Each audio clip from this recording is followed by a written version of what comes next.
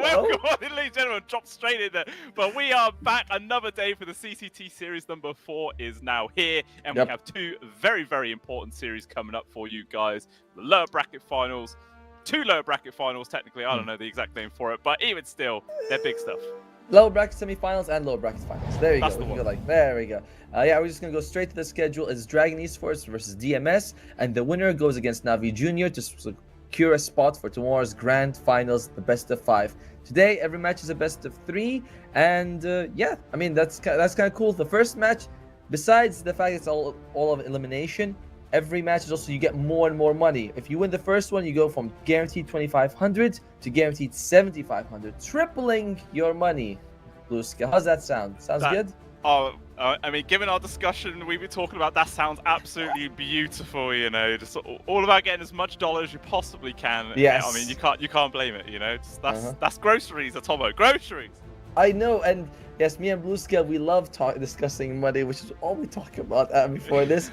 But yeah, so this is going to be the matches for today. DMS versus Dragon, and followed by the winner versus Navi Junior. I feel like we're gonna go the distance today with these matches, because the 3 teams do seem quite, like, all very impressive on paper. Oh, for sure. Yeah, I'm definitely expecting this to be action-packed. One thing to note as well, obviously, Dragon Esports and DMS obviously did play up against each other in the group stage, where DMS was actually able to take them down 2-0, so already they've got history on their side, but that was the only series Dragon Esports lost. They won every other one. Yeah, and it was pretty decent series though, especially game 1, which went the distance, which went like 45 minutes. Wasn't a one-sided stomp. But this is going to be the Dragon Esports roster, which is... I love it when they do this. You know, they don't show you who they are, but I was like, all right. So it is going to be Muxa, Dual Rays, Infernal, Daniel, as well as Mary Y. There are my notes on them. Wait, there we go. Yeah, so you have some interesting picks, like the flexible Medusa, which goes into the support role. I like that one quite a lot. Yeah, I think so too, as well. I mean, I like as well how even yesterday at the start we were saying Inferno wasn't going to be there, but then he magically just appears in the game. Oh, that was good. You know, always keeping us guessing. You made me want to check the lobby. I was like, is he around? Yeah. So I can't tell by looking at the lobby, man. There's too many nicknames. Like, it's just I don't know who I'm looking at.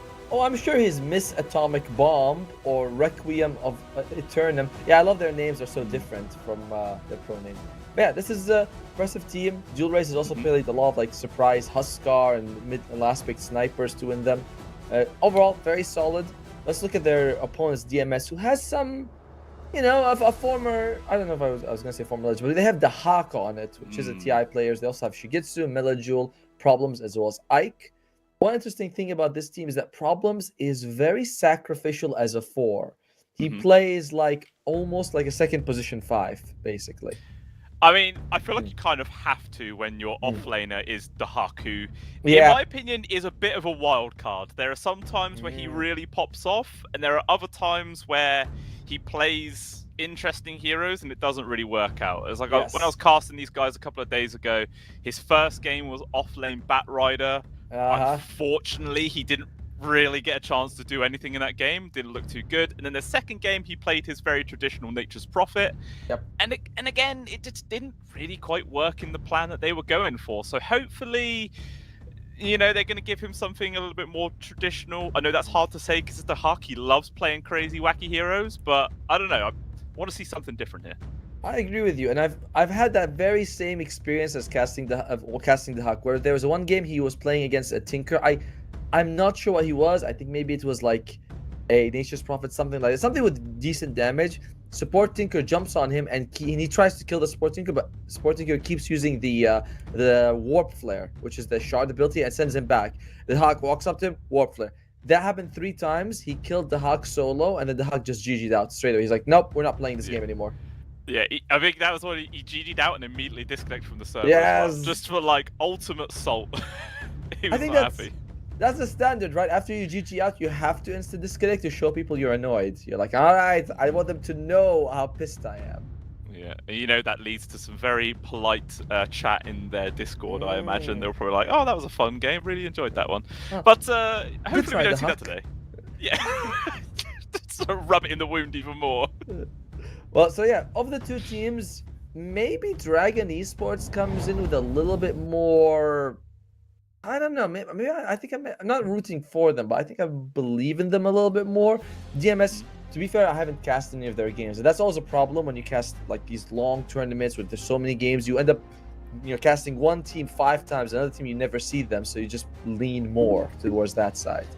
Yeah, no, that is definitely true. I mean, I have cast both of these teams, but I've seen a couple more games for Dragon Esports, and yeah, I just feel like a little bit more well-rounded, a bit more as a team.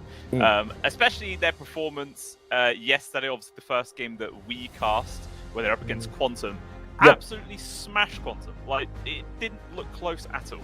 Well, to be fair, Quantum, I've never seen a team roll over as in that situation where they pick Medusa first and then let Anti-Mage go through, let Nyx Assassin go through, let Clockwork, who has mana burn, not much, but still. And then, like I said, I've never seen some... Don't get me mad from the Star Blue scale. I thought you'd be mad already from all that MMR you lost today, because you're such a good player.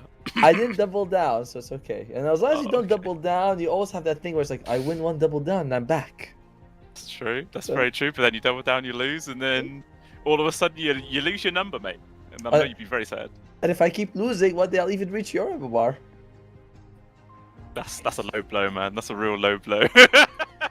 I'll get back to you eventually when I have time to spam a lot of games, but we'll have to wait and see. We are only waiting for one more person actually from Dragon Esports to join on in. Oh, actually, they have just joined. That was weird. Very weird curse. But yeah, hopefully we'll actually get this game underway very soon, and we will see who's going to be able to bring out a very strong draft here. I know it should hopefully be a few twists and turns, because like we're saying, some of these teams like to play a little bit more interesting heroes in different positions, so it's always going to be fun. Yeah, speaking of heroes and different, like, interesting heroes, Dragon Esports, they've been playing a lot of Dark Willow, and they played, as we mentioned, the Medusa support, which I like. Something that's also been popping up a little bit more as this term has gone, maybe as the patch comes along, is Pugna. Teams are more and more into the Pugna support. They kind of like it. Has that good save against physical damage. Tower pressure is good. So, I don't know. I kind of like seeing that. Yeah, it definitely feels like a blast from the past in a way. Because, it always happens. It's like roundabout. Eventually, this hero is going to come back around and he's spammed relentlessly in every game. And people are like, wow, he just looks so broken. And then all of a sudden, Ice Frog comes along and says, I don't like this person anymore. Shoves him back into the dirt, and then Pugna will disappear until maybe next TI, but we'll have to wait and see. Pango has never had that feeling. Pango's like, what do you mean about this being nerfed thing? I don't know about that. As I do believe we're going to go into the lobby in just a second. Ooh, a Dazzle ban. Okay. Well, spoilers, baby. Look, the people at home hadn't even seen it yet, and you spoil it. That's a full 4 seconds of spoils. Not I'm sorry. Sorry, guys. Who a ban like that? Woof. We can see that. Big shock. But yeah, I mean, I believe it was you who was talking about it yesterday, where Dahak has spammed Dazzle, and he's won, was it 14 out of 15 of his last games on the Dazzle, which is pretty scary. Definitely not me. Definitely not. I'm sorry. It must have been Bowie then, because someone was saying it, and they're checking out, and he's just been playing it tons and tons on his pub games, so it makes perfect sense. That's just the opening ban. Yeah, they also get DMS are the ones who get rid of Enigma. It is Infernal's most played hero, so they do not want to give him that. And the Invoker ban, when you see Invoker banned out, usually that means Sniper mid becomes an option, and also Medusa later on the line, because we've seen like that mana burn. It all adds up. 500 mana, whatever it is, it all adds up. Oh, it definitely does. I mean, it does kind of make the hero feel less relevant. I'm going to chuck this wire behind me because it's getting in my way. Get out of it! I hate this thing as well. It's like, oh god. Alright, when I see Invoker being banned out, I start thinking that maybe you're going to pick up Clockwork. Or sorry, maybe the other side might pick up Clockwork more. Like, Clockwork becomes more, because I'm thinking mana burn is something a team is thinking about. Yeah, I mean, it's always relevant. It doesn't even have to be against the Medusa necessarily. It's always pretty impactful. But there is going to be the Pangolier ban. I mean, always love seeing a Pangolier, especially with the Thunderbolt Otomo. You know how much I love that facet. So good. So much fun. We lost today because someone, when he was playing, he's like, I picked the wrong facet. I picked double crash. I was like, what? Wow, no. What a noob. Yeah, he does. Idiot. He did cost us the game, actually. Stusk gets banned out. Clockwork. See, I'm telling you, when they ban out Invoker, that for me is a signal that mana burn is something that both that team is thinking about. Okay, Yeah. but then is that now going to be in the realm of first pick Medusa here from DMS? Well, it clearly not. I mean, there's no way they were gonna first pick Medusa anyway. But it's like, hey, you take the clockwork, you open up with the Morphling. All right, that's. I mean, you say no way first pick Medusa, but we did see it yesterday. Granted, it wasn't on this team, but it has happened. It was still played as a carry, even being countered into oblivion. But of course, it's possible. Yeah, what happened to that Medusa first pick? It got shat on. It was awful. It was not a good game. Not at all. Not at all, for sure. Alright, so Tusk is banned out. So the premium position, the three big supports are the Clockwork, the Tusk, and the Shadow Demon. Slightly below that, you have like, I want to say Tinker, but I don't really feel like I've seen a whole lot of Tinker. Tinker and like Naga. There's still Omni Knight in the pool as well. True, but that, I guess, yeah, you're very fair there. Naga gets banned out. Omni Knight, huh? We'll see. Generally speaking, I think Dragon Esports, they got the good first pick, which is the Clockwork, and now DMS, they're gonna have to go for that no S tier supports basically. Yeah, we'll see what ends up getting given to them. I mean, I always love to see an Enchantress come on out. Could always become the big pseudo carry, but it is going to be the Bat. And like I was saying, we did see this a couple of days ago in the hands of the Huck for the off lane. I always feel like it's better as a support role nowadays, so hopefully they do put it into the hands of one of their supports instead, but who knows. I agree with you. I think it's going to be a support. Will Nyx Assassin be an option for Dragon Esports? You're up against Batrider, you're up against Morphling. There's something that Daniel likes. He could go Dark Willow is his most played hero, but in this situation, I don't like it. I would much rather see a Nyx for him. Yeah, we could definitely see that one come on out. Obviously, tuning into the reserve times, trying to think it through themselves. Okay, Nyx and Nyx +1. What would the +1 be? I don't know if you want to go Puck so early. There's still 3 more, so probably maybe Nyx and the offlaner. But the thing about Nyx is that he's not. Oh, they go for Beastmaster. Okay, I mean, it's kind of depends. You can still go for Nyx if they want it. Yeah, I mean, Beastmaster is generally a decent counter versus the Batroad as well. If he comes in, tries to flame and lasso, drag a teammate away, you just roar him and lock him down. Basically a little save mechanic in itself. So it makes sense seeing that one. But yeah, now most likely it's going to be their position 4. See what they're going to go for. They could go for Medusa support. They could pick their carry now and take their time thinking about it, honestly.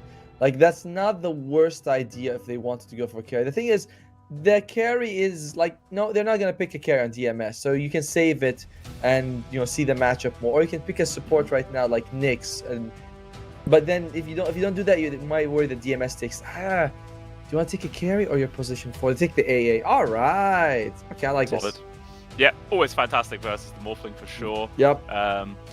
And now, is it the Clockwork position 4 or Ancient Apparition position 4? You want to make sure the Clockwork is not against the Batrider, because it's not really great. It could work. I'd rather have it the AA4, but that would be not standard. Of the two players, Mary Y plays Clockwork tons more than Daniel. So I do think Daniel's going to be the 4 on AA. Okay, that makes sense. I know there was once upon a time when people were playing position 4 AA, and there was actually a Hand of Midas build a lot of people were going for. Very greedy. Yes. I mean, could maybe see something like that come out again. Maybe it all depends on how the draft's looking, whether it's going to be a fast game or quite a slow one. But it's always crazy when you see a Midas come out on heroes like this. I'm surprised that we don't see more AA and Dazzle, because they have in my opinion, the best shards in the game, where you actually get a free stun. If I land my Ice Blast, I stun for a second and a half. Same thing with the Dazzle. When you use your Poison Touch, you get 1.6 seconds of Hex. It's like, what? All right. DMS, you're going to be showing us what your offlane and other support. This is a problem for them because there's not a whole lot of good supports left. No SD, no Tusk, no Naga, no Omni, and no Clockwork.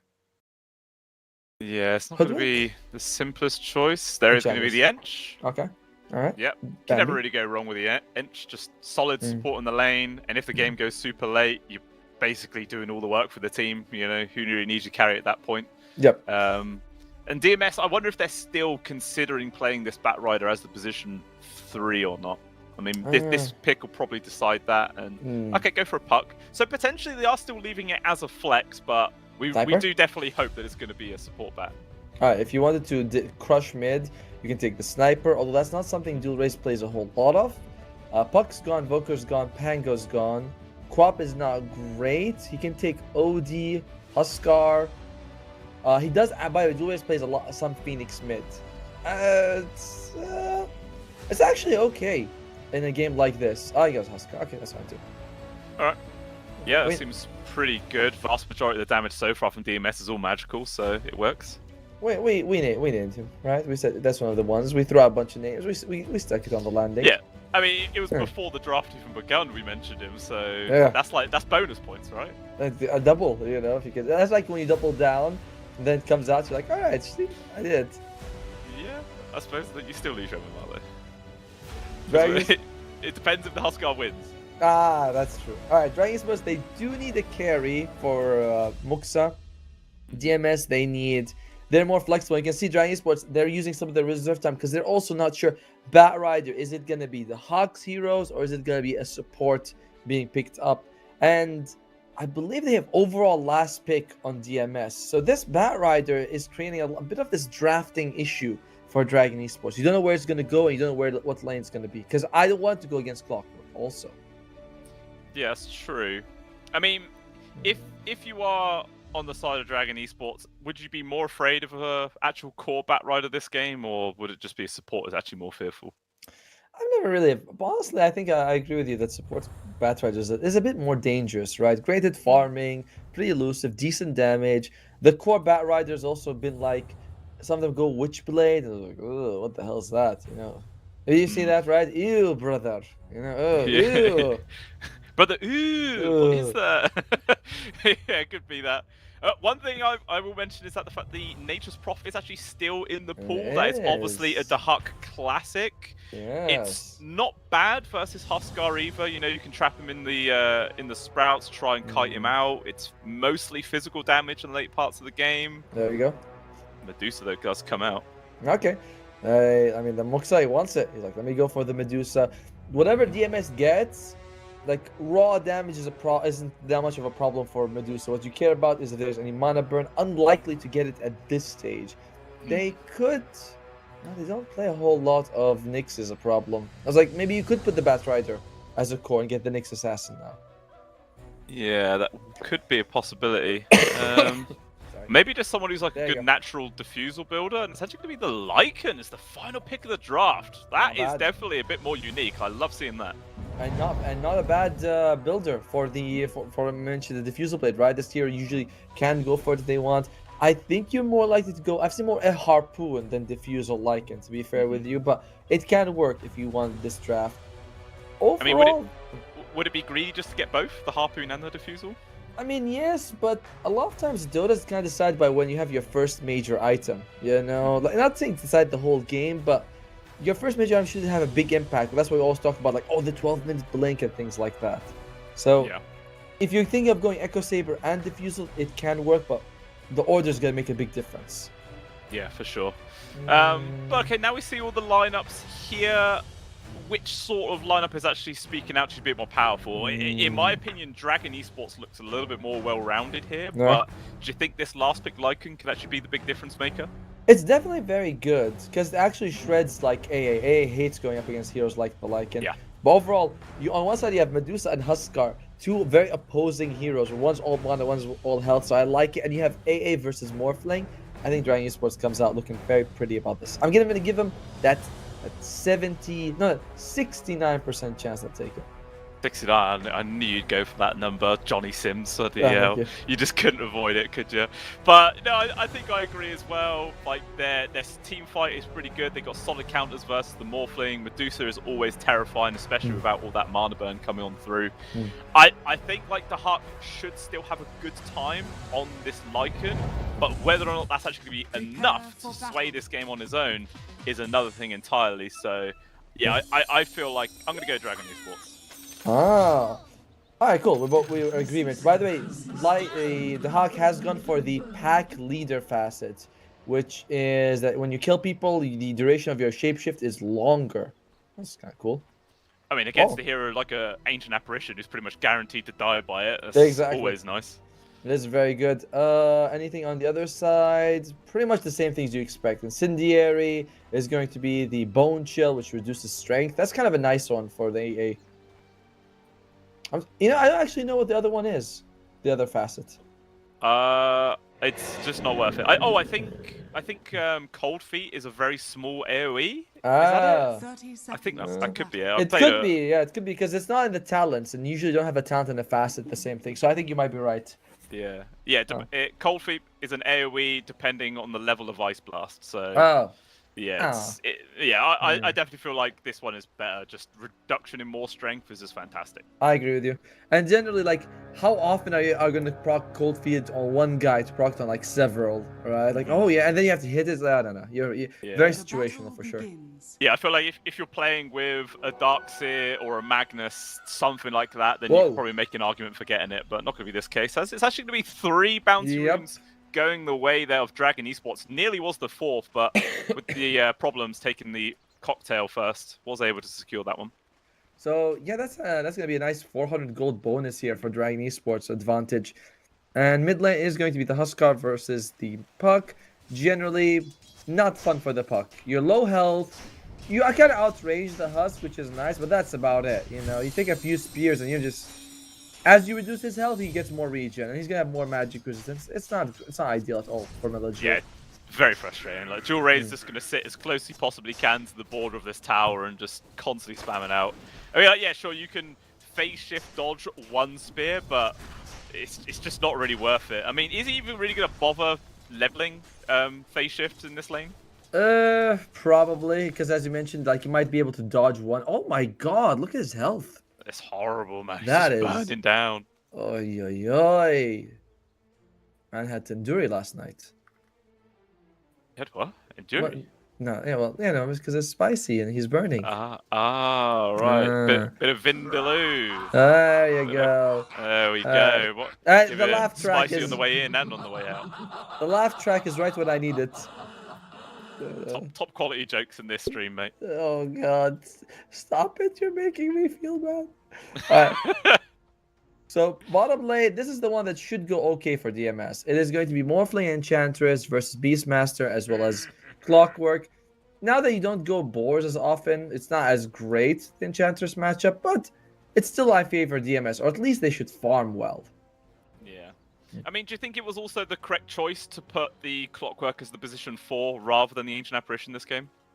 Yeah, it's very debatable. In the end, you know, Clockwork does a bit more with gold. Hey, if you land your ultimate and you get your shard, you're as happy as you can be. You'll never need another item. Hand of Midas, Otomo. The Hand of Midas. If he goes for Hand of Midas... GG.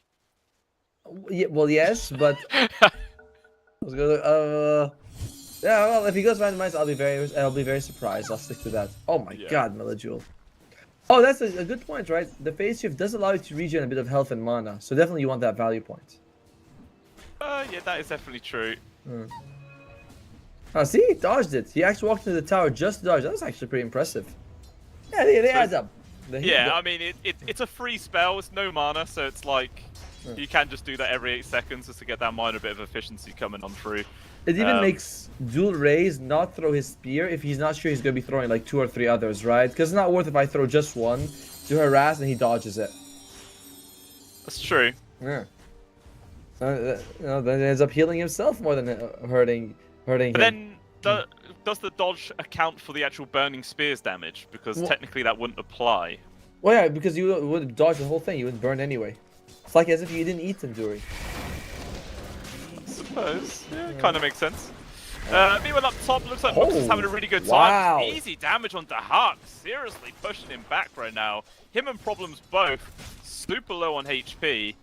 And it doesn't really feel like they can contest Muxa anytime soon. I mean, he's still doing fine in the CS front, 5 and 4, so he's getting a decent amount of denies to himself, but even still, very happy Medusa.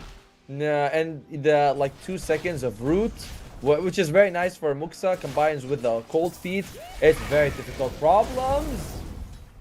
Okay, flame break there makes the space, but that's probably going to be enough to force him back to the base. Unless he's just going to stick around relying on that single tango, but that's not going to be enough. Oh, I got it.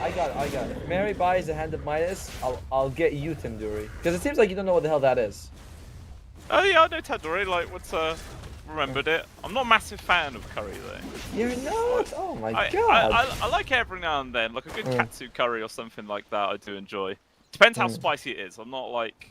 Oh no, I'm not crazy on spice, but yeah, some of its flavor. It's good. Oh yeah, it is tasty for sure. By the way, as much as the Hawk is suffering, it's Melajul who's actually being crushed right now. He is 6-0 versus the 12-8 of Dual Rays. Oy, oy, oy.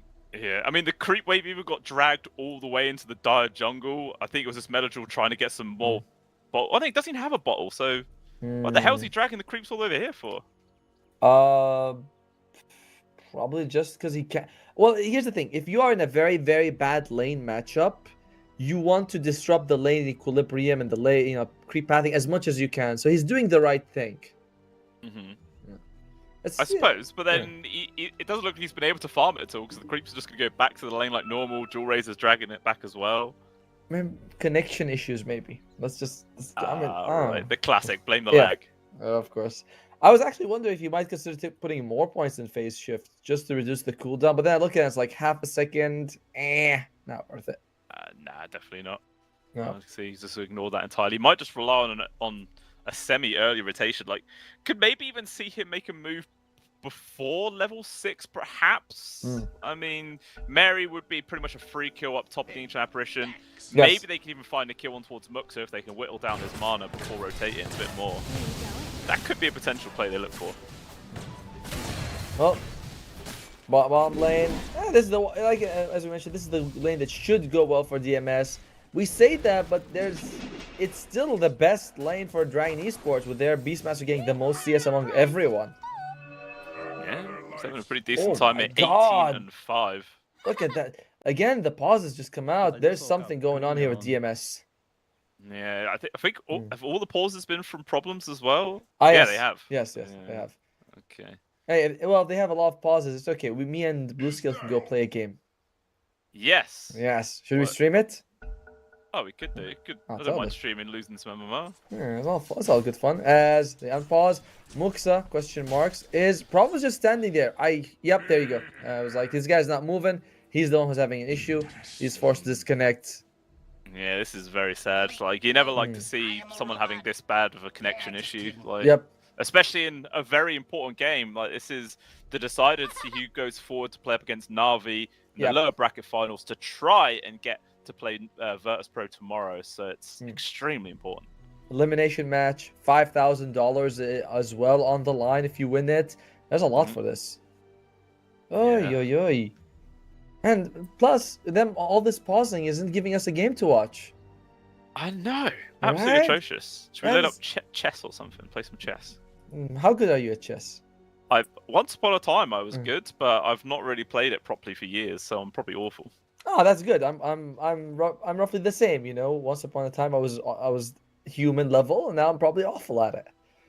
That's it. There you go. 2 awful people. That's usually as good as 2 good people playing. That's not good. I saw the trick as well. If you like playing someone really good, you get them to play white, and then you load up a super hard bot, and then just do the same moves the bot does. That's the trick to winning.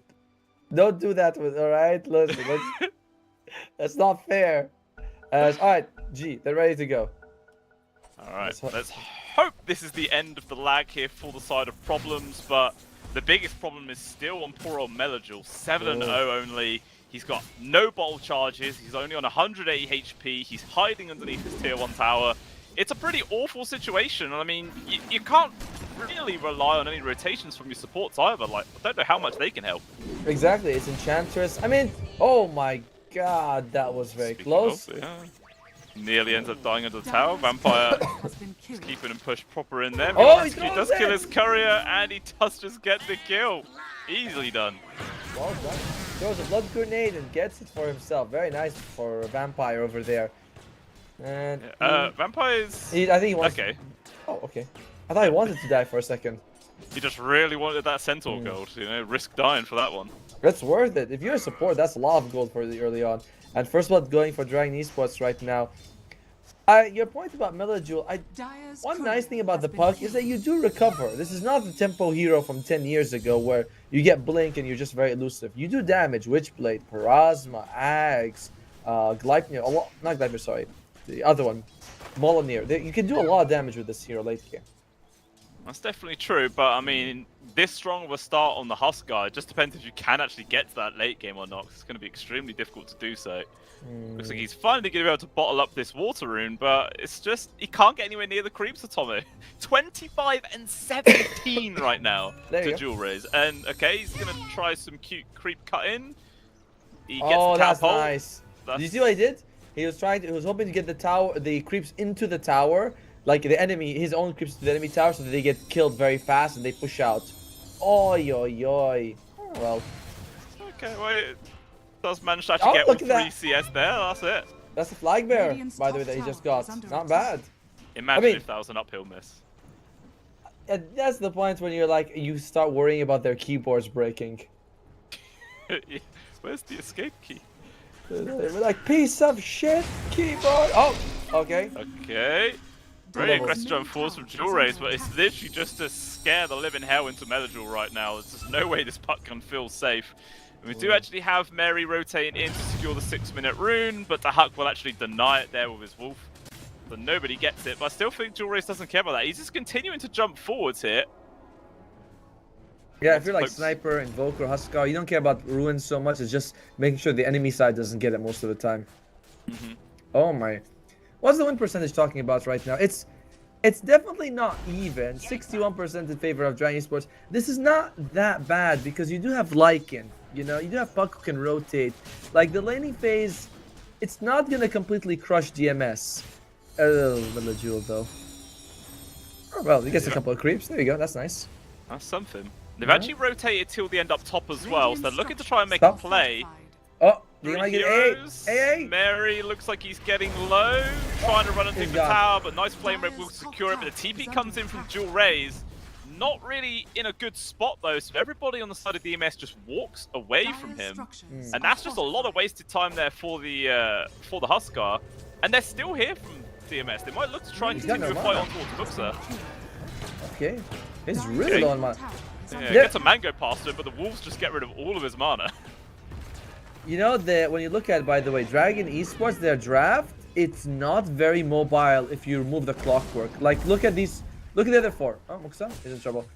If you're gonna have trouble if you can't just hit buildings. You can't chase a Morphling and a Puck, and a Bat Rider and a Lycan. You are super slow. That's actually very scary. It really is. There's a good amount of pressure there from DMS trying to limit it down, because you can see in the CS front that RinCQ is more than happy to be on his own now on this Morphling. He's doing nice. 39 and 13, happily doing his own thing. And it doesn't look like there's going to be anything that Dragon Esports going to bring to him anytime soon to try and slow down his farm. And actually, RinCQ is going for a Hand of Midas on the Morphling. Why not? I guess they're feeling like the game is going to go for the distance, right? Infernal is going to go for Axe Scepter. Oh, bye Bambi. Take some time. Not a good spot till the end. We'll just burn down. That's a free kill. Yeah, I was going to say, Infernal's going for Axe Scepter. We have seen a lot more people go for Helmet of Overlord to push fast, but Axe Scepter is like, oh, I'm going to farm to like 13, 14 minutes, then I'll be a threat. If you're insecure, you're saying, hey, I might as well maximize my farm too. May as well. Just go maximum greed. I mean, if they see this, is that then a cue for Mary to go for one as well? Will we see it? Like I said, I will get you a curry if he does. All right, I will find you and get you a curry, which sounds much scarier than I intended to say that sentence. Yeah, it's like, is there an alternate meaning to giving someone a curry I don't know about? I will find you and you will be curried. You know, like, oh god. Oh wow, you will be curried. Making me a bit hot here, Tomo. Well, it's really hot right now for Dragon Esports with this a bit of advantage. It's not the biggest deal though. As we mentioned, DMS very mobile, maximizing their farm. Dragon Esports, they gotta put their foot a little bit on their throats. That's an attempt of doing that. They do. I mean, each time that Melajewel dodges that though, that's quite a lot of free HP from the phase shift that he's getting. So maybe Dual Raise should stop doing that, considering how easy it is to dodge. I agree with you. I think that it's like it was kind of intimidating the first, once or twice he does it. You're like, wow, he's really zoning him out. But now, Melajul's okay. They roar. I Yeah, don't they're think gonna that's try and happening. make a move with Rinse Q, but just nowhere near enough. I think they need a bit more reinforcements there before they try and go for that play again. Just nowhere near enough damage required. Looks like they support some DMS as well. Up towards the top lane, they have found Mary by the tier 2, and that's just going to be a free kill onto the Ancient Apparition.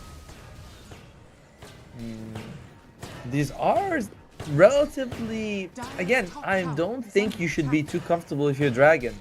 The pace of the game does not suit you like this. This is not ideal. Late game, well, you see this a lot, the mobile draft just runs circles around the mobile draft, and they win because they can get pickoffs and things like that. I mean, they do obviously have the safety net of the late game Medusa, so maybe that's why they're not feeling too worried about forcing a play. But yeah, it's not. Sometimes you can't just bank everything on a single Medusa to carry the game for you. But at the same time, Jewelraze is having a really solid game on this Huskar. He's got his armlet online. He's 1,200 gold away from a blink, and another pause and problems. Oof. Now that is another late game solution. You play 5 versus 4. That is it. That's always the best one. I actually always loved winning 4v5 games in Dota. Like, someone disconnects and your team wins about, oh, we've lost, but you carry on playing, you actually win a 4v5. I feel like you should get more MMR if that happens, but you don't. I agree. In general, I think that the MMR shouldn't even be like the same way distributed when you win and lose. But, it's like if someone's, purposely breaking items, run down mid, they should get all the MMR lost for that one. It's like, all right, buddy, you want to lose? Enjoy. That could be good. That could be. Maybe, Yeah. Maybe that's the adjustments they need to make to the Overwatch system. Make it so you can influence people's MMR as well. I would love. I would so be into that. By the way, Rinseq, he is going for the Boots of Travel. So even though he's going Hand of Mice, he does want to be sort of involved if any of these fights happen. And considering his net worth, he can show up with just Hand of Mice and Boots of Travel. Not exactly a lot of damage, but still showing up, waveforming, throwing that stuff. You can do some work with that. Oh, for sure. I mean, do you think it might be worth taking a value point into his ultimate soon as well, just to get that extra value? Because I mean, if you are going for the bots, 100% you want to get involved, so it's always going to be handy. Yeah, I think it's like 9 or 10, right? Just so you can get it, so that you can have it with the timing of the Boots of Travel. Oh, he's back. All right, let's hope this is the final disconnect here from problems. I think this is the 4th one in 10 minutes. I thought it was the 5th, but sure, yeah, 4th, 5th. It's a lot. It's a lot. What's Husk? Jewelraze is going for Blink Dagger on Husk. I've seen a lot of Armlet into Halberd, Armlet into BKB, Ags. Don't see the very early Blink Dagger on Huska, but I love this because it goes with the problem I'm talking about. Chase, non-existent for Dragon. That's true. It will allow him to get into the face of the people in the backlines. I mean, if you are Jewelraze, what is your primary target in a teamfight situation? Like, who is he focusing? I think the best person you kill is the Puck, the most elusive person. If you can bring him down, he does a lot with his spells as well. That's number 1. But I don't think you're killing him until you have an Ag Scepter, or with unless someone else locks him down for you. Yeah, hookshot in or a roar from the Beastmaster. Either one of those is what required first for sure. Or maybe even a shard on the AA. Oh, I wanted to say that. I was like, oh, yeah, okay, all right, fine. I don't need you in this game. Production, fire this man. I'm doing all this work. You know that might take you up on that. They're like, why pay 2 people when we can pay just 1? It wouldn't be as fun. I wouldn't be able to get a free Tandoori. Oh. What you should say is, give me his money and I'll do his job. That's the better one. That is it. But another pause, problems. Yeah, this is getting worrying. I mean, obviously there is a limit to the amount of pause time teams have. Yep. So 100% that is getting whittled down here. Oh, yep. We'll see. I'm not sure what it is. Is it 10 minutes or is it 5? I'm pretty sure it's 10 minutes. I'm pretty sure it's 10 minutes. By the way, Melajul, remember how we were talking about his behind? He's still, the gap between him and the Huskar hasn't actually shrunk, but it doesn't look as bad. When he is like 1,800 to 3,000 gold, that feels like, wow, that's a lot. But 5.7 to 4.5, it's okay. It's manageable. Exactly. It doesn't feel like it's a whole lot. And like the gold is going up a little bit here, sorry, in favor of DMS. I don't know. This gap is it's just so tiny. Yeah. I mean, he's almost got the Maelstrom as well online here for Melajul, 700 gold, and then his farming speed will start ramping up a bit more once he has that online. But I mean, looking at these two lineups, is it definitely DMS the ones that need to start making the moves first? Oh no, it has to be Dragon Esports, and I feel like they need to be making their moves relatively early. Like once they have the Ags on Beastmaster, if you don't start taking all these tier 1s, oh, there we go. That's good. Here's the moves till the end. Good kill. By everything. And that is going to be the kill. Going towards Muxa as well, of all people. So that is 100% what Dragon Esports would have wanted to happen. Very nice. Nice salt pick off. Oh, the target that you want. Okay, it's pretty good. But again, it's Axe after Beastmaster, then run, run, run.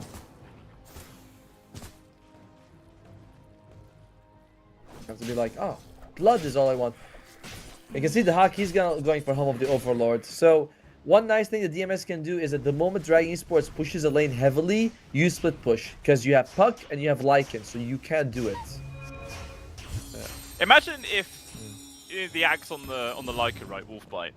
Imagine if that also turns the hero they bite into a strength hero, and then you just go max strength on the Morphling. That'd be fun. Hey, wait, I want to check. Is Lycan even strength anymore? I thought he's universal. Oh, Yeah. So I was like, you know, half the time you think here's a stat, and they're like, no, it's universal, and you're like, oh yeah, right, universal, right. That doesn't really make sense, you know. Even just looking at him, he looks like a strength hero. Beastmaster. I mean, you telling me Beastmaster with all these muscles is also universal? It doesn't make sense who's universal and who isn't. I suppose when they brought it in, some people had to be put into kind of awkward spots. But we did glass over that. There was another kill that was found on towards the Bat Rider. And now, as a result, all 3 cores on Dragon Esports top of the net worth. They now have a 2,000 gold lead. Yeah. The Axe just completed for Inferno as well. Ooh. Okay, they're going to try and get a freebie on towards Vampire, who will go down. Although, re-engagement, going to try and find Menajul. The Ice Blast will connect. Trying to get an orb up to the high ground. He's probably just going to die there to the burns. Till the end, will fall as well. So it's a 2-for-1 exchange.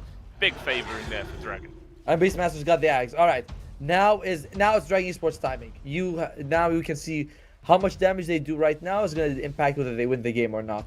You know, like sometimes though it comes down to that critical time where it's like we either win now or things are going to get real hard for us. They're going to start off by taking down this mid-tier 1, but still doesn't really look like Muxa is too interested in joining the rest of the team just yet. I mean, he is 200 gold away from the man style. Is that enough for the Medusa to join in? Yeah, up to him if he really wants to. I don't think you need him. By the way, Infernal missed a flag bearer because his drums came out like before his all attack and then the tower hit him. That was really unfortunate to see. Sad when those kind of things happen.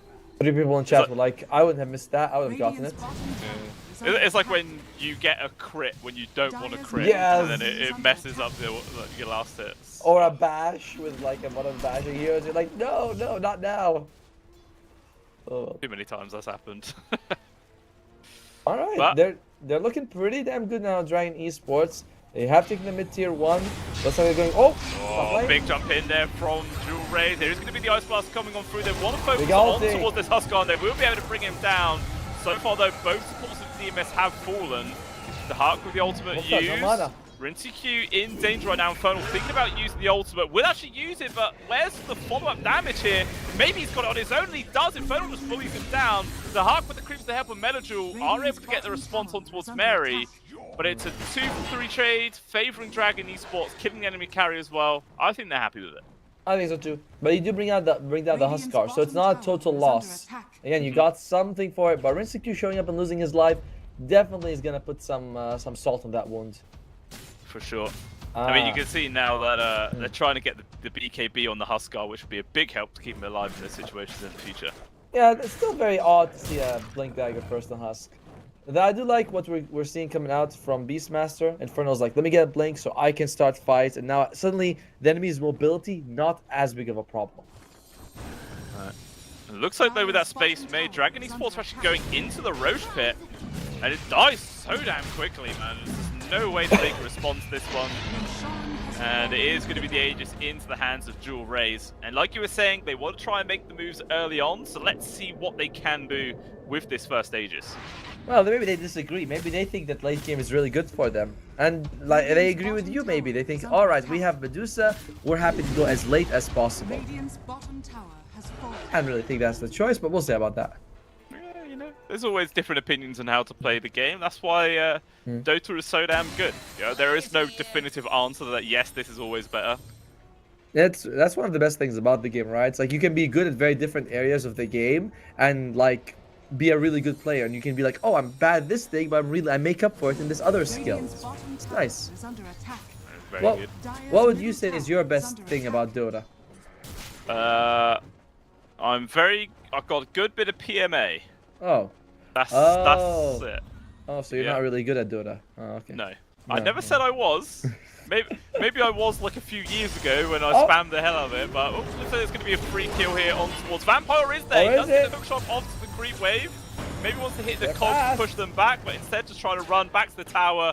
The Lycan creeps are going to give up the chase, but it looks like Dragon Esports want to continue this fight. A jump force of Dual Rays, the Aurora to pop as well. Once again, both the supports are dead.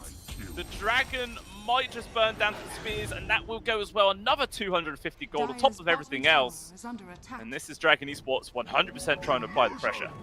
Oh man, DMS not going for the kill. I think they should have. You know, it's like commit quite a bit, get the kill, move out. They only lose supports, so it's not the biggest deal in the world. But as we're seeing, things are they're getting a bit tighter right now for DMS. You're not feeling as much. You don't have as much breathing room. Yeah, the map does feel like it's shrinking. Rinsey Q has been found. Root though won't land from Muxa. Dual Rays with the blink forwards. They're trying to get on top of him. Rinsey Q now going for the TP out. There should be a cancel. He is gone at the very least. Very close. They're trying to just sort of waste the timer on this Aegis. 2 minutes 50 left. I'm sure that Dragon Esports going to look to start pushing some towers very soon. You got the warding coming out from Dragon Esports. They have 2 wards in the river. They really are going to be like, yo, let's pressure top lane so we can get that tower soon.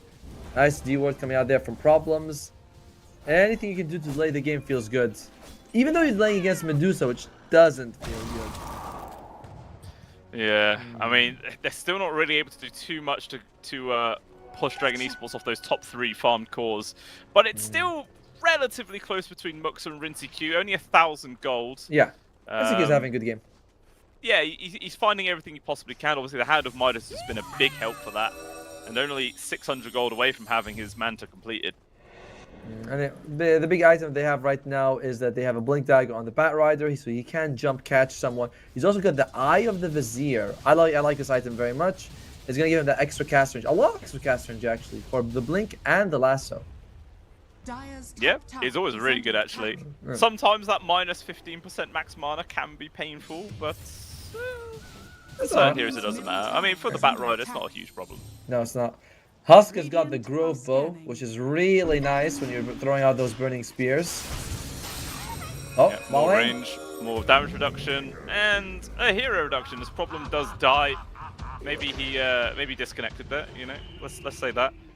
By the way, check out what do you see what Vampire has on Clockwork? He's got an Orchid on a Clockwork, so when he jumps on someone, puts the silence on, can do a lot for you. I don't think there's a Manta on Rinsey Q yet. Also, he doesn't just have got delivered. Just got delivered. Okay. There's also a Yule's in 300 gold for Melajewel, so those 2 main cores that I'm sure you would have liked to have caught with it will have the response very soon. True. I mean, that is it's okay because you'll still have value out of it if you can apply it after. So, or if you force them to use their items, it's not that bad if a support's item gets countered. If it's still, it's still a good item for you. This is a cute play though. They stole the Tormentor 20 minutes in and also took the Wisdom Rune. Sure, there and one still got taken away there from Dual Rays, but it's a pretty good use of the space on the map considering how they know no one from Dragon Esports is going to bother being here. Yeah. Huh. Although they do get one of the relatively worst shards, right? Problems gets his. It's not really a great for a support Bat Rider. No. Yeah, maybe feels a bit of a waste. But then it looks like Dragon Esports actually just take the Tormentors themselves on the opposite side of the map. So maybe that Q-Play doesn't find anything. Instead, the Huck has actually been caught. He's trying to run, the burning spears, everything else racking up. He will die till the end.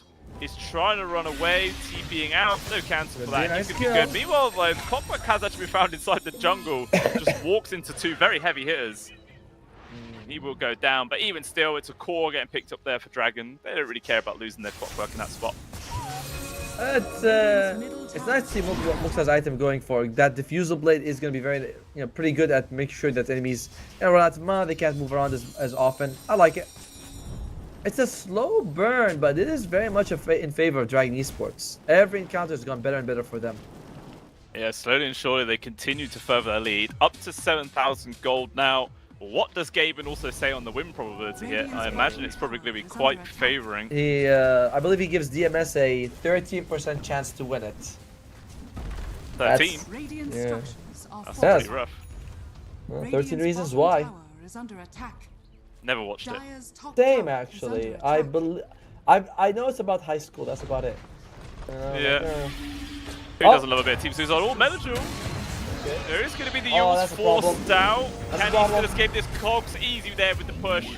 And there is the Orchid paying for itself already there. Sure, you have the Yules to get rid of it, but then you just get caught by something else immediately afterwards with the Cogs push.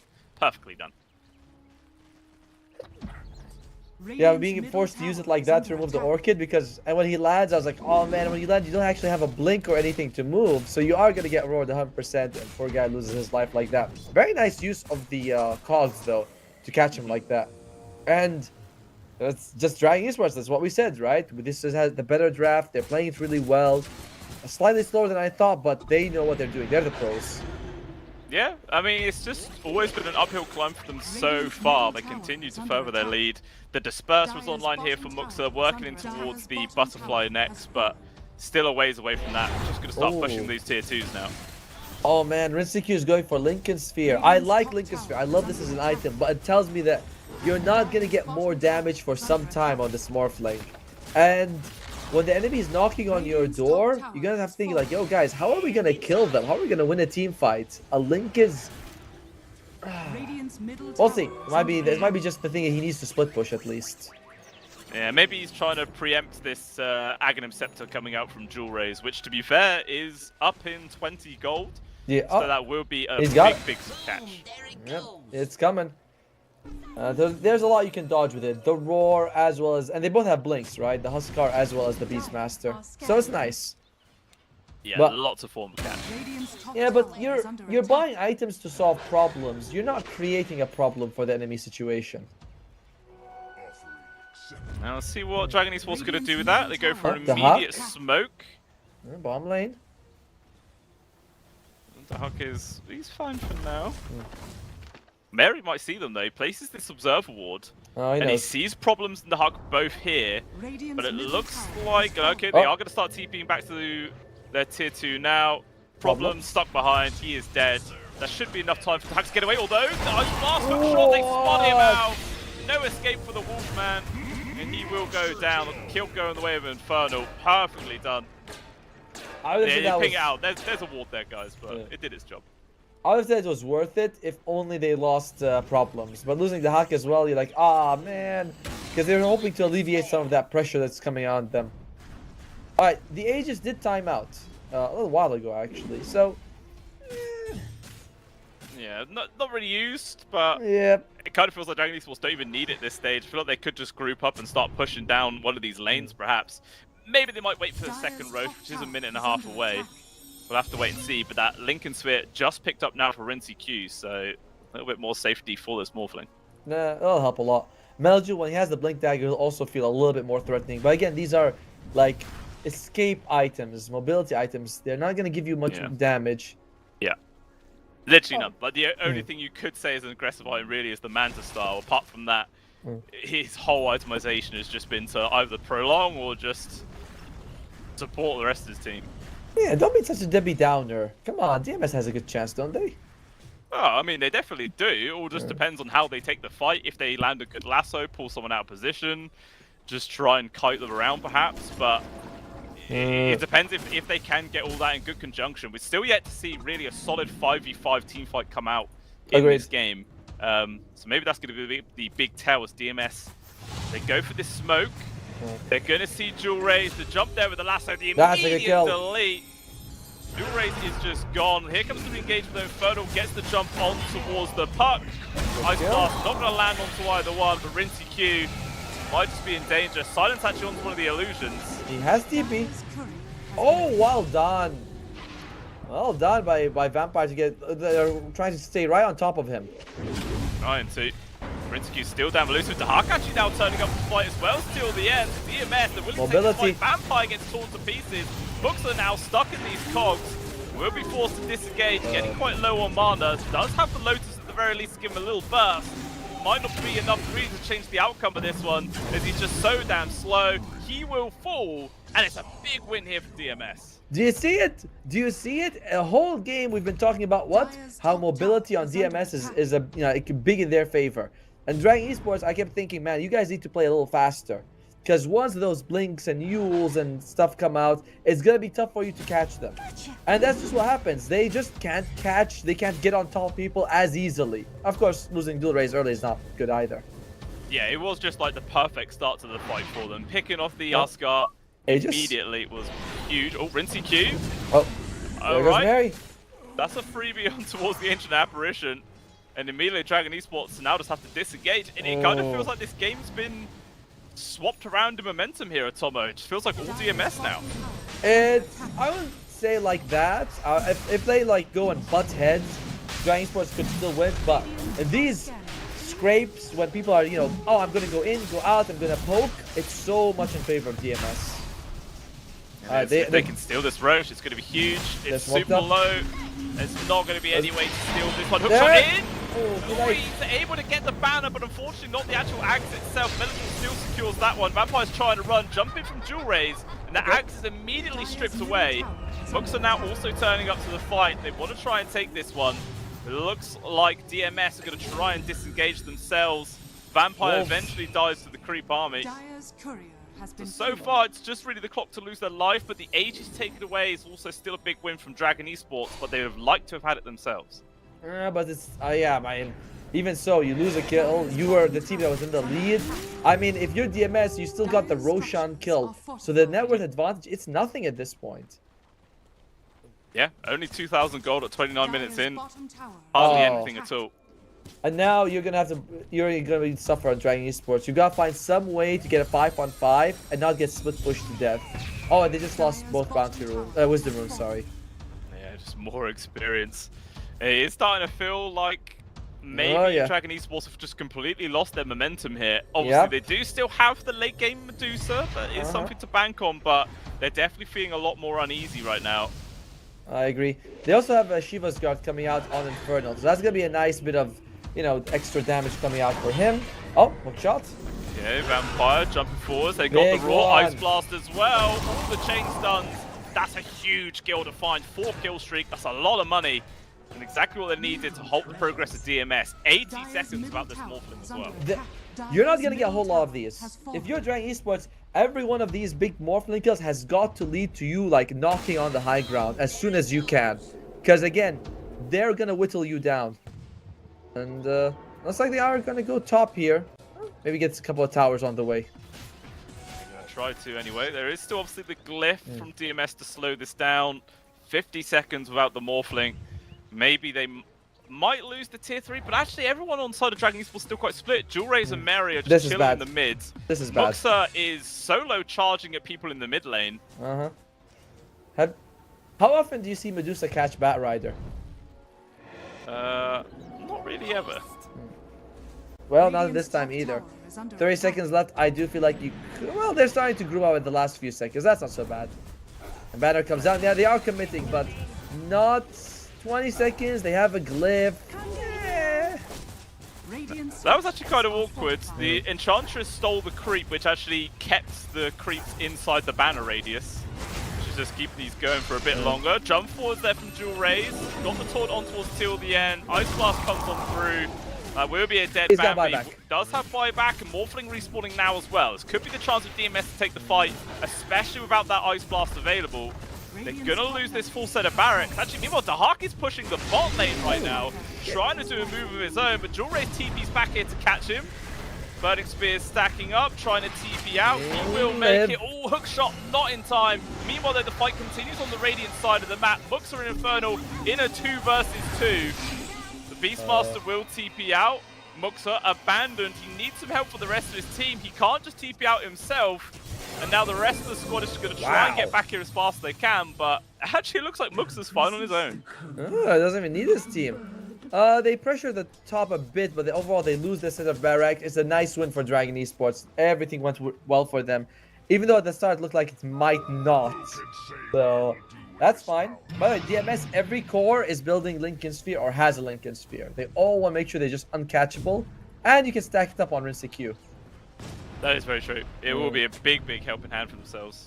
I mean, actually, yeah, the only person who doesn't have one queued right now is the Puck. So we'll see if maybe he might. So I guess he's just gonna bank on the phase shift dodge. You know, that's his. Oh yeah, that's because his is already on him. You can see he has the recipe and the perseverance already. Oh yeah. Yeah, but he wants it. He wants it. All right, and Bat Rider is gonna go for Boots of Travel into Axe. I like the Boots of Travel just so that he can also split push. Although with one lane down, split pushing just became quite a bit harder. Yes, the map does shrink a fair amount with that one. I mean, you will obviously get the bots relatively soon, 200 gold, but obviously the Axe is still a long, long way away. And maybe Dragon Esports considering going for another push this spot. Actually, no, Muxa is hunting Rinse Q by the lock. Surge forward, he just runs straight away in arms of several members of Dragon Esports. And it's another death on the wall, 80 seconds without him, and this could just be another high ground push. That's another possible set of barracks, you know? I feel like Dragon Esports, again, they see this. We just said, right? Every time Morph dies, it's a huge opening and he doesn't have buyback. What's he even buying anyway? Huh, BKB. Okay. He's got a Daedalus as well. That's just finished up. BKB will help, but Hookshot still goes through it. Roar. Primal Roar still goes through it. Ultimate of the Huskar, the life break with Axe goes through it. Yeah. Ice Blast goes through it. Stone Gaze goes through it. Actually, yeah, literally every single item appears there. I don't know, maybe BKB is going to be the item of choice this one, but even still, we'll see what happens if he eventually gets it. This will be a full set of barracks going down, although DMS have gone for a smoke. Okay. Just to jump forward, they're trying to delay this push, maybe trying to threaten the fact that the Morphling might have buyback, but not going to happen here. Quick jump on towards the Enchantress, she's just dead, 50 seconds. Still 18 without the Morph, could be another tier 3 that goes down this time. Well, yeah, Chess is going to have to buy back, and, well, at least, I was going to say backdoor activates, but nope, it's just straight away gone. Melojul's trying to delay them. You will have Rinse Q for this last defense, but Rinse Q, you cannot get caught like this. 2 deaths, 2 sets of barracks. Yeah, it's extremely punishing. And we'll see if they're going to try anything. They move outside their base as a 5-man unit. But they got creeps coming in through the top, creeps coming in through the mid. They can't really leave their base. I'm surprised Medusa took the shield ruin. Not really great on her, but alright. Giga tank.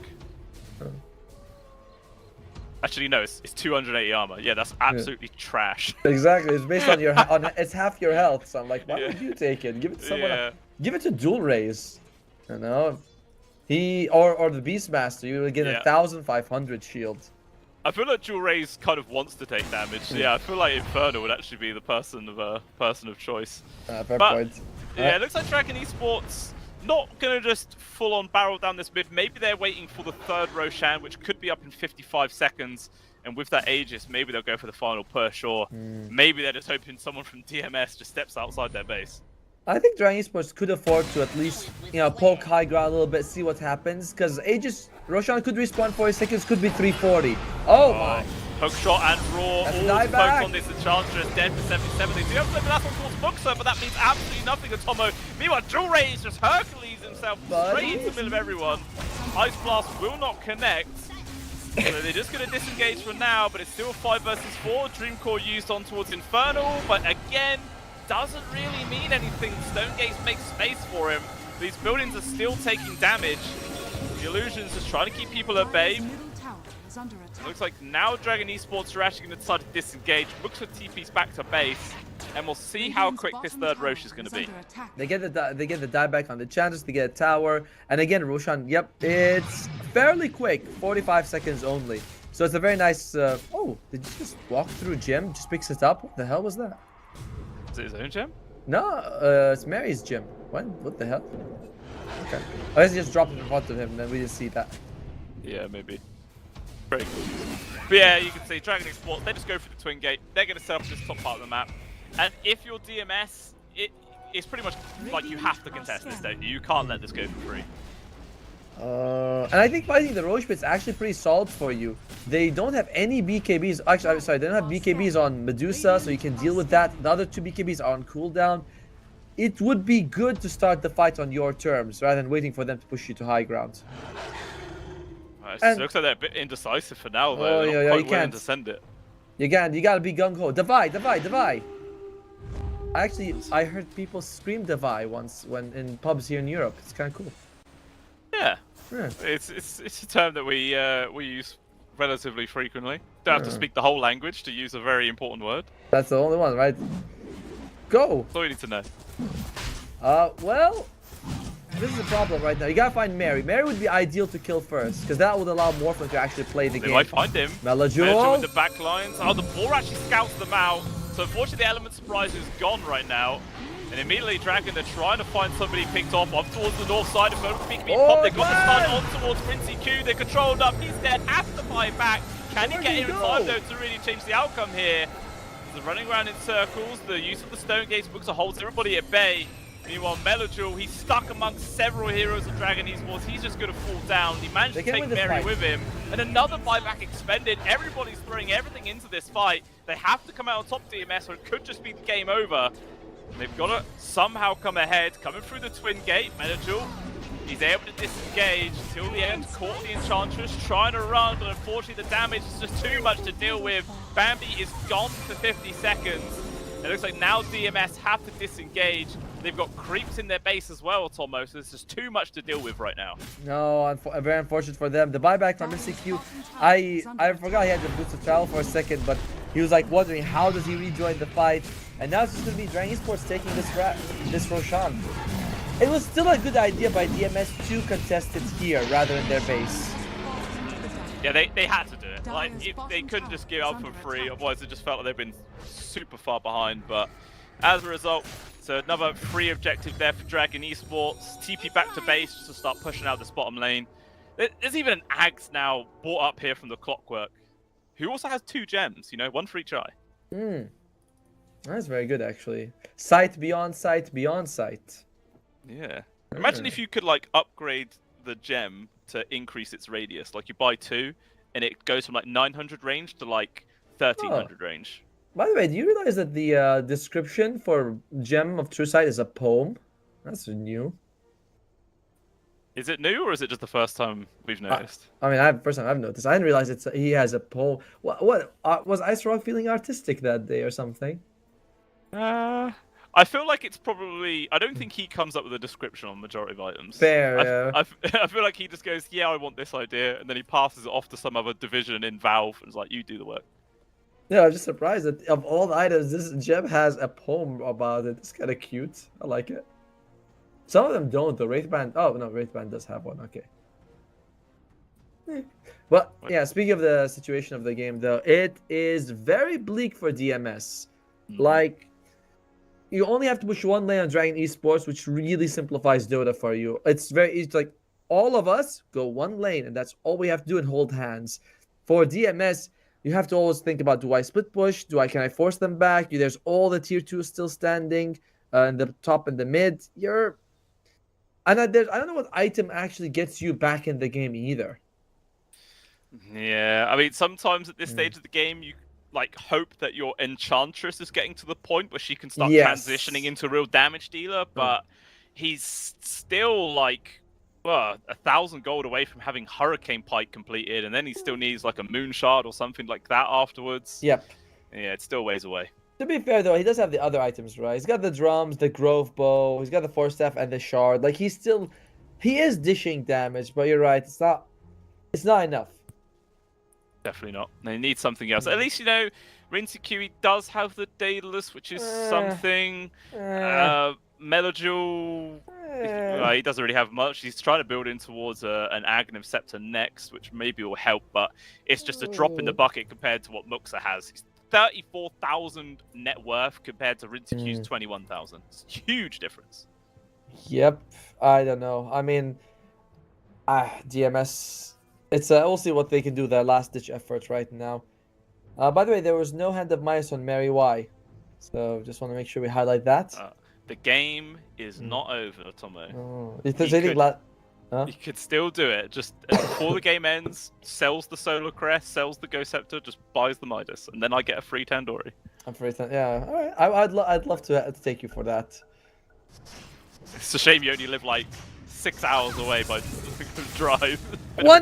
One day we'll be around. We're in the same. Hey, listen, I moved from a whole different continent. You can drive 6 hours to come see me.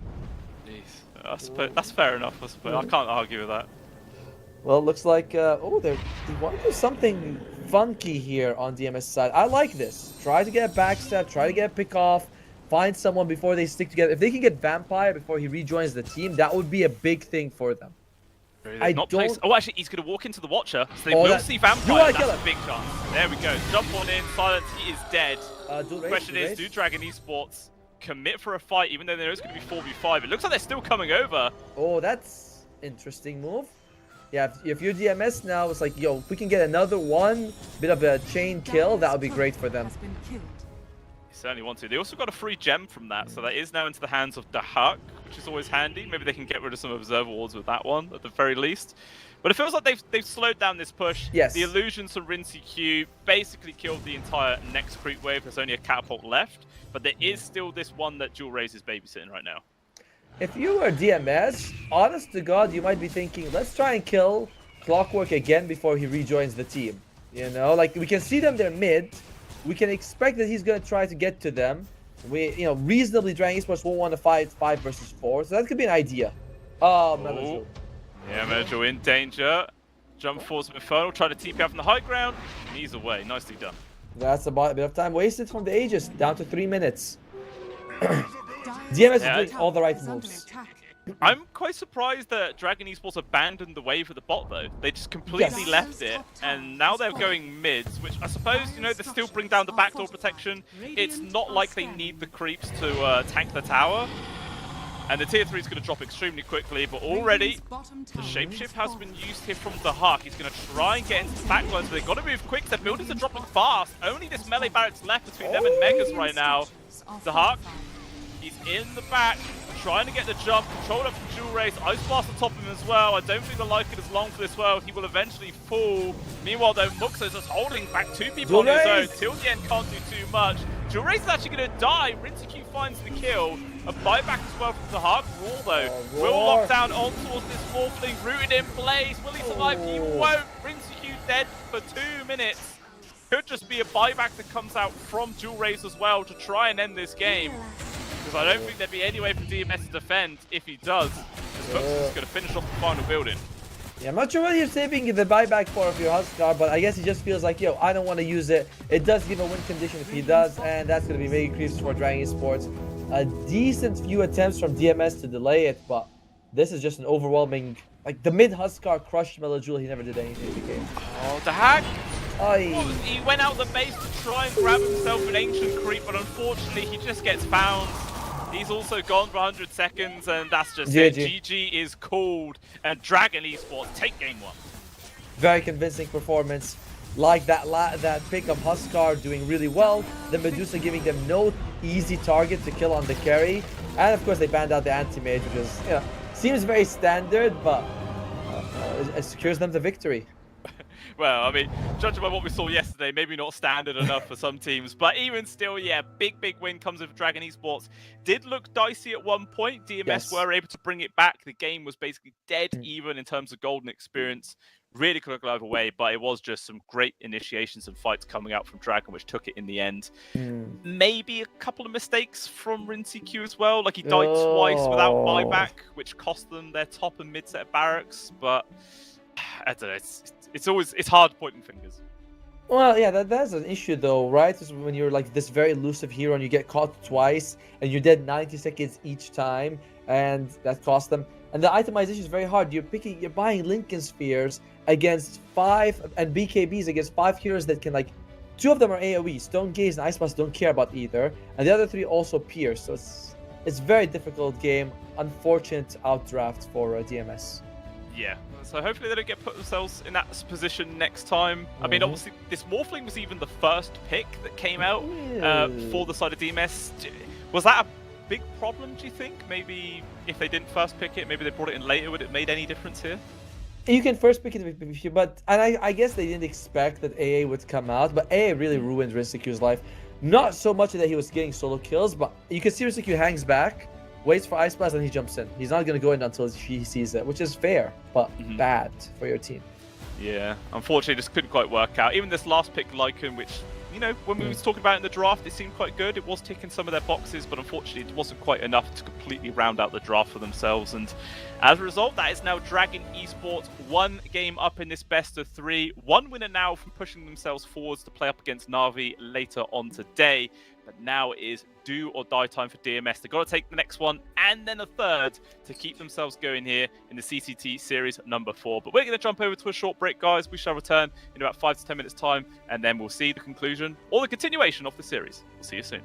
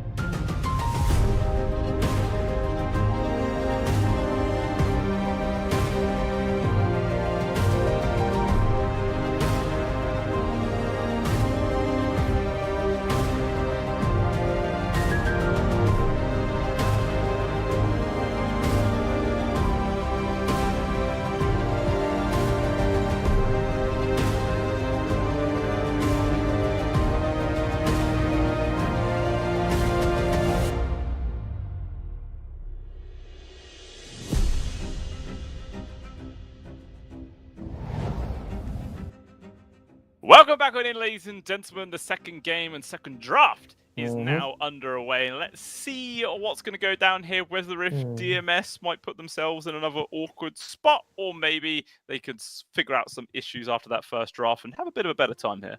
Yeah, we'll see how it's going to start off with. Interesting ban on the clockwork straight away from Dragon Esports, by the way. Do you see that?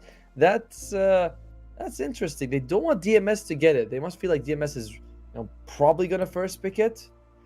It's surprising because Clockwork was a big part of Dragon Esports' success last time. He prevented a lot of that split push. There's really nothing you can do to stop Clockwork from stopping your TP, right? So true. Okay. I mean, maybe that's just it. Maybe they just feel like it's that good that no matter what, DMS would be taking it first. I mean, how many times have they actually even played the clock? I don't think they've played it a lot. It's unusual to see like so prioritized. I don't know why. But the other bans are, standard. Naga, Shadow Demon, Tusk. All supports on Dragon Esports. They're saying, like, you supports, you want some of the good ones? None of that happening. And DMS has first pick, which places them in an awkward spot. Do you want to take a support first pick? It's usually not that strong. Do you want to take a good core, like maybe Sand King? But then, there's not much supports to go with anyway, and Dragon Esports can pick up a few. Well, it's true. I mean, last time they still just went in for the first pick Morphling. And obviously the Clockwork was already taken out away from them, but obviously that didn't pan out for them too well in the end. So yeah, it'd be better to go down maybe a safer route. I like the Sand King idea. Like, it feels like he's kind of dropped off. I've not really seen him for a few days now, but he always feels solid. I agree. I like the Sand King, but they do feel like they need to go. They go for the Shadow Fiend. Yes, Shadow Fiend. Okay, so definitely not too common mid pick anymore, or even carry pick if we want to put it in that sort of position. So that's quite interesting to see. Yeah, I wonder who's gonna take it. Military gets. It is flexible. I just generally feel like it's gone almost always to the carry role. So that'll be interesting. Shadow Fiend first pick. Very fragile hero. You can often get something that can just get on top of someone. They can deal with the Shadow Fiend for you. Generally, yeah. I mean, I always like seeing a sniper up against the Shadow Fiend, even be it a mid matchup or even a carry matchup. So do you think that could be a potential just first pick from Dragon Esports now? I feel like I've been harping about Sniper a lot the last few days. No one's been picking him. None of the teams feel that interested in him. They do go for the Primal Beast. Very similar to what we were saying of the get on top of him and stomp him to death. This guy does it literally. Yeah, he definitely does. So, I mean, already, if in a mid lane matchup, I feel like it's kind of skill based because sure the Primal Beast can get on top of the Shadow Fiend and absolutely annihilate him, but at the same time, if the SF lands some solid raises, then it makes the lane really hard for the Primal. So it'd be interesting to see if that is going to be the matchup. I doubt it. I don't think the Primal Beast. Like, let me see. It feels safer to put it off lane. I don't think either one of either the Dual Race or Infernal plays a whole lot of Primal Beast, but of the two, I think Infernal's more likely to pick it up. But depends on the matchup, as we keep saying. Now, it's slim pickings, slim for them support, as the S tier was already gone. Now we have to kind of start scraping a little bit of the bottom of the barrel. Oh, Dark Willow, there's another support. Okay. I mean, you were talking about Dark Willow a few times, so it makes sense he's gone. Or she's gone. She's gone, How could... That is the bigger oversight that you think that's a guy. Come on. That's a lady. That's a lady. It's 2024. I don't see gender, mate. It's just a whole entire horizon of could be anything. Oh, I guess that's... it's like I can't counter that, but I want to. I don't know. Wait, what if you don't see gender, but they see gender? It's like, I think I'm a guy. Now you tell me I'm not. You're invalidating me. That's true, but that only actually applies if I care about your opinion. Good point. Nice counter. And do I? That's the question. They take Omni. All right, so Omni stays in the pool. I get the feeling that Hoodwink will be picked up because there's just so few supports, and Hoodwink remains quite valid even now. Medusa gets banned out. That is one of Dragon Esports' surprise picks where they pick up the support Medusa. Would have been a good game for it just because, as we mentioned, the support pool is shrinking rapidly here. It definitely is. I mean, what would be next choice? I mean, sometimes Tusk SF's actually a pretty solid lane, but the Bounty Hunter comes on out. Tusk is banned. What are you, crazy? Tusk got banned way long ago by Dragon Esports. Yeah. Oh. There he is. All right.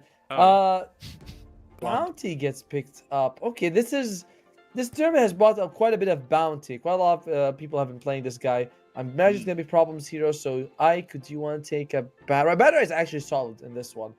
You can usually just you see the Primal Beast gonna jump in. You stop him during halfway through the onslaught. I wouldn't mind the Bat Rider right now. Yeah, for sure. I mean, especially with how they probably have the flex to put it into the offlane, but a Chikiro is actually going to be the hero of choice. So 2 supports coming on out, which we don't really see all too often. I'm enjoying it. All right, Nyx or Hoodwink. Nyx or Hoodwink for Dragon Esports. Nyx is very solid. You're up against a lot of AoE damage anyway, so you can proc your Spike Carapace out of it, and well, the Hoodwink is just a very solid hero anyway. Yeah. I mean, the track could be kind of annoying for the Nyx assassin. You know, sometimes a bit harder to evade, but in general, yeah, it's a good matchup versus the Chikiro for sure. This could be a gyro. Okay, your point about track is actually pretty good. I don't think it's as much for the Nyx, but better for the Hoodwink, right? Because usually you go out, throw your bushwhack, go back in, hide like a coward, come out through with your acorn shot, things like that. Nyx Assassin has become very much an assassin type, where you really don't see him until he's just killing one of your cores. So, and he's not good against the Jakiro. All right, this is different. Gyrocopter is flexible, so I imagine you'll take a mid and flex it for a while, or an offlane. Oh no, okay. Okay. I mean, immediately now that there's a Rubik up against the Jakiro, leveling Ice Path just feels awful. It's one of those skills where it's good in your hands, but it's just insanely good in the Rubik's hands. So you just can't afford to give that spell away. I mean, stealing track is pretty good in itself as well. You don't really like anything the Shadow Fiend has. Yep, it's what is it? It's longer with a lower cooldown. That's one way to brag about it, I suppose, for the Ice Path. What do I want for DMS here? You can take your offlane, so you can keep flexing your Shadow Fiend. What offlane do you want? You can't take Enigma for the Hog because you're up against Rubik. Nature's. I would like something like a Nature's Prophet. Nope, they go for the Puck. Wow. Okay. All right. So Meljule's hero already secured. I mean, surely he's going to be having a better time than last game because he got dismantled by Dual Rays. Just horrendous. It's like instantly they're mad at the Huskar because they think, poor guy. You suffered enough. Let's not make you deal against that. For Dragon Esports, I don't know if it's so obvious that Gyro's gonna be carry and Rubik is gonna be support. I guess that's fine. Some people say Rubik is good against the Puck mid. I'm doubtful of that one. It could maybe be a route that they could go down. I mean, it is Dragon Esports with the overall final pick, so it's a flex. You shake your head, Otomo, but yes. These are the professionals. They have different ideas on how to take the game. Oh, by the way, someone in chat will mention something interesting. These two teams will have a rematch in the lower bracket for EPL later on, which is pretty cool for them. And thank you very much for that, by the way. There's a 5-minute delay, so that's why it took us a while to get to that. So nice. DMS, they do need a offlaner for sure. Dragon Esports, again, very flexible with that, but mid is what I'm feeling. I like what your suggestion earlier of the Sniper now. Sniper crushes Puck, good against the Shadow Fiend, and also pretty good against the Bounty. You can get him with a hit from long range. Yeah, for sure. It definitely feels like it would round it out quite nicely. I think so. DMS though, what could they be thinking? I mean, there is still the Lycan in the pool, but it doesn't really feel feeling like it this time. I think Nature's Prophet would be ideal, so you can jump and help people around the map with Bounty gets tracked. But here's the problem with Nature's Prophet. How are you starting fights? The Hawk's gotta pick something like a Beastmaster, something against Brewmaster, something like that. I don't like. It feels like 4 backlines because Bounty. I don't see Bounty jumping in, initiating. He doesn't do that even if he's melee. Yeah, or even if he's mad farmed and just having a super easy game, just doesn't end up happening. What if it's Bounty Core? What, in the hands of the Hawk? Yeah. That could be very interesting. That would be an idea, wouldn't it? I mean, Dragon Esports isn't suspecting it. They think it's a support bounty. But Dragon Esports do have the overall last pick, so they will see that this is a core Bat Rider and they can just adjust their carry to hand. Because, like you're saying, I mean, the gyro could still be flex, Rubik could still be mid. I mean, there is a small amount of maneuverability there from Dragon Esports. They're not locked into anything. They still got like a minute of reserve time as well behind that. Yeah, that's what they want to go with here. What I would prefer though, something like some sort of Underlord pick. Actually, Underlord would be pretty damn solid for DMS right now. Great against the Primal. The damage coming out, you're able to use a lot of it. So I would like an Underlord here. But then you would have the fear of giving Firestorm away to Rubik, another very scary spell. Yeah, well, Rubik can't have both. You know, it's like you can get one good present. You can't have two. As Dragon Esports, unless he gets hacks. All right, come on. I'm feeling very strongly about either an OD or a sniper here. They could go for the Phoenix and get to the Vessel. Dual Race has done that, and recently as well. Okay. I quite like the OD idea. I mean, you've got save as well if a teammate gets caught out from like the Dream Core, something like that. Yep. The constant mana reduction for the Bristleback is frustrating to play with because his mana pool is trash anyway on the best of times. I don't think you do that anymore, but I'm not sure. Like, I don't think you take. I don't think so, but maybe it's a fast or something. But I don't think you take mana using any of your spells. I could be wrong. I'm not sure, but I think that was changed. And they go for the Brood Mother. Okay, so that's gonna be the mid laner. Brood's solid. Brood's very solid. Brood's very solid for sure. The wording for Astral Presentment is you steal the mana. Ah, then you're probably right. Yeah, you're probably right. Yeah, must be that. I don't know. I'm right. It's not like I've played OD in a long old time or anything like that, but it could be either one. But yeah, what draft is now speaking out to you? I mean, this last pick Brood feels quite solid.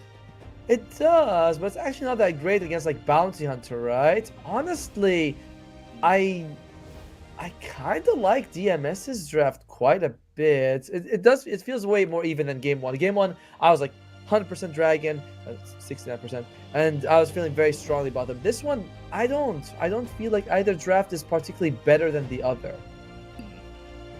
I mean, I could probably see if the Brumo has a good start, Rinse Q could get punished quite a lot.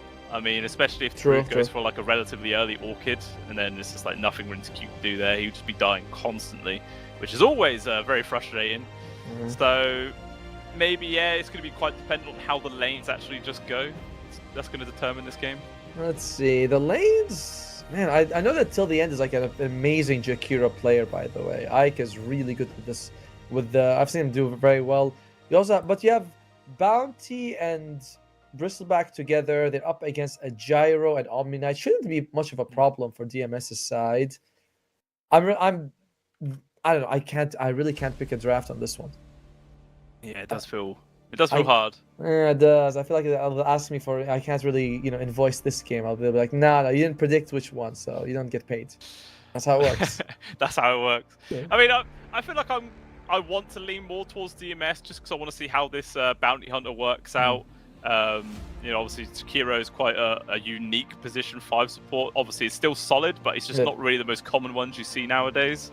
And even first pick carry SF, it's a very bold move to go for that one because it's like no one's realistically going to ban the Shadow Fiend. You could have easily waited later on in the draft to pick that one up, but they felt confident enough to grab it straight away. So you're going with Dragon or DMS on this one? DMS. DMS? I'll go with Dragon. I don't mind doing that. I think the draft has a lot of positive right there. I like that. I don't like the Rubik, but everything else is pretty solid for me. You don't like the Rubik? I don't like the Rubik, but I like everything else, so I'm cool with that. Also, I'll be honest, on the Jakiro, I'm liking the Liquid Fire more than Liquid Frost. I think Liquid Fire gives you that tower push, is very nice. Helps you trade as well. Although both of them are really good for trading. Yeah, definitely. I mean, I suppose the Liquid Fire attack speed reduction's pretty decent versus the both are good. Yeah.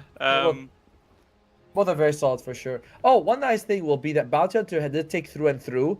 Once that's maxed out, you are able to kill the spiderlings just by throwing a shuriken on like the furthest one, which is very nice for the hero. That is true, actually. You just farm up a lot of money every time you come across him. So maybe we'll probably see problems stalking the Broodmother this entire game. Something that would be good either way, right? Because he's really good at just making sure that you can't like move around the trees and things like that. And the other day I saw a player use Bane as a counter to Broodmother. Just gets the shard and sap, hit them all. Actually, I'm only just now realizing that it's actually dual rays playing the Broodmother mid. I thought it was going to be the Primal mid and Broodmother off lane. Oh, but gyro! There you go. Oh, okay. Muxa gets found out hiding in the trees. First blood picked up with the hack. Big win.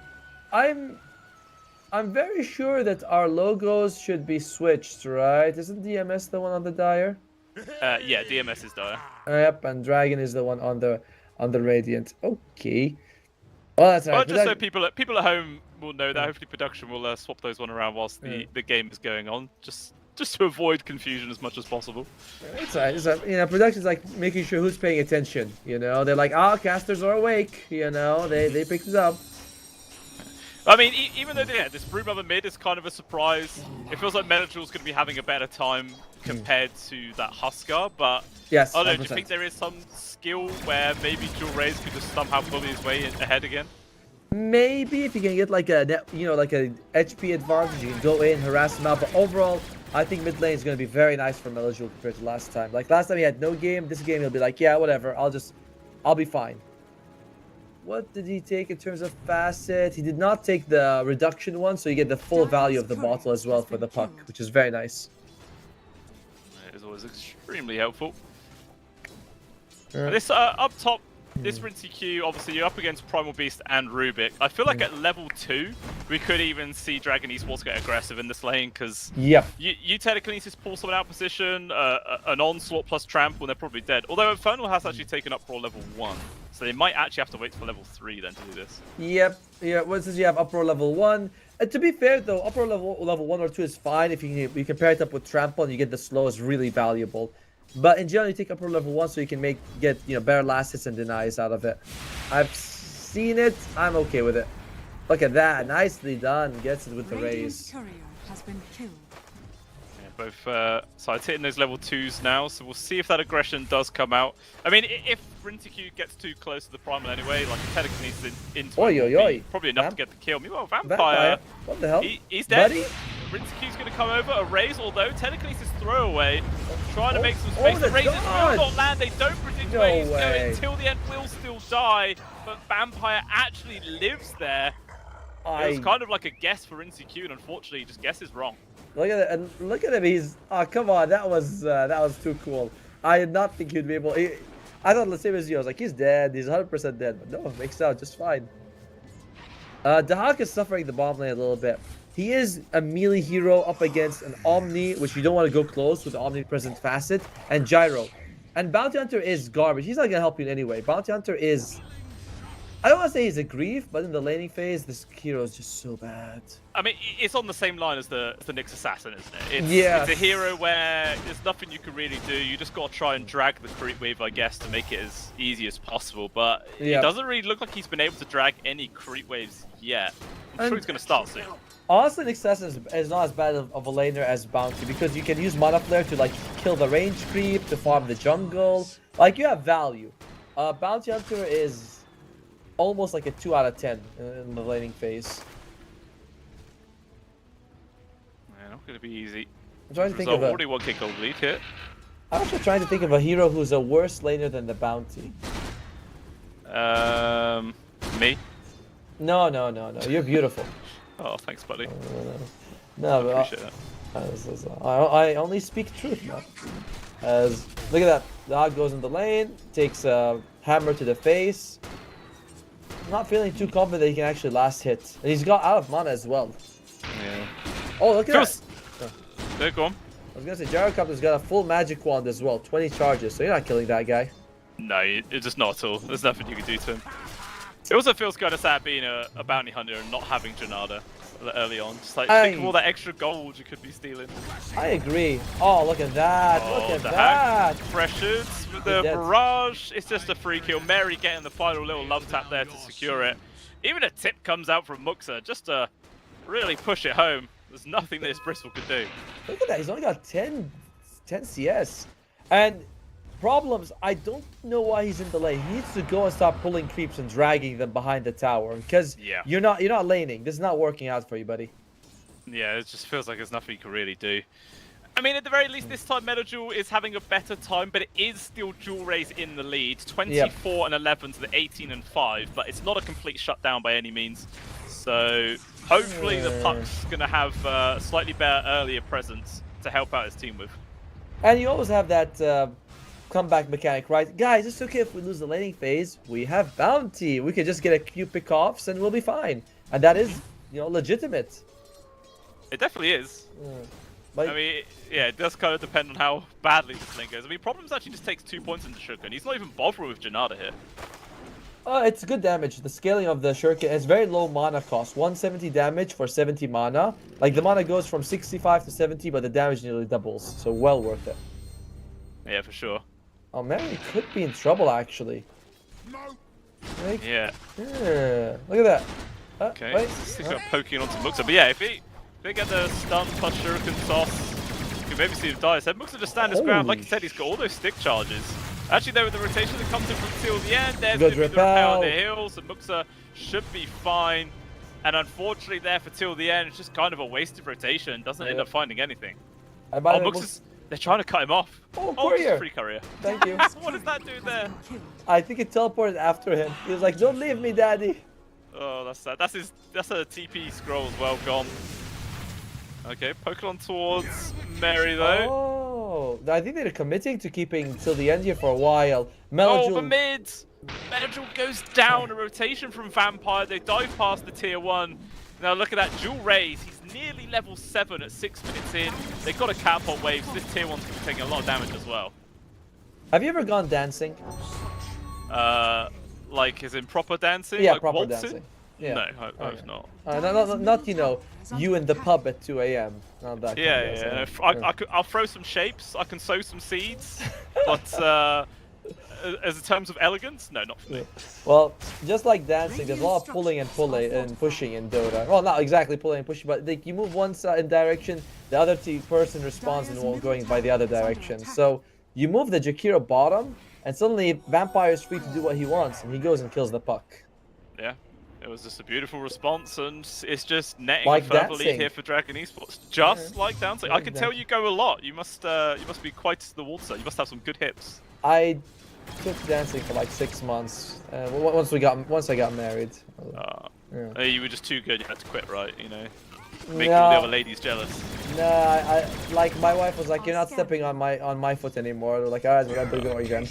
How sad. What's also sad is till the end. Although the neutral creeps steal the kill, it hurts a little bit less, but even still, it just feels like Dragon Esports are furthering their momentum in this game. 2,000 gold lead now. The SF is still getting his farm going, 3.3k, only a tiny bit behind that Muxa, so he's not too sad about it. But speaking of Muxa, just so aggressively positioned here behind the tower. Dire's middle tower has he's trying not to get that extra stack of the quill spray. Yeah, he can do that. You know, he's got Omni right behind him, maxing out the heal. And this lane phase has been a disaster for the Hawk. And we talked about CS, but net worth-wise, it's not quite the same. There's quite a difference. Oh! The Dying Triangle, though, fight going on. It's 2 versus 3, but it might actually just be Dragon Esports coming ahead. The 3 will snap, but Problems will still dive till the end. Unfortunately, stuck around too long. Even Melajul, he's just going to get ran out from Muxa. There will be the orb just in time, but never mind. Vampire just comes on in with a quick pulse to the face. And he will fall, repel to make sure Vampire doesn't die to the dots. And now it's a 4,000 gold lead, 6 for 1. And this is looking even worse than game number 1 now. I agree. And by the way, DMS, they're playing a draft that is very run at you. The Hawk has a good game, and then Bounty gets you some track kills. And how do you win? You win by that, you know, we're feasting on the enemy kills that we're getting. But that's just not happening. You're so far behind. Yeah, I know you were saying earlier that sometimes you can rely on, you know, the track gold to help recover this game, but Problems is still a fair bit away from it, and even if he does get it, do they really have the tools to look for these kills? You know, the gap between Melajul and Dual Raise is actually bigger this game than the previous one. It's 2,000 gold difference. Oh, not quite timed well. At least he's able to survive, so that's not too bad. But literally, well, 2 milliseconds off, and maybe they could have found a kill there. But I guess the positive is that Dragon Esports doesn't know that it happened. You know, they can be like, oh yeah, maybe he has it. They might be more reluctant to jump on SF. But that's still not a win. You know, that's still bad. Yeah. You know, it was SF doing a little dance of his own, and unfortunately it was a dance for one. Nobody else really cared. Yeah, it's blue scale at 2 a.m. Hey, mate, you know, ladies be looking when I be a shaking. Yeah, oh, wow. All right, okay. I can't say they're good looks, but they're looks. the one where their nose are scrunched up a little bit, like, oh, okay. That's probably just the smell. But even still, it's a pretty solid start. It doesn't really look like there's much of a change in that momentum anytime soon here from DMS. They're still just trying to find their farm, but they've now lost another tower. By the way, they're going to start losing control there in jungle very soon. One really, really bad sign of this game is that the Hawk has gone double bracer on Bristleback at the start. This is kind of like to help him survive the laning phase, and he is still kind of the poorest core right now. And you can still get pick off. It's on Melojule. Melojule on the puck has got to do work. Oh, I think we switched back the banners, by the way. We're right. Yeah, we're normal. This is actually awesome. what's going on. There Makes it less confusing.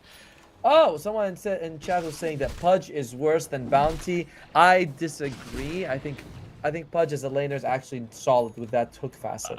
I mean, that's the thing though. You have to land hook. If you miss every hook, then you are worse than Bounty Hunter. But yeah, but by that logic, fine. No, by that logic, every hero is the worst if they miss all their spells. Pudge is better than Bounty. I agree with that. I think that's fair. Okay. Maybe. I mean, maybe if it's like a bounty hunter that just goes max points into Janada and just spends the entire time whacking the enemy support, maybe you can have some impact. Or maybe if problems actually just drag the creep wave. If he had done that, the lane would have gone better for the Hawk. Who is going for the Vanguard? He's going to have it fairly soon. That'll help, but you are in recovery mode for DMS when you should be in kill mode. And they're just trying to take down this tier 1 tower right now. The bot lane, which will go. DMS, they did actually start gathering to try and defend it, but they got here way too late. Okay. And it's just going to be a free objective going the way. It looks like Rinty was actually jumped on there by Infernal. Took a bit more hurt. He's got his onslaught up in a couple of seconds. Rinty gets out. Orchid finished on Jewel Raise. And Melojule wants to go for the Witchblade. Melojule is in one of the worst situations possible, where I need damage to get kills, but I need Yules to actually survive the Orchid. Incredibly difficult spot to be in as a mid player. Glad I'm not him right now.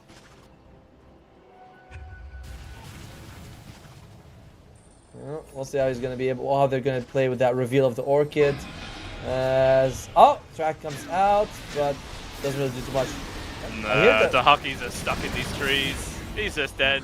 Vampire even there with the kill secured, as we say in the business. Otomo does make sure that one dies. He's even actually been able to steal Ice Path. I mean, he's only level 1, but even still. Solid spell. Solid. Very solid. Very solid. Oh dear. Yep, it's 7-1 with a bounty on your side. And yeah, Melojule, I wonder how he's gonna play it. If he's gonna switch to Yule Scepter or not. I'm clicking on him. Nope, he's sticking to the Witchblades. Very risky. Very risky. It is. I mean, maybe then they can start trying to find kills with the Bounty Hunter once he has that online. But it's not obviously going to really accelerate his farming speed much. It's going to really be banking a lot on the aggression. Interesting for Problems to reveal himself after planting those wards. Alright, that's cool. Yeah, and by the way, both Dual Raise and Infernal, no one wants to play against them on DMS. On one side, you have this Blade Mail Primal Beast who's mega jacked. On the other side, you have Brood Mother with Orchids, and you don't want to go on her. No, both are extremely scary. We do see Infernal working towards the BKB decks as well. Still a couple of thousand gold away from that, but once that's online, trying to deal with this guy is just going to be nigh on impossible, it feels. 14-minute Wisdom Rune spawning very soon. Oh, Vampire. Okay, he's still going to start things off. They're actually from the Dream Core right now, trying to focus on towards this Primal. Infernal wants to walk it off, and they just can't do anything to him. Instead, it's the Huck who actually dies on the opposite side of the map. And they steal the Wisdom Rune. The Problems is going for it though. He's going to try and steal the Radiant one. We'll see if anyone throws out a scanner or TP in time, but looks... Oh, yep, Vampires, he feels it. I'm telling you, man. Yeah. Easy, secure. Basically at level 9 now, our Problems are still only level 6. Dude, until the end, it's still level 5. See. Oh, dear. I mean, even if he gets Macropire, what'll happen? Rubik could probably just steal it, and then you'd feel even sad. Oh my he lives, lord, that damage. That was amplified damage plus the orchid on top. That was scary. He lives though, you know, I can't complain too much about that. Again, oh, that's a track on the Rubik who you have no chance of killing. They're going Solar Crest on Bounty. That's fine. I'm not really sure what the Bounty on their best position 4 build would be, but it's like, alright, they spot the ward and gets dewarded, so Vampire prevents Bounty from actually dewarding it himself later on. Oh, the Can't retest it. Oh dear, another day. At least he's died really deep on the Radiant side of the map, so I guess it's not like Dragon Esports going to immediately get a tower off of this, but Dark has died quite a few times in a row now. 1 and 4 is his score. He just can't really seem to net much together this game. And Rinseki is going for right click. Okay.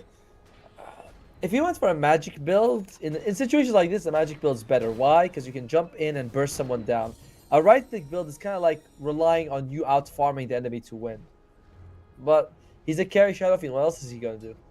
Yeah, you just got to play the cards that you're dealt. And again, this is 2 games in a row where Rinseki has been first picked his carry of choice. Yes. And Muxa? yeah, arguably this one's going even worse. Muxa, that's bold. If they find it, this could be a kill. They have 3 people here. Muxa. This could be nice for them, but nah, he's too close to the tower, and he's quite tanky as well. Yeah, he's got the bauble, mate. He's immortal. He can't die. The bauble. Oh, the bauble, mate. It's too good. Actually, no, it's bubble now. Yeah, it's bubble. I was like, did it used to be bauble? I don't think so, but I know bauble is an actual word. So I was like, yeah, it's a ball, you know. It's like a. You know, it's like the things you hang on your Christmas tree, and that is what this looks like. It's a ball with a dangly bit off it. I always thought bauble meant like jewelry. I guess I was wrong. They killed till the end, and yep, there's just 10-1. I don't know how long DMS will be able to hang on if this continues. As Dog gets solo killed by Infernal. Oh no, it just makes it feel even worse and worse here at Tomo. It's horrendous. Only 1,000 gold. Infernal will have that BKB completed. It's just like every single person is doing better than their counterpart here on Dragon Esports. They're just more than happy the way this game's going. I mean, it doesn't seem to be an end in sight. Yeah, mid lane, Jewel Rays absolutely crushed it. Bomb lane, this was a really nice combination of. Wait. What do we got here? Infernal. Okay, he's half health. That's still 1,400 though. It's still quite a lot. He's killable. First stun is there, and they will actually be able to bring him down. That's a big chunk of money going the way of Metagel. They'll gladly take it, but they have lost their tier 2 top for this one, and maybe might lose their third one, the middle one soon as well. Yeah, but now if you're DMS, you're saying, hey guys, we're 5, they're 4. You know, you could take an advantage of that. And the biggest the biggest tank is just dead. Bottom tower is under attack. Alright. But maybe... Do they even care? I mean, they've been playing this whole game so far, Tomo, without their Primal Beast. Like, he's been on his own. Yeah. So I guess they're not even that worried about him not being around for a little bit longer. Just going to continue doing whatever the hell they want. Spirit Vessel is going to come up on the Rubik, by the way, which is a really nice item to have against the Hawk and even the Shadow Fiend, who has a bit of lifesteal as well. Gyrocopter is hella farmed with the Axe and Diffusal and the Falcon Blade. Oh, another jewel. Yeah, that was an extremely deep place to be. He does get caught out. It's just another kill going the way of Dragon. 12 for 2. Arcane Rune as well here for Jewel Rays. I mean, are they going to be... What's really the game plan here for Dragon Esports? Is it literally just keeping the pressure on the dire side of the map, finding kills where they can, and maybe just waiting for they're big enough to actually push the towers? Probably. DMS is a snowballing trap that's behind. Oh, Rinseki? Yeah, he's just getting gone on right now. Trying to keep him alive. Magpie's there, but they're still going to lose their SF. Here comes the hack to see what he's actually able to do, but it looks like that is nothing there at Tomo. Just really tickling. Meanwhile, Jewel Rays as well as Infernal weren't even interested in joining. They're just pushing mid and top. They get tower mid. Yeah, man. You bring everyone bottom and they still can't do anything. You lose your carry at the same time.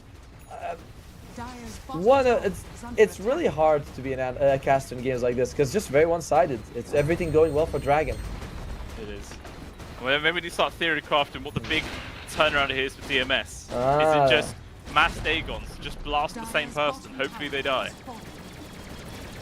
You know that they might do that, right? They'll be like, you know, Bounty gets a shard on and gives it to someone else. You pop up, double Dagons, a little bit of damage here.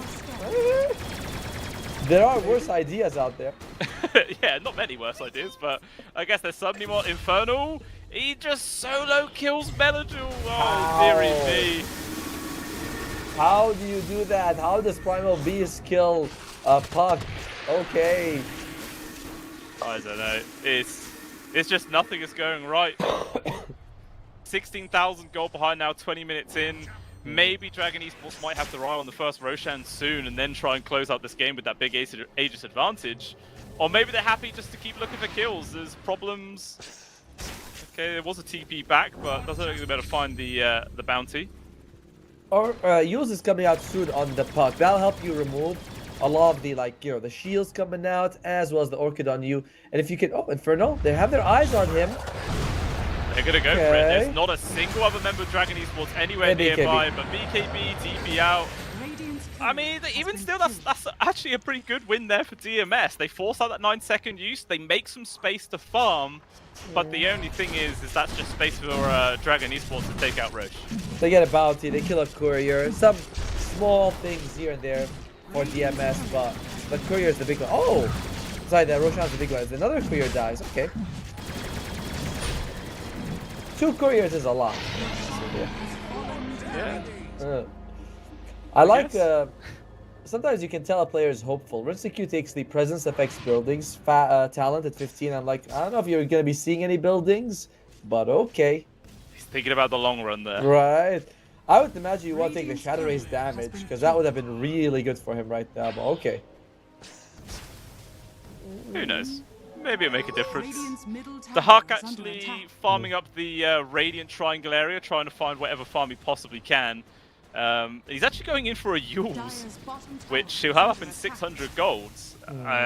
What do you think? Is it literally just to get rid of the Orchid Silence? Is that it? That's one of them, and as well as the shields from Mary, right? So you can get rid of the ultimate as well. So the Yules is helpful for that, but not ideal, definitely, for the bristleback. Definitely not, as the first high ground siege is now here. Aegis obviously to hand the gyro. They drop the Macropire just to try and slow this one down. Vampire is desperate to steal one of those spells, but can't actually get close enough. But they get rid of the wave. I think Dark actually cut the middle one as well, so there's not going to be any creeps coming in to take down the backdoor protection, but they might just kill the buildings anyway. Oh, there you go. Finally, it's there. Oh, well done by DMS to delay at least this push. As you can see, by the way, 3 of their heroes are pretty deep in the lanes. Each one pushing something out. Yeah. The hack has been found though. Tries to cut one more wave, which I guess, you know, like you're saying, it's trying to delay, trying to keep this game going on for as long as possible, but you know, it does end up being another kill going their way. And they draw the line to now push bot. He doesn't lose any health, any gold, sorry. He just finishes the Orchid, the Yules right as he died, so it's fine. I mean, not fine, but, you know, at this point, you're waiting out the clock of this Aegis. And, oh! And that's a win. It's a tier 1 tower. I mean, it is just the top one 23 minutes in. But, yeah, I'm sure they'll take anything they can get right now. As another creep wave is going to be coming into the mid soon. So far, it's just Jewel Raze and Muxa, but they are so confident they're going to start sieging without their team even nearby. I might just send this one. Hey, well, they have Gyrocopter with an Aegis in the front, so they're not worried if he's gonna get bursted down. His teammate is gonna help him out. Muxa actually is taking some damage though, but it's gonna be fine. They're not committing. I mean, this is the nice about DMS's draft, right? They do have good high ground defense. Jakiro plus Puck plus SF, you've got some good long range damage at the very least, which is something. But Muxa just barely able to get his Daedalus delivered there before the courier died. We'll see how Dragon Esports to continue the push. We'll see how good that high ground defense is as RinseQ ulti comes out. Yeah, they're going to try and burst it down. This first life can they get rid of it, and they will. There is going to be the stolen Requiem there that comes on out from the Rubik when Infernal charges on through, gets the ultimate down on towards the SF. Requiem comes on out from the Rubik, but it doesn't land onto anybody right now. Infernal's trying to dive into the base, but it might just cost him his life. He's tanky, but not that tanky. Out comes the Guardian Angel, but just too late to keep him alive. As a result, DMS, this is a decent fight so far. There will Yeah, be a couple of stolen spells coil. holding back Vampire. Will now drop it. The Yules unfortunately can't get rid of that one there, Dahak. Eventually he will die there. First damage, he will go down. 45 seconds in the dirt. DMS is still trying to hold on. Stolen phase shift there from Vampire, but it looks like Dragon Esports are finally going to apply a bit of pressure to the brakes. I think if you're DMS, you're kind of happy with that. You know, the Aegis Gun was removed. You are able to keep your melee barracks alive. Muxa a little too confident going in forward and just walking into that Shadow Blade Shadow Fiend. Did not expect that at all. Nice reveal. Oh, Melajul. And looks like he might be caught, but he is quite elusive and should be able to walk out of there. Yeah, Vampire literally only has phase shift. Like, what can he really do with that? no real chase or lockdown. Just trading a couple of tips of each other as well. By I the way, mean, go on. I was gonna say there's quite a big commitment on physical damage for DMS. They have Vlad's on bounty and double Solar Crest on their supports.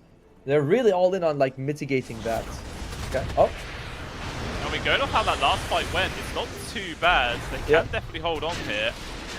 So they might finally lose this melee barracks. Obviously, still no Requiem to go for that quick burst damage, and Muxo does secure it.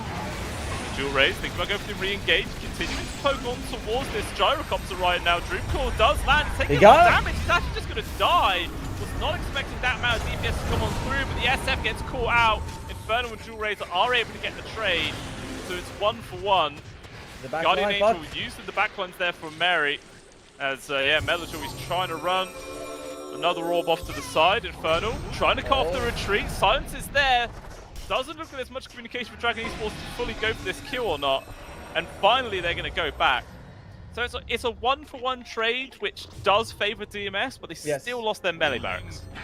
I mean, when you say, yes, it does favor just because, you know, they are so far behind. Getting a carry for carry is nice, but you're Dragon, you walk away relatively happy. You got the melee barracks, that's all that really matters. You didn't have to give away too much for it either. I like this early gym pickup by Dual Rays. It's going to prevent them from getting any sort of vision, prevents the Bounty Hunter from going active on the map. It's nice for them. It is. It's a glimmer of hope in this game. I mean, maybe now after the way these last couple of fights have gone, Dragon Esports are probably going to think like, yeah, we need to wait for the next Roshan now, because our gyrocopter is definitely susceptible to getting killed here. Even with Mary sat behind him, just doesn't seem to be enough to keep him alive. Top lane Infernal is actually hunting Melajul. It looks like he's not be able to catch him. There's a blink on the Primal Beast, helps you land that pulverize very easily. Alright, triple bounty coming out here. By the way, these kills that happened, they're very few, but they are track kills. So, you know, there's a bit of extra gold coming out from them. Is that Melajul? It looks like he has been found still and controlled. Down he goes, 50 seconds without the puck. Probably not enough of a chance here for Dragon Esports to push another high ground. There's no creeps on the top or bottom lane to go for it. Instead, they might just try for a kill on towards the hack here. Dual raise on the case. Rock toss will land. Till the end is nearby. Want to try and slow this down. Maybe they can even turn for a kill right now. Actually does force out the BKB there on towards Infernal. So that is down to 6 seconds. For this Crimson on the Hawk is amazing. It nullifies the spiders completely. A lot of the gyrocopter's damage is also going to be removed. It's a very good pickup for them to have. And we mentioned, right, the multiple Solar Crests coming out. So DMS, they're doing the right things item-wise. Radiant's bottom tower is under attack. I mean, they're doing what they possibly can here to keep this game going. But it just doesn't seem to like Dahak's really able to get much going this game. He's only 300 gold ahead of Vampire right now on the Rubik, which is always worrying. Who himself is also actually going for a Cypher Vice next, so an extra form of control for this puck. And the Rubik with the blink, by the way, catching Melajul earlier, always a problem, right? He was like, there's no counterplay unless you have a Yule's, unless you have a Lincoln Sphere on puck. He's going for. Is that an Octarine on puck? Okay, that's different. I suppose it does make him a lot more elusive. The cooldown reduction makes it frustrating to get hold of him, but whether that actually changed the outcome completely, who knows. But next Roshan, nearly a maximum respawn time there, Thomas. Still 2 minutes 40 into Huck. He's caught in the exact same place by the exact same 2 heroes, and this time he does actually die. Meanwhile, though, DMS Three-man smoke. They break. They're going to see Mary. Mary, Out good comes kill. the down, trying to make some space right now. He's surviving, but never mind. The silence means he can't get off his ult. But Rinse Q's actually taking a lot of damage, and Infernal's chasing Not after him. pulverized just yet. Does have the buyback. Oh, the BKB still doesn't use it as the Dream Core gets turned. The stolen Ice Path showing just how dangerous it is in the hands of the Rubik. Secures the kill on towards the SF, and just like that, DMS lose 3 heroes. That was almost a good one, right? They were able to get this kill on Mary, who's right now the best kill DMS can get, and unfortunately amounts to nothing. And look at mid lane. It's pushed in pretty decently, and they can go to one of the side lanes if they want. Looks like bottom is going to be the choice. Yeah, I'm going to head for that one. We'll see if maybe the Bounty Hunter can cut the wave mid for the next one coming on through or not, as Metajul's cutting the top one at the very least. I don't think he's going to be able to cut it fast enough to prevent the high ground. Sorry, for prevent the backdoor from coming in. It's a full set barracks gone here. And Dragon Esports, they're making a beeline for that top one as well. They just want to try and secure Megas now. Still 20 seconds without the Shadow Fiends. They definitely could do it. See if they can hold on. Oh, what a fantastic 2-man Ice Path comes on through. Problems is gone. Will probably be forced to expend his buyback here once the SF is up. Already using it now. DMS, they got their back up against the wall. Another Ice Path blocked on the hug of his front facing them, taking so much damage. Thomas there, but gets immediately interrupted there by Metajul with 3-man silence. They drop the Guardian Angel with too much magic damage. Inferno will still lose his life till the end. Getting extremely low. The jump force from Rinse Q, but again, this Ice Path is such a thorn in their side, Atomo. Oh man, I mean they had to they had to use buyback on problems. They still lose a set of barracks. It's in no way a win for DMS. And by the time that Infernal is up, guess what? Roshan's gonna be up too. So you can take that before you go high ground. What does Gaben say? Lord, our Lord and Savior says 7% for DMS. Oh. That's pretty rough, but I suppose you can't really argue it, going the way this is going. I mean, one in 15 games, DMS wins it. I think that's fair. Yeah. Let's see if it's right. As a Gyrocopter will also have his Satanic. Was it on the courier? Not sure if it was on or not. I'm not sure. There's been so many couriers killed from the side of DMS this game that it's really hard to keep track of. And DMS, they're going to try and sneak Roshan, but they might just be playing up against Megas as a result of this gameplay. There will be, the clip comes out, this Rosh is not fast enough. It's just, yeah, okay. Okay. I mean, there's even time for Dragon Esports to TP back and contest Rosh if they really wanted. What a decision. I will give you Mega to take Aegis. Infernal. It's happening. Charge on through. He doesn't use the BKB though. Maybe if he used that, he could actually stop the Aegis as well, but Problems are still going to die. Rinse Q, I think he just went AFK there. I think he knows he's dead.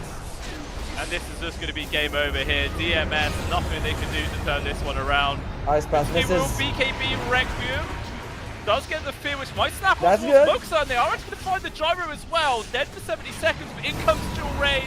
Just Smokes is the SF. That's the second death for him. Now the Hawk as well, getting focused up. They're expending all their buybacks here. Dual Raid's getting extremely low. The Hawk will die. Inferno wants to try and finish off Metajul. They need one more hit, but they don't quite have the damage to do it. Rinse Q though has now turned up to this fight once again. A buyback on towards Metajul to secure the grab. So DMS, they are actually able to come out on top there, Atomo, but it costs them nearly every buyback. They're still playing up against Megas. They don't have the Aegis anymore. What was this? What was this? Oh, Dota. Yeah, this is Dota. What I love about this is that that they made this really weird decision to give up Mega Creeps for Roshan, but they actually then win using all the buybacks, and now you're like, all right, well, what's the plan now, boys? Like, you're still up against Mega Creeps 30 minutes in. Some very, very interesting decision making from DMS. Yeah, I don't know. Maybe they're... I don't know. Maybe their mentality is suffering a bit like Raul. Maybe they're in a bit of tilt, because this is just... Yeah, nothing seems to be going their way in this second game. I do like, though, that they won that fight, because I'm like, let them cook. Let's see where this is going, you know? I don't want them to lose, and they're like, that's bad. Now it's like, no, all right. How far are we going to push this? I mean, it ain't over to the fact that these things are Tomo. You know, that 7% we were talking about earlier, it's only 4% now, which, to be honest, granting the situation of what's going on, that's actually quite a lot. Yeah, 1 in 25 games they win. Yep. It could be that 1 in 25. Oh. It has to happen eventually. Any items that we're looking at here that could help them out? Divine Rapier being queued up for Q. Parasma finish on Melajewel, which is good damage. I'm glad he went for that instead of Octarine. Nothing on Jakiro, nothing on the Bounty. Oh, actually, no, Bounty is very close to a Lotus Orb. Huh. I mean, it's handy, Against, I guess, against the Primal. Against the Orchids. It's pretty good, I guess. Yeah. That's kind of nice. It's something. But yeah, it's looking rough. Actually, Rinsecu's not even going for the Divine Rapier. He wants to get in for the Daedalus, but he's still like over 2,000 gold away, and the fight's just coming their way right now. There's the Hawk in the front lines, Infernal's on top of him with the help of Dual Rays. Down goes the Bristle, does have buyback at the very least, and he will expend it. It's Rinsecu's in danger, BKB used, but it's Raccoon just takes too long to cast. He will go down. There is the Dream Core, which secured the kill on towards Vampire at the very least, but it's a 4 versus 5. You don't have your main carry. You're against Megas who are hitting the tier 4s. I don't know how much more copium I can inject into this one, Atomo. Yeah, huff it deep, brother. Huff it deep. We might. There's something that could happen here. Satanic is on Muxa, by the way, so you're gonna have to find some way to burst down on this team with very low lockdowns problems. Yeah. Oh, yeah, okay, Venator actually jumps in to save his support's life, but it cost him his own. He's gone for 110, and now the Hawk. All he can do is run away as the Spider's on him. Actually change the direction over towards till the end. He will actually get into the fountain, but not far enough. He still ends up losing his life. The Hawk trying to keep the Ancient alive, releasing tier 4s, but it's just not going to happen. Nope. G2 will fall, and there it is. They finally call the GG, and Dragon Esports win 2-0. You picked a snowballing draft and then had a terrible laning phase, and that's just what boils down to.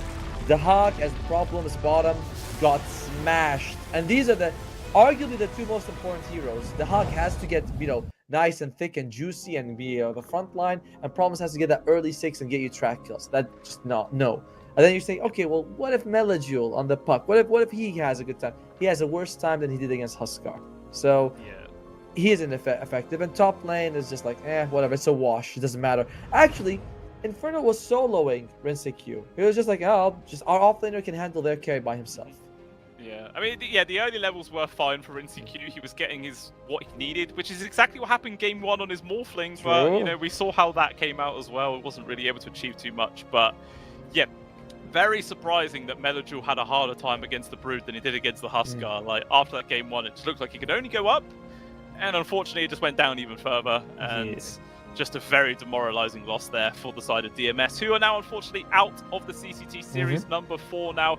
Only 3 teams remain, and it is going to be, or the next series today will be Dragon Esports going forward to play up against Na'Vi Junior, which isn't for another 45 minutes at the very least. So a little bit of a longer break for that one, which maybe Dragon Esports needs. Not like that was a super tiring game, but a break is much welcome. Yeah, it's always nice to get a little bit of a rest here. Also, you read your notes. Oh, what do they play? What are they banning? What should be banned? Things like that. Overall, very, very convincing win for Dragon Esports, and a nice extra 5K in the pocket. That was always good. I like the money. Yeah, we all like the money, and certainly that is going to help them out quite a lot. But still, a couple more series to go for them before they can try and claim that first prize. I mean, looking at the series later on, Dragon versus Na'Vi Junior, any sort of indication for you which team you're going to be favoring? I think I favor Na'Vi on that one, honestly. I think they come in with some more interesting picks. There might be, I haven't seen a whole lot of them, but they've been looking very clean in the games that we've seen. So I like them. Got Juice and Nico are pretty good. They have had Lion support once or twice. That wasn't great. But other than that, they've been looking really good. I always like a Lion. May not be better, may not be good, but he's fun. Who doesn't like fingering someone and then punching them in the face for 1 million damage? Like, best facet Ice Frog's ever come up with, in my opinion. I agree. That's what you should pay people for sure. Yeah, you should do. But like we were saying, ladies and gentlemen, the next series isn't for another 45 minutes, so hopefully you do return for the action. We hope you've enjoyed this one. A little bit one-sided, but these things happen. It is Dota 2. But once again, come back later on for the continuation here for the CCT to see who the grand finalists are going to be. We'll see you then.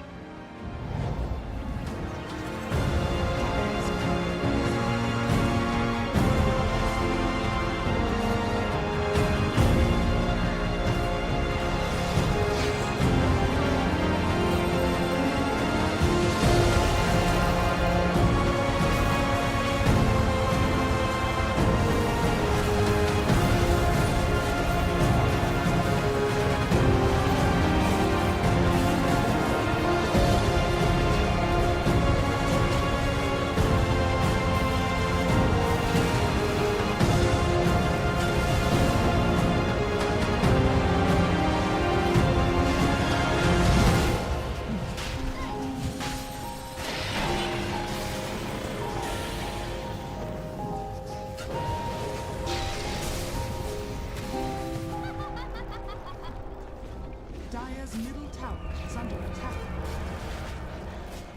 Tower is under attack.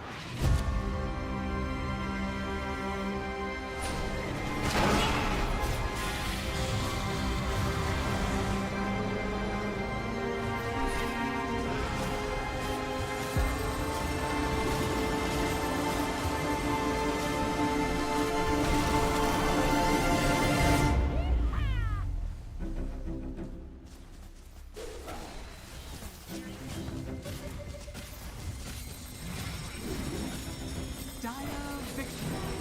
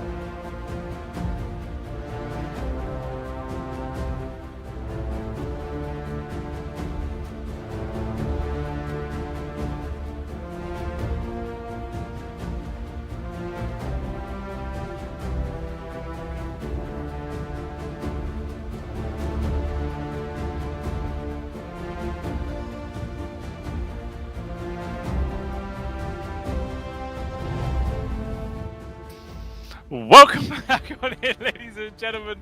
We have the last series of the day, the lower bracket grand finals here between Dragon Esports and Navi Junior. Just around the corner to see who's going to be going forwards to secure that last place in the grand finals. Right, let's get right. Yeah, I think I'll go with the same thing. We look at the same hue, right? Yeah, the orange, very lifelike. That's it. It's very nice, and I just love because here's the thing: we were actually just like talking, me and you, and then we hear 5 seconds, and I didn't even have time to reach for the light. It was just like, let's go. All right, cool. Yes. But it is the last day of the last game of the day. It is also the lower bracket finals. It is going to be Navi Junior. Oh, we're gonna go schedule. It's gonna be Navi Junior versus Dragon Esports. 2,500 USD on the line, extra for the winner, of course, as well as the chance to get an additional 20 tomorrow when they go up against Virtus Pro. It does say something about me that I always think of it as money first and then like the championship second. Well, I mean, like, I feel like for a lot of pros, generally the money is a big part about why you're playing it so much. Obviously, the love of the game goes so far, but yes, when there's that kind of money, I feel like it would overtake the fuel of the love, you know. There you 100%. go. But yeah, we've been talking about money. So if you get eliminated now, you take 7,500 home, which is nice. If you win, you're guaranteed 10K tomorrow and a chance to take even more if you beat Virtus Pro. This is one thing I've really been noticing as the tournaments have been going on. It's like this level is that we're getting bigger and bigger prize pools, 50K, 7,500K. So and CCT is going to be doing this for a while. So it's really nice to give these teams, you know, a legitimate, strong place to practice. Good money for you. These are happening monthly as well. So it's nice. It's nice to be a part of it, especially even with you, Blue Scale. It's nice to be here. Oh, I'm glad you added that little bit, you know, just to make it really worthwhile. Even with me in here, it's still good. Thanks, buddy. I needed that. But yeah, no, it is nice to have these tournaments because, like you were saying, it helps sort of promote new teams coming into the scene, hopefully give new, fresher talent, like, unlike you old man. But okay. yeah, the fresher talent comes on through. Wait, I heard you say so. I heard you say old. Did you mean me or something else? My ears aren't what they used to be. I didn't mean you, of course, mate. Of course. I'd never be so mean. But obviously, this is the lineup of Dragon Esports, the team we just watched 2-0 DMS earlier on. Yep. They looked super solid in that series, so hopefully they're going to be able to bring that same kind of magic into this one. Yep, Muxa, Dual Rays, Infernal, Daniel, and Mary Y. Some interesting picks. They did take the mid Huskar last pick. Sorry, no, last was like 4th pick in the previous game with Medusa last pick, and it was a very nice dichotomy of mana and health, and they have an AA versus Morphling. You know, they also bring out some of that support Medusa. Very interesting team. I will say that I do think that their opponents are slightly stronger. Let's look at their opponents if we can on Navi Junior's side. See what we're working with here. Oh, by the way, make sure you joined the Observer Sock. That's cool. These guys are also locked. It's Got the Juice, Nico, PMA, Days, as well as Ridius. They've played like Pudge Carry a lot, which I'm all about. I do like it. They picked some Lion 4, which they lost with, but I respect the versatility there. Yeah, I mean, I always enjoy it when teams decide to start playing heroes in wackier spots. I mean, you know, it wasn't too long ago where Pudge Carry was actually a solid part of the meta, like it was actually really good. But the fact that they continue on even after that phase is over, just, gives this team a lot of flair, which I'd love to see. I know some people were talking about it yesterday or the day before, but apparently Niku is only like 15 years old as well. I mean, I don't know if I can fact check that or not, but if that is true, it's pretty solid that he's able to, you know, already secure 2nd place at the very least at such a young age in this tournament. So it gives hope for the scene. Yeah, it doesn't have a page. It doesn't have a page for himself. So you're right. We can't actually look at it. We might be able to find it if we dig a little bit, but yeah, probably he's on the young side. You know, if he's 15 or 16, he's pretty impressive in the mid lane. I don't think that it's going to be as easy for Dual Rays to win this one, especially if Nico picks up like his Timber Saw, which is incredibly strong. Yeah, for sure. And it's always hard to counter a Timber Saw in a 1v1 matchup in the lane. I mean, but you never know. We'll see what Dual Rays comes out with. He likes playing all kinds of different heroes. Obviously, like you were mentioning earlier, he played Huskar in one game, played Broodmother in the other, and smashed them both. So this guy's just ready to play Dota no matter what. So it would be quite interesting to see what Niku's going to be able to do up against him. or whether if we might just get like a standard matchup or some really quirky heroes. Yeah, Ridley's been playing some quirky heroes, the Lich, the Grimstroke, you know, a bit of that Lion. I like it. I'm all about these new things. I feel like teams, I don't want to say they're bored of the standard meta, but you do feel like they're getting more open to experimenting. Like, you know, if it's like, oh, Shadow Demon Tusk is banned, I don't want Tinker, I'll just pick something else, and it's nice. It's nice to see that. Yeah, it 100% is. So, fingers crossed, get to see something exciting. You even mentioned earlier they played a few Lion support, which is, Bad. you know, it. God damn it! Oh, man, you always He ruin went it, he went the fist of death facet. This is apparently how he fist people. I wouldn't know. You know? I don't know, mate. Judging by your other work, I'd say you're probably well versed in the fisted department. But even still, yeah, I mean that facet is a bit of a meme. I feel like you kind of have to go for the mana drain does damage. Yep. Even though it feels kind of like a wasted facet, considering how that was just a normal part of his spell before facets became a thing. So it feels like he's sort of missing a whole ability compared to a lot of other heroes in the meta, which is probably why Lion is so underutilized. Yeah. You know, just no one cares about him. I always find him fun, but whether or not he's actually solid in the meta is another question altogether. Yeah, I agree with you that some heroes got new, beautiful toys to play with, and you're like, oh my god, this is fun. Like Centaur, you don't have to equip boots. You just naturally move faster now without boots, and you're like, that's a cool facet that I can have an empty slot.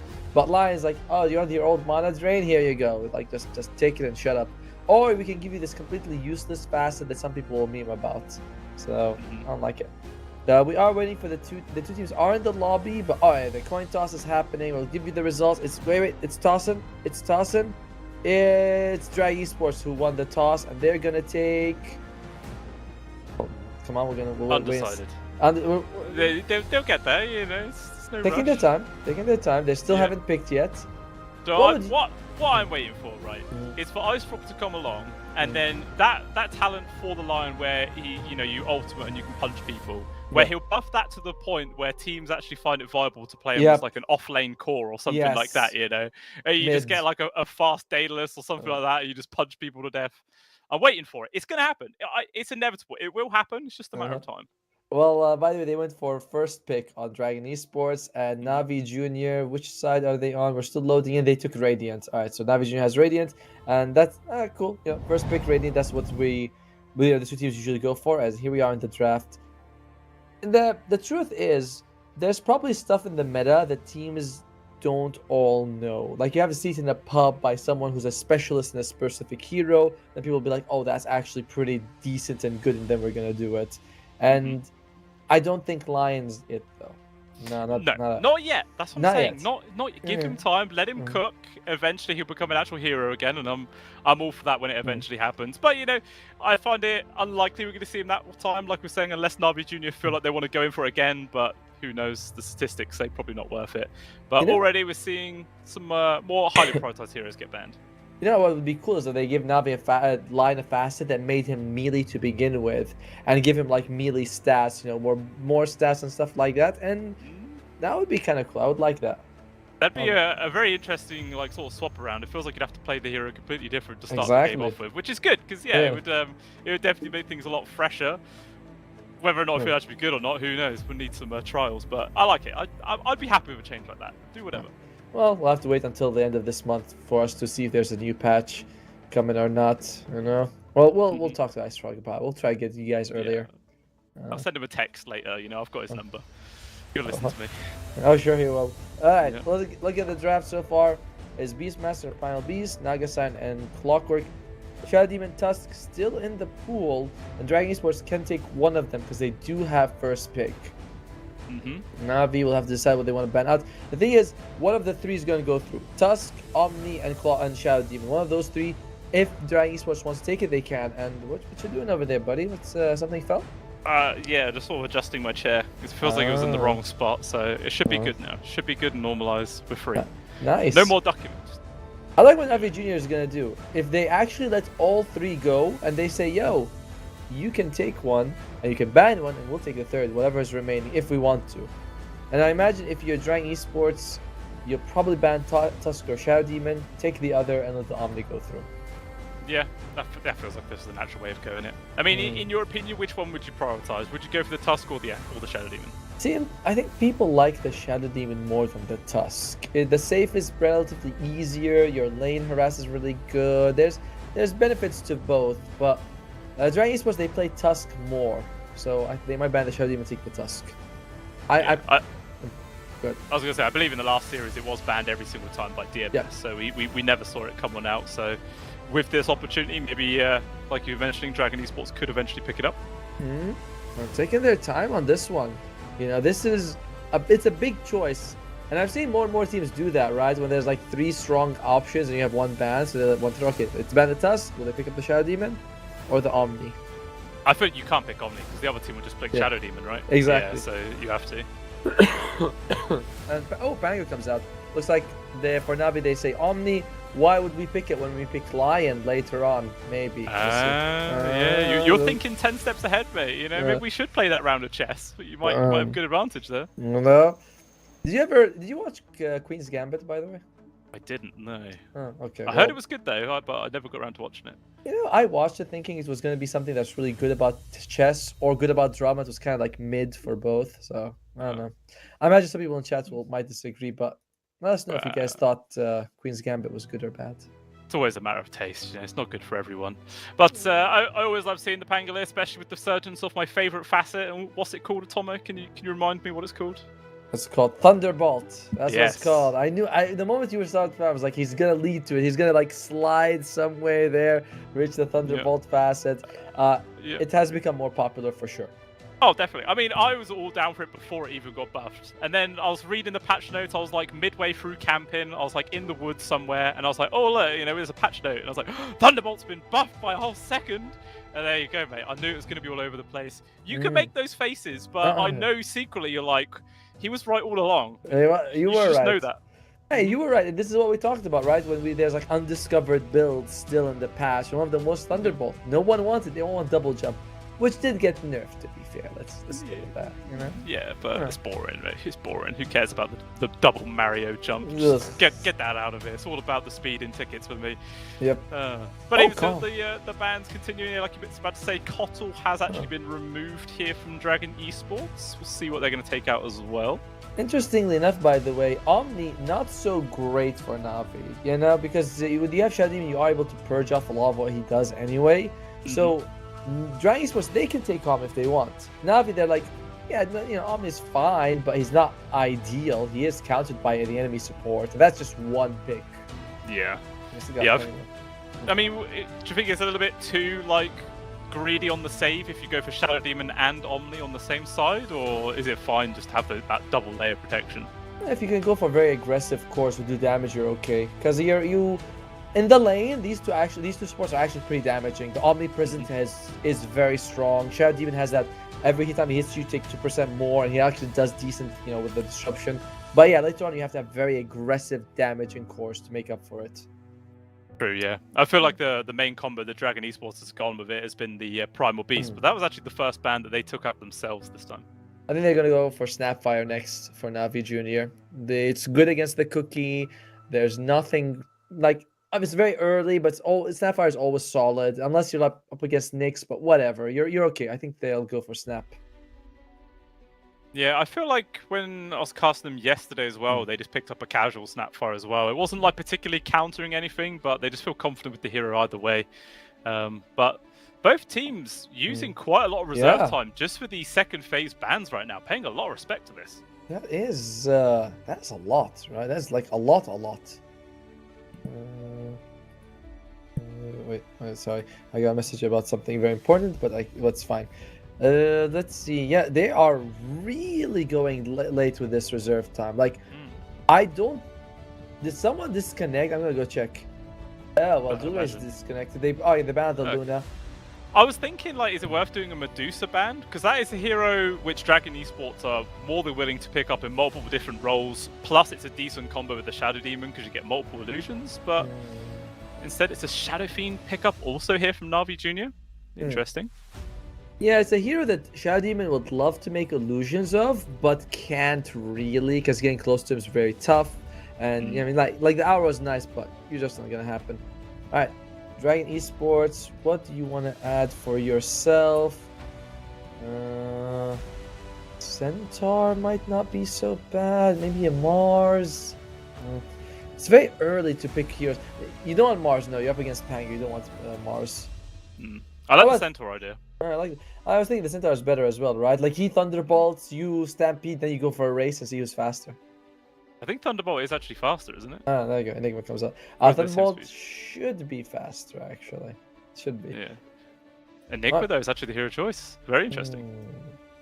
It is. This is a hero that, at the start of the patch, when Fastest were introduced, I thought Enigma, who comes with 2 free auras, would be S double plus tier or something like that, because he has a damage reduction aura and a move speed reduction aura for the enemies. I was like, everyone is gonna blow their nuts on this guy or something, but that didn't happen. Dragon Esports, though, they like him.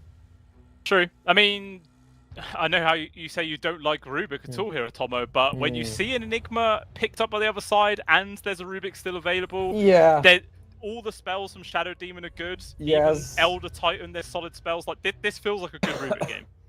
I agree. Rubik would be pretty solid if they want to take him. Or they can go for Snapfire or Line. They do need 2 supports on Navi. Oh, Dark Willow comes out. Okay. Dark Willow and Treant's Protector. Good ways to cancel the Black Hole from a distance, by the way. Yeah, that is very true. I suppose they do still have the BKB piercing one if the Treant Protector can get close enough with the Overgrowth. Does Overgrowth cancel? It does cancel it, doesn't it? It does. It it cancels channeling spells. Yeah, even through BKB. So there is that so far, but obviously it just depends if he gets in the right spot for it, or if he's even still alive. But they do have that counter to it there. I don't know, it just feels like the Rubik would have really been solid, but maybe they're just not comfortable playing with it.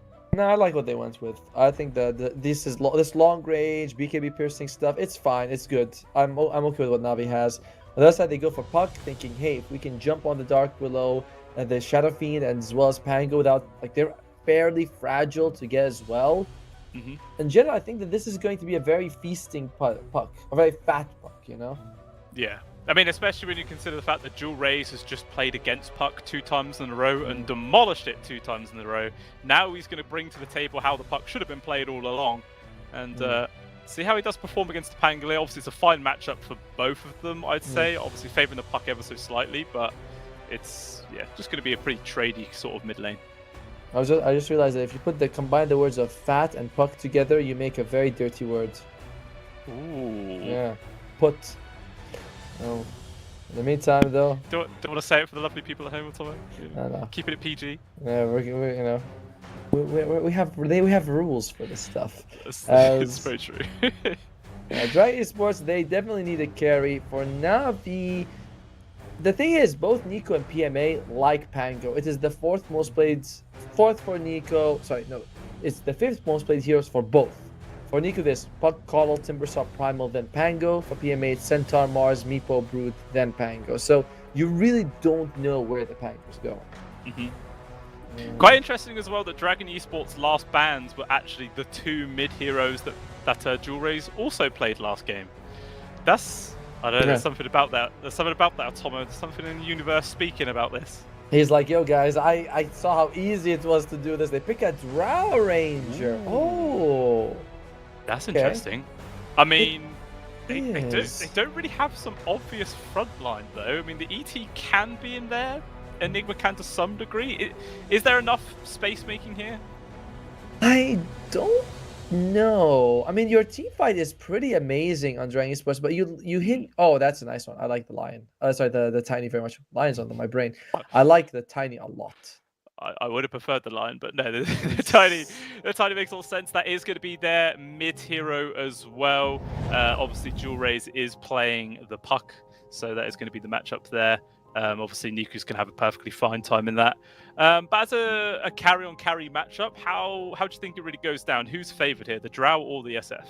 I like the SF quite a bit more. In general, I like Navi Junior's draft more. You know, you have Niku who's going to be able to go and get kills on a lot of very squishy targets. Puck, Drow, and Shadow Demon. That's like perfect for the tidy. And yeah, they have good team fight Dragon Esports, but landing the spells is different. You know, every time we say good team fight, but yeah, you gotta land all of these things. And Just one last thing, which is that Pango is great against Enigma. You buy Basher, you just swashbuckle, you can interrupt Black Hole every time. Yeah, it's not going to be the easiest Black Hole game at all in this one.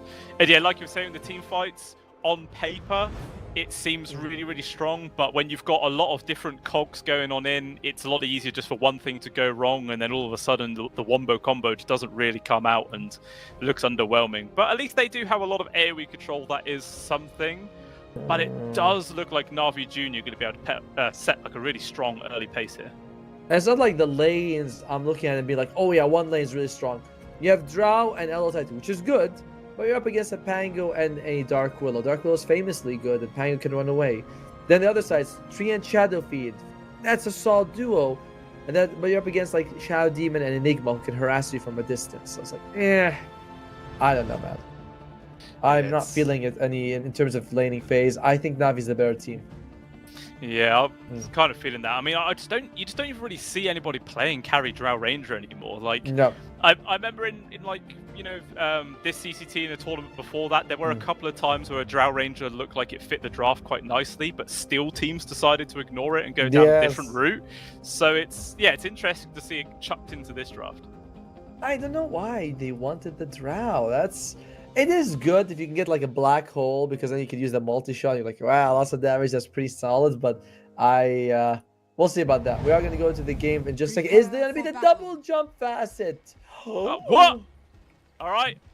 It's Dragon Esports. They win. GG. Yeah, I mean, I'm still on Na'Vi Junior. They have Throwing Shade, which is the new facet that people are picking for Dark Willow, that you do more damage. But yeah, it is going to be double jump. Nice. I don't know. Maybe it's for like obviously some experienced Pangolier players. Maybe they're just so used to trying to like chain the stuns off of walls that they're not used to just turning around normally to get a follow-up stun. That I don't know. It's an interesting choice, but we'll see how it pans out. Obviously, like you were mentioning earlier, double jump got nerfed. Meanwhile, Thunderbolt got buffed, but apparently PMA doesn't care. Yeah, I like it. I like the decision, the point you made. Is like sometimes the hero gets buffed and they're faster, but you're not used to the speed, and you're like, whoa, this is, you know, I was used to this taking longer. So, yeah, maybe it's the same thing. He's like, yo, I know how double jump works. It's got nerfed, Thunderbolt got buffed, but I'm still just used to playing with the double jump. Yeah. Best not just to throw any spanners in the works. And it did look like Na'Vi attempted some sort of first blood play there, but nobody from Dragon Esports got caught out. Might see Vampire attempt to steal this bottom bounty, but no, he's not going to bother. Instead, it's going to be 2 for 2 once Muxa picks up that top bounty. The laning phase, again, do you think... I think I was thinking the biggest, like, maybe win could be Na'Vi Junior in their safe lane, right? The Shadow Fiend and the Treant could do some decent work against Enigma and the Shadow Demon. Shadow Fiend and Reverse Shadow. And that's the one that works for me. Other than that, I feel like all the lanes are relatively even.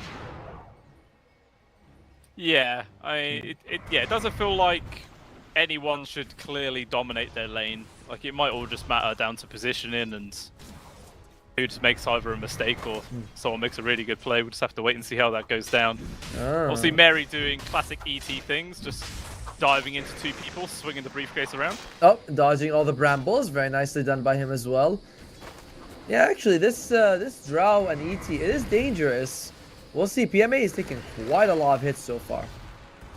Yeah, I mean, this is always the nice thing about a Drow Ranger. You know, if you're against a melee hero, it's so easy to harass them from afar. Just push them back. It's frustrating to deal with. Talk about frustrated. Yes, look at that. Daze getting pushed back to his tier 1 tower. ET is no joke. No, he's not. Not with that briefcase. A little bit unfortunate there. I love to see the trick when people put the spirit, they send it through the twin gates, so the spirit flies across the whole map, and all of a sudden they've got like nearly 200 damage level 1. I wonder who first came up with that, because it's so creative, right? It's like, hey, actually I can do it. And you're like, oh yeah, you can. PMA taking a lot of hits here, but good shield comes on time. Yeah, I mean, they're trying to trade with him, but it's an ET with him for like 100 damage. It's not easy to do. And he's a fairly durable guy to begin with as well. He's got, 3 armor is not much, but he does have 800 health, and that's just level 1. It does get a little easy for him. Mid lane is favoring Niku so far. You are the tiny, you will have screen grab. You just do have more base damage, more health. It's something that you know, don't really enjoy as a puck, but you're trading, you're getting to your farm. You're okay with that. Yeah, I suppose you're getting what you need. It's also actually able to make sure there's not going to be a water room pickup there from Niku, who's just now actually getting his bottle delivered. So maybe a slight little advantage in the regen wall there for Dual Rays. But that's about it so far. Yeah, I don't think it makes too much of a difference for the Tiny, but you know, it's fine. Just denying him the ball's decent. He has to deny right in front of the tower. Well, he wants to get this deny on the rage creep. There you go, he gets it as well. You can see Dual Rays who's like, I know I'm not going to get it, so I'm Yes. not going to bother wasting time. I'm just going to keep on hitting Niku, get him as low as possible. And he has done a fair amount of damage, to be fair. Going to start forcing those bottle jumps. Oh, look at that. Forced the tree, throw the tree, but misses the flag bearer. Very high. I love watching these mid laners because they're very, like, the way they think is very different than as a support player. He's like, I know I'm not getting it, I'll harass you. And you're like, wow, that's very cool how you do it like that. Oh, meanwhile, in the dire jungle, it looks like Daze is in danger. Getting ran Daze? down from Mary, What? and there it is. Yeah, first blood found, picked up from ET, solo kill for him. Very nice. Yeah, looks like he wasn't able to shatter him and TP away. Oh my. This is a very problematic lane it's shaping up to be for Navi Junior. PMA just can't do anything. I thought every time Elder Titan would come forward, they'd be able to like work together to force him out. Oh. That was very unfortunate micro there. Just courier suicides into the tier 1. Oof. But yeah, it's just so one-sided right now. 21-6 to Muxa. Meanwhile, PMA is only on 8-1. Daze has been solo killed, obviously, by the ET.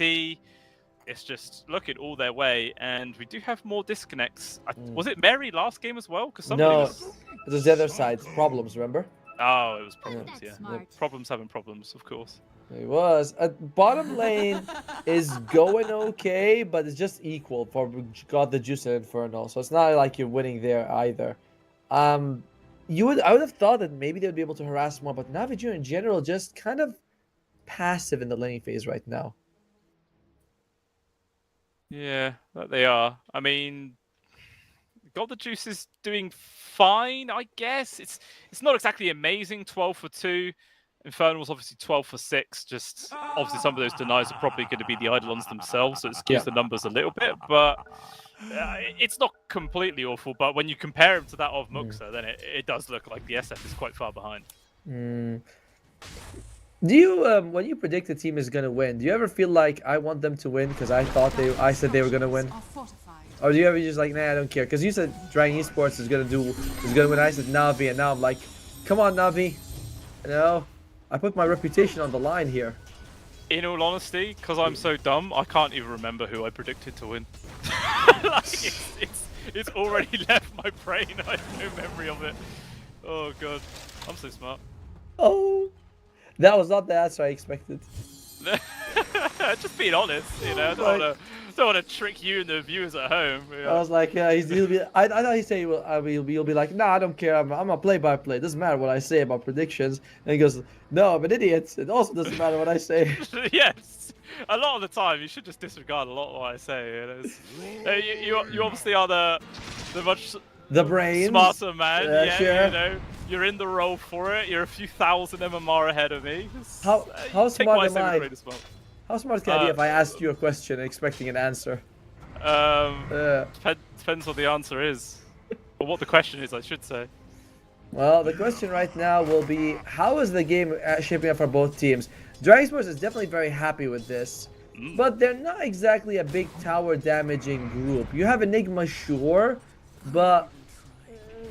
I mean, Drow eventually can hit their stride and take towers down quite quickly, but yeah, it's going to be a while before it hits that point. I don't really see much tier 1 towers going down early in this game. What really matters for Navi Junior, the most pivotal thing for you right now is that Niku has a good game on the Tiny, and that is happening. You know, the game is okay for the Tiny. If he can start making rotations, you can recover very easily. It's 1,000 gold lead. It's something, but it's not that huge. Yeah, it's not insurmountable by any means. Do actually see Riddies on the Treant Protector go through the Twin Gate and head up towards the top side of the map, but there was an Observe Ward, so Dragon Esports saw him coming, and he's actually going to run down through the river to try and secure this 6-minute water room. Both supports and the Tiny are trying to secure the top. Dual Rays, Eager jumps in. Oh, he does manage to grab it. A little bit awkward, but even still, he's able to secure it amongst 3 heroes. Mary is also turning up, but doesn't look like we're going to get a fight. Apologize for yelling, but man, Dual Raze walks into 3 people and picks it up. And he got an illusion ruin, so if he was like caught by something, he would have been able to actually dispel it. As PMA, no jump, no swashbuckle for 3 seconds, can't even take the flower there, the healing lotus. Oh no! Ooh, the Bramble will connect. Shadow Realm damage comes on through. Muxo, he's trying to run. There will be the actual stomp alone, makes the space. Striptex also turns up, but still Mux is actually able just to walk himself out of there. Yeah, this is not, this is not the best gang swap. Got the juice though. Oh yeah, this could be a big kill finding him, and he will go down. Blood grenade to secure it, and Riddies turns up, and unfortunately, not a single thing he can do to help. And that's just another big kill there for Dragon Esports, bumping up their lead now to a solid 2,000 gold. And this bottom tier 1 tower is going to be going down very soon. Yeah, the Enigma factor, right? Like, sure, Enigma doesn't really go as push heavy as he used to, but oh. Okay, that's a pretty big one. PMA goes down. Must have been a stomp into a silence, and that's how they found him. Meanwhile, down bottom, Infernal's actually in danger. They're slowing him in place. In comes the Willow as well, but the disruption, I feel like it's only going to delay the inevitable, as he will die as soon as he comes out. So, at long last, Na'Vi Jr. are able to put a kill on the boards, but they still lose their tower. This is nice. This is nice. So no one gets more gold out of it. You stay exactly the same gold difference. So that's a nice bit of life there for Na'Vi, getting that kill. And you can function on just levels if you fall a little bit behind on Na'Vi. If you have like the Pango roll, the tiny damage, you can function. You don't need items or to be ahead in the mid game. You'd like to be, but you can come back. Yeah, it's not essential.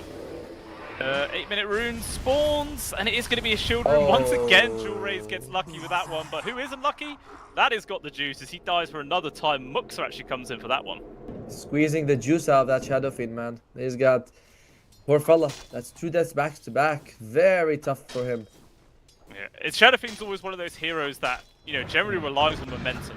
If you slow him down at the early game, it does quite hurt him in the long run, and yeah, as a result, he is hemorrhaging a few kills. Still not a million miles behind in terms of actual net worth, though. Only like 400 gold behind the Drow Ranger, which is quite a lot, considering how... Yeah, he's died twice, and Drow obviously has a kill of their own. Again, all eyes on Nico. It's all eyes on Nico on this tie to get something happening for his team. He's going top. PMA. Oh, okay. With the Rolling Thunder. I mean, if this was Thunderbolt, he would have already been on top of Muxer right now. Doesn't but need might it. not matter. Look, he still can't get a second connection. Street toss though will land, and eventually he does go down. Just makes it a little bit longer of a chase, really. Jewel Raze is going to try and find the Dark Willow. Meanwhile, the Tiny does have the Tree of Protector on top of him. Eventually, Daze will go down. Dream Call to make sure there's no deny onto the Ancient. Onto the Roshan, sorry, but it's still a trade favoring Na'Vi at the end of the day. Roshan is considered an ancient creep, so you're fine there. You're fine.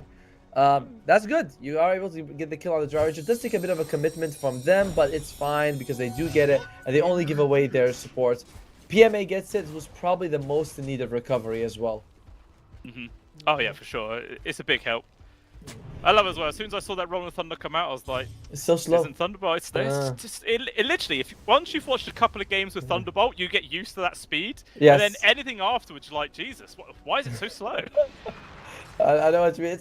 It's very similar when you play like Pugna, and then you go and you play Crystal Maiden or Sniper after. You're like, what the hell, am I crawling? What's going on?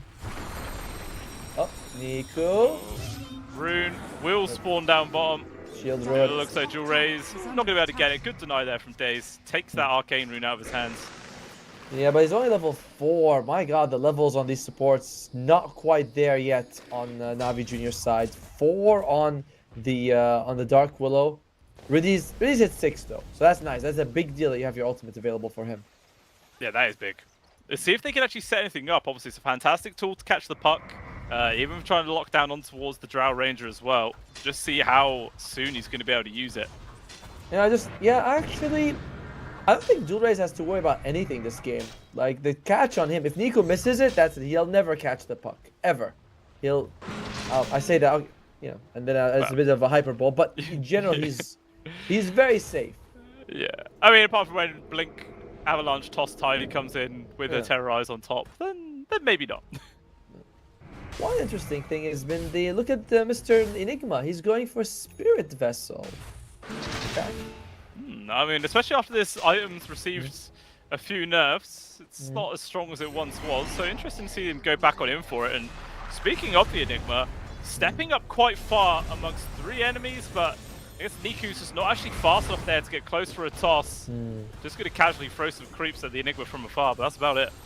1,000 gold away from that Blink Dagger. I do like that Nico is not going for phase boots. He's going straight up Blink Dagger after getting the Soul Ring. I like this decision a lot. The thing about Spirit Vessel is that it gives Enigma some meaningful damage in between black holes. You know, you don't have to rely on anything. You're like, I got Spirit Vessel, I throw it, I still do something useful for the team. But it is a bit more unusual than seeing auras or Blink BKB. But I always like Blink BKB. It always just feels a bit more impactful. Auras, obviously, we've been on that meta for a while. They haven't received a slight nerf, so it's actually feels like they're a lot less prioritized for now. Mid though, Days, several people on his case. He will actually go down. Ends up being the free kill there for Dual Rays. Nico's really suffering net worth, by the way. He's 1,000 behind all the other cores and 1.5 behind Dual Rays. And I keep saying it, but he has to be the playmaker for the team. Like, there is no other solution. Maybe PMA can do a little bit, but it's really the Tiny. I mean, his lane was fine as well. It's just since then he's tried to make a load of rotations, haven't gone his way. And PMA, the roll, it clipped the little sticky out crystal, which made him turn around, which is why Dual Rage was able to get the kill. That is disastrous. Feels bad, man. It is very real. It feels bad. Well, and I like what you're saying about the laning phase, right? Nico didn't have a very tough time, but it's just these rotations, trying to get something for the team. He's only got 1 assist to his name, 13 minutes in as a mid-tiny. Not saying I expect something like, 10-0, but, 2-3 kills, couple of assists, that's okay. 1 assist only? Radiant's top tower is under Yeah, attack. not too great. bad. I mean, he does just have to AFK until he has his Blink Dagger now. He just has no choice. I mean, he's got up in 300 gold, so it's not really that far. And then I wouldn't be too surprised if you see him go for like a smoke play with the Willow and the Truant, maybe even PMA if he wants to start getting involved. Oh. Or he might just carry on farm until he has his own Orchid. Oh, boss comes out again. All right. Classic. Yeah, that's how it works. Looks like Days also wants a Blink Dagger, so everyone wants to go Blink on the Radiant side, and it's going to be the Orchid on the Pango. I don't think this is going to be a good Orchid game for him. By the time PMA has it, it's very likely that counters will be quite close to it, if not already there. Yeah. So it's not ideal at the moment, though. No one has it. Enigma is going for the Spirit Vessel, so no gold for that. And Puck just finished the Witchblade, so some time until those counters come out at least. Yeah, they might be able to get a couple of kills. But yeah, how far exactly away is he? Yeah, he's literally 1,000 gold, and then he will have it online. So there is going to be that window where Niku's going to have the Blink whilst there is no Orchids, and I feel like Niku probably can't afford to wait for that Orchid pickup. He has to probably just make a move straight away once he has that Blink delivered. So it's going to come down to who he can actually find. Yeah, if Niku can get a couple of kills and then Pango gets his Orchid right after, and you're like, all right, we'll have something going on. But the win percentage is 77 in favor of Dragon Esports. So, game only? That's quite a lot. I want to say 23 for Dragon, then I switched to the other side for some reason, Oh, okay. I'll let you off, mate. That makes sense. But yeah, it is still just them in the lead with this 2k gold. Finally, the Blink is up. So what is going to be the play here? I mean, he has no mana right now in the mid. He's got Soul Ring. Yeah, he's got Soul Ring. He's got a refilled bottle there from a bounty he just dug up out the ground. Alright. Oh, smoke comes out. This would be pretty bad if they are able to get a kill right when Niku, especially not on the carry. Oh, that's going to be horrible. Dreamcall starting off. Immediate TP though comes in from the Willows. They're going to try and help out. Splurf is there, but it's just not going to be fast enough. They lose got the juice. Redis is coming on through. Overgrowth will land on towards the 2 spots. PMA is here with the Avalanche toss on towards them both. Fantastic double comes up there from Niku. So at least he does get something out of this Blink Dagger reveal, but it cost them the life of their carry. It's fine. Their carry, he's actually still near the top of the net worth. It's not a big deal. Niku gets a double kill, so instantly Blink Dagger into phase boost. Very nice for him. Like, no, sure, carries are more important than supports, but getting 2 when you're behind, it's well worth it. Especially with the fact that Mary was on a killing spree himself, so he Ah. was even worth a bit of extra money on top of that. And now let's go for an immediate smoke play again. They're going to try and find Infernal. He's relatively tanky, 1900 HP including the bubble. He's trapped down there. He's going to get stun locked to Oblivion. There's nothing he can do. There's another pick off here for Na'Vi. Alright, they're starting to come back into this game swinging. I like it a lot. This is exactly what we were hoping to see. Well, what I was hoping to see once they get that Blink Dagger active. And Orchid right after. I don't know if I like the Crimson Guards on the Enigma. I think that's a bit of an unusual choice. I would obviously preferred the Greaves or the Boosted Bearing. Oh, Vampire? He's okay. He's fine. Yeah, I mean it's good versus the SF if he's going for the right-click builds. It's Tiny, solid. I guess doesn't really matter against the Tiny because his attack speed is so trash that it doesn't really make much difference there. Yeah, I just wouldn't have thought that Crimson Guard was the item, right? Like, I guess it's good against Swashbuckle, but odd decision from Dragon Esports right there. Well, we'll see how it pans out. Exactly. Radiant are scanning. And thanks to that kill on Infernal and the nice double kill before that, suddenly it's him, the Enigma, who's far behind. We haven't actually seen a black hole yet, by the way. No, but maybe it's that classic case of the threat of the black hole, Thomas. Oh, here we go. Scarier than the black hole itself. That's what you gotta think about. Yeah, that's what they all say. I'm like, I think that was original the first 50 times I heard it. Yeah, but now it's become a Dota meme. Like, I mean, I always thought the scariest black hole was the 5-man, but apparently that's even scarier.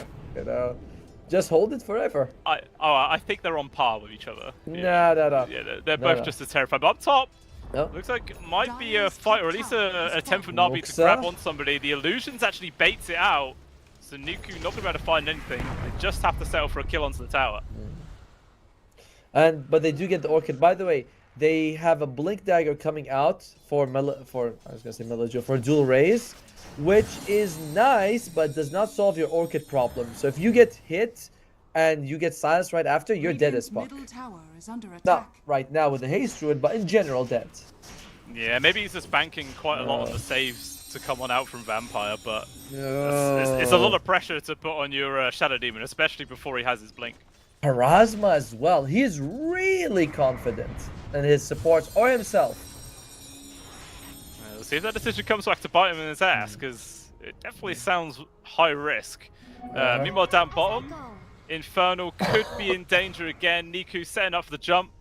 They got the control, tossing him up. TP's though coming in from Dragon Esports. They want to try and defend him, and it just looks like Na'Vi are going to walk off themselves.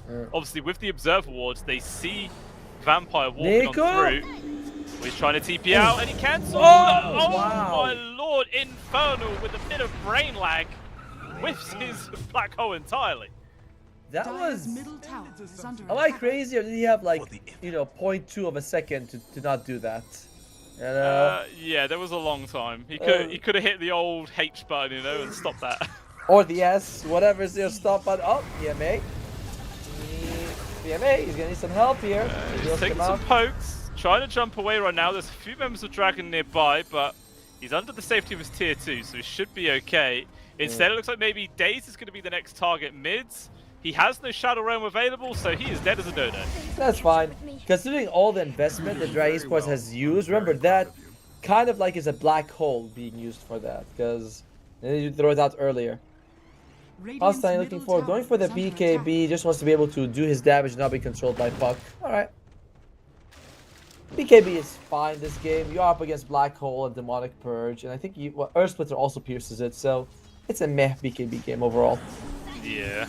Not like the Morphling BKB we saw earlier, where 5 abilities are piercing it, right? 5! This one's only 3. Much better.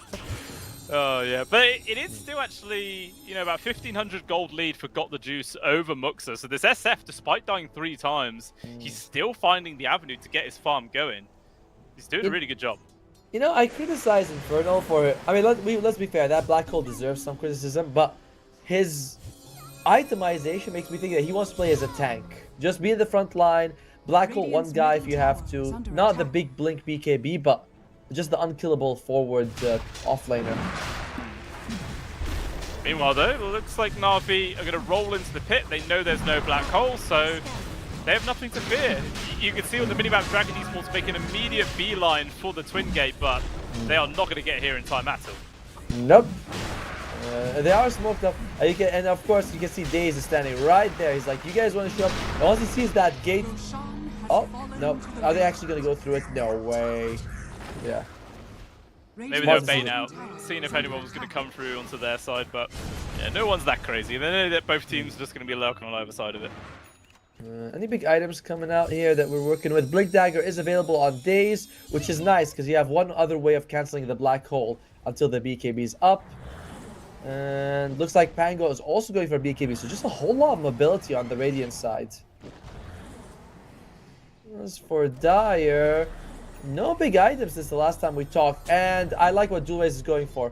He decides not to go for Parasma and going for the Yule Scepter. I applaud that decision. Yeah, he must have seen the Orchid into the hands of PMA. It was like, yep. Okay, if I go for the Parasma, sure. If I get lucky, I'm going to be able to find a load of kills, but more often than not, you're just going to die as a result. And yeah, it's too much pressure to put on your Shadow Demon to be the sole source of keeping you alive in those situations, and he's going to have it online very soon. By the way, Tiny did not go for BKB, he went for Echo Saber. I mean, he can disassemble it, of course, but that's kind of cool. Well, there you go. That makes the Crimson Guard feel slightly better, Atomo. But what? No, I mean, I think the Crimson, it's just so he can enable his own play style of being forwards. By the way, some people say it's not pronounced Muksa, it's pronounced Mwah, like a kiss. I don't know if I can do that, though. Yeah, I ain't going to be able to do that mid-team fight. And Mwah's got it! Yeah. I mean, I could, but I've been saying Muksa for so long right now. It feels like Muksa to me, you know? Like, it's like Mwah with the double. And what if we actually have to make a kissing sound? We should just go Mwah, we have to go like Mwah, you know? Like, oh god. I mean, I suppose technically the X's are meant to be a hate yes, sound, aren't they? I know. Oh god, it's just so much to think about. It's like, we got enough on our plate, people. We have time to go with it. And then he goes in with the kill, you know. Dire's middle tower has fallen. But mid-tier 1 does go down. Constituce takes that one up for himself. And looks like Dragon Esports nearby, but not willing to try and make that play. They are actually grouping up. They could be considering going for a smoke. As both teams get a solar crest within the same second. That's always fun to see. And now they're going for a 4-man smoke. And it looks like Infernal's going to try and join them through the Twin Gate. I can't help but feel like this is something to be worried about. We talked about tower damage. Na'Vi has plenty with a Tiny and the Shadow Fiend. Not so much for Dragon Esports. Them being on their side of the map is a big negative. So they need to get some fight going soon. You still have 2 minutes of Aegis. That's a lot of territory. Oh, here we go. Okay. Jumping onto those days. Niku. Oh, the trees get cut around him. Perfectly red. There's nothing he can do. He is dead. Playoff comes on out, and it looks like Na'Vi Jr. all they can do is run, or is it? They're going to try and stand their ground right now. Rolling Thunder already used. Blink Dagger on top of Infernal, trying to poke a problem to him. Disruption's nice there. save. Meanwhile, Dual Race just kills Daze in the backlines, and once again, Na'Vi Jr. are back to running away. Although Moi is on the chase, the multi-shots do land. Dual Race with it all forward. He's trying to get the grab. He has this Yules that he could use aggressively, but the safety of the tier 1 tower is there, and Dragon Esports give up the chase. And he has Aegis as well. They're like, yo, even if we kill him, might take a while. That was, and you can see like when God of the Juice was hitting Infernal, puts on the Crimson Guard, it's not such a problem. The big issue though is losing Nico at the very start, so that was the issue for them right then. Yeah, it was such a great midnight pulse positioning. Just cut down all the trees. All of a sudden, the Tiny was more exposed than an old man in a playground, and well, he just got destroyed. Was not fun for him. More exposed than an old man in a playground. That's very exposed. Oh, okay, alright, well. Okay. I get what it means, I'm just like, huh. Never heard of that one before.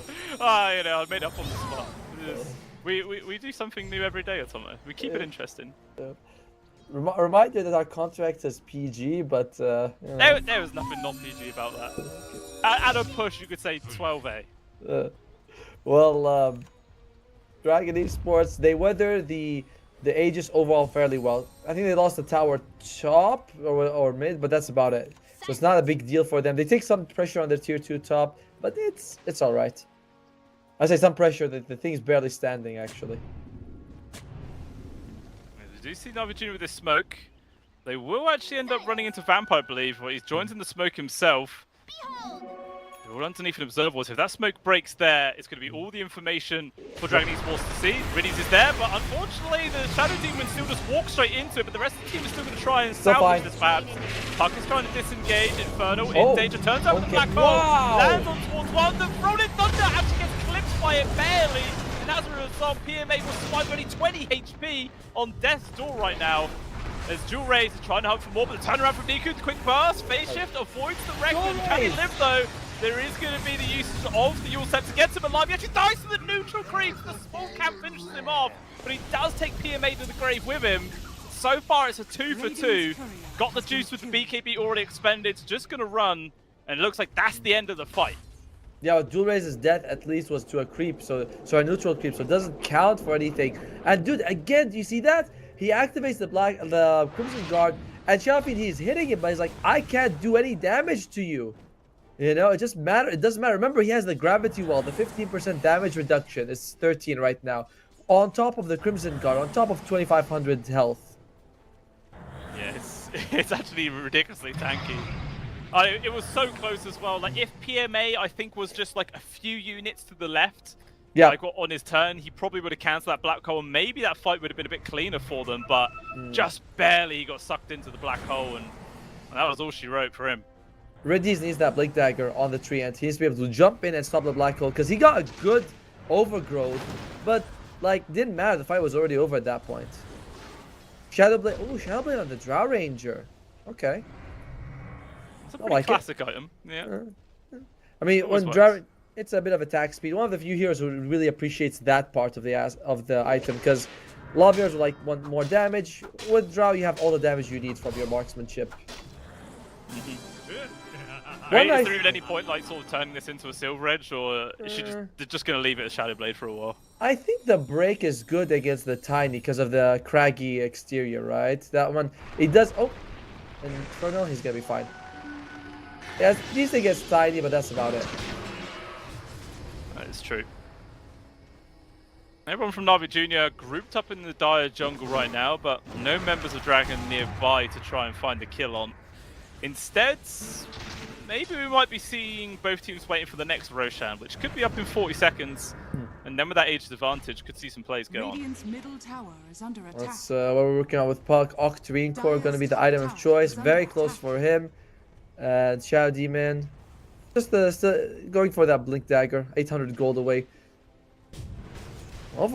Overall, it's Gabe is saying that it's an 80% chance for Dragon Esports. He really likes that black hole.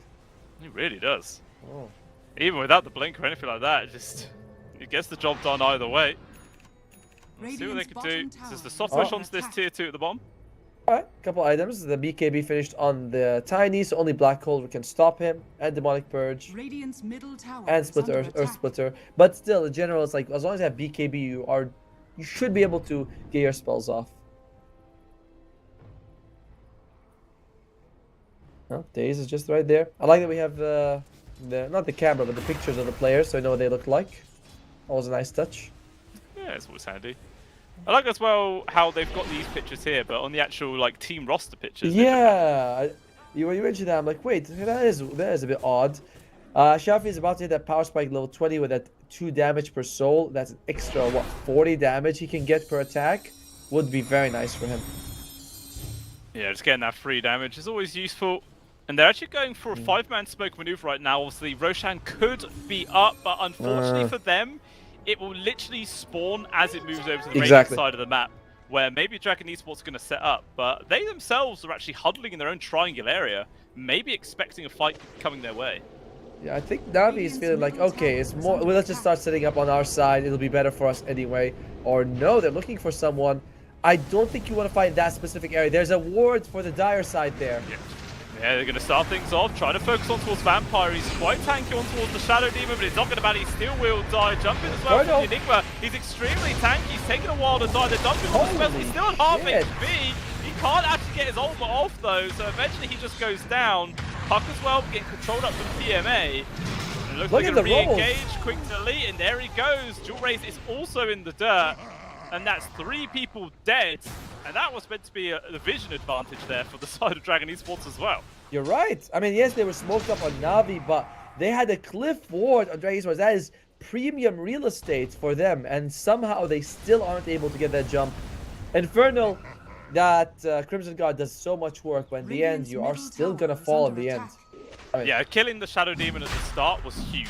Like, Yep, no saves. otherwise, if the SF saved Enigma a little bit longer, then it could have been a Black Hole turnaround and might have been a whole different story, but he was first one in and first one out as a result, and it's going to be a free Aegis. Hype is finished up for Enigma, but I think you really need a Blink Dagger. This I'm gonna frontline for the team strategy has not been paying off. We'll see if we can go for a Blink after the BKB at least. Oh, the 3-man Black Hole! It just lands toward the high ground. What hit him from afar? That's going to be the PMA already dead. Buybacks as well. Meanwhile, Tiny's already going to fall. Got the juice as well, losing his life.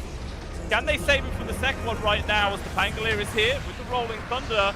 He's going to try and lock down more, but he pops the BKB himself. Disruption on towards the SF. Lock in place. Got the juice. He's trying to run with his own BKB. It looks like Wild's going to let him go. Instead, focus on towards PMA, and it's going to be a die back there for the Pangolier. They do also lock down towards Daze, Riddies as well, hiding in the trees, but he's going to get spotted out, and it's just going to be another casualty.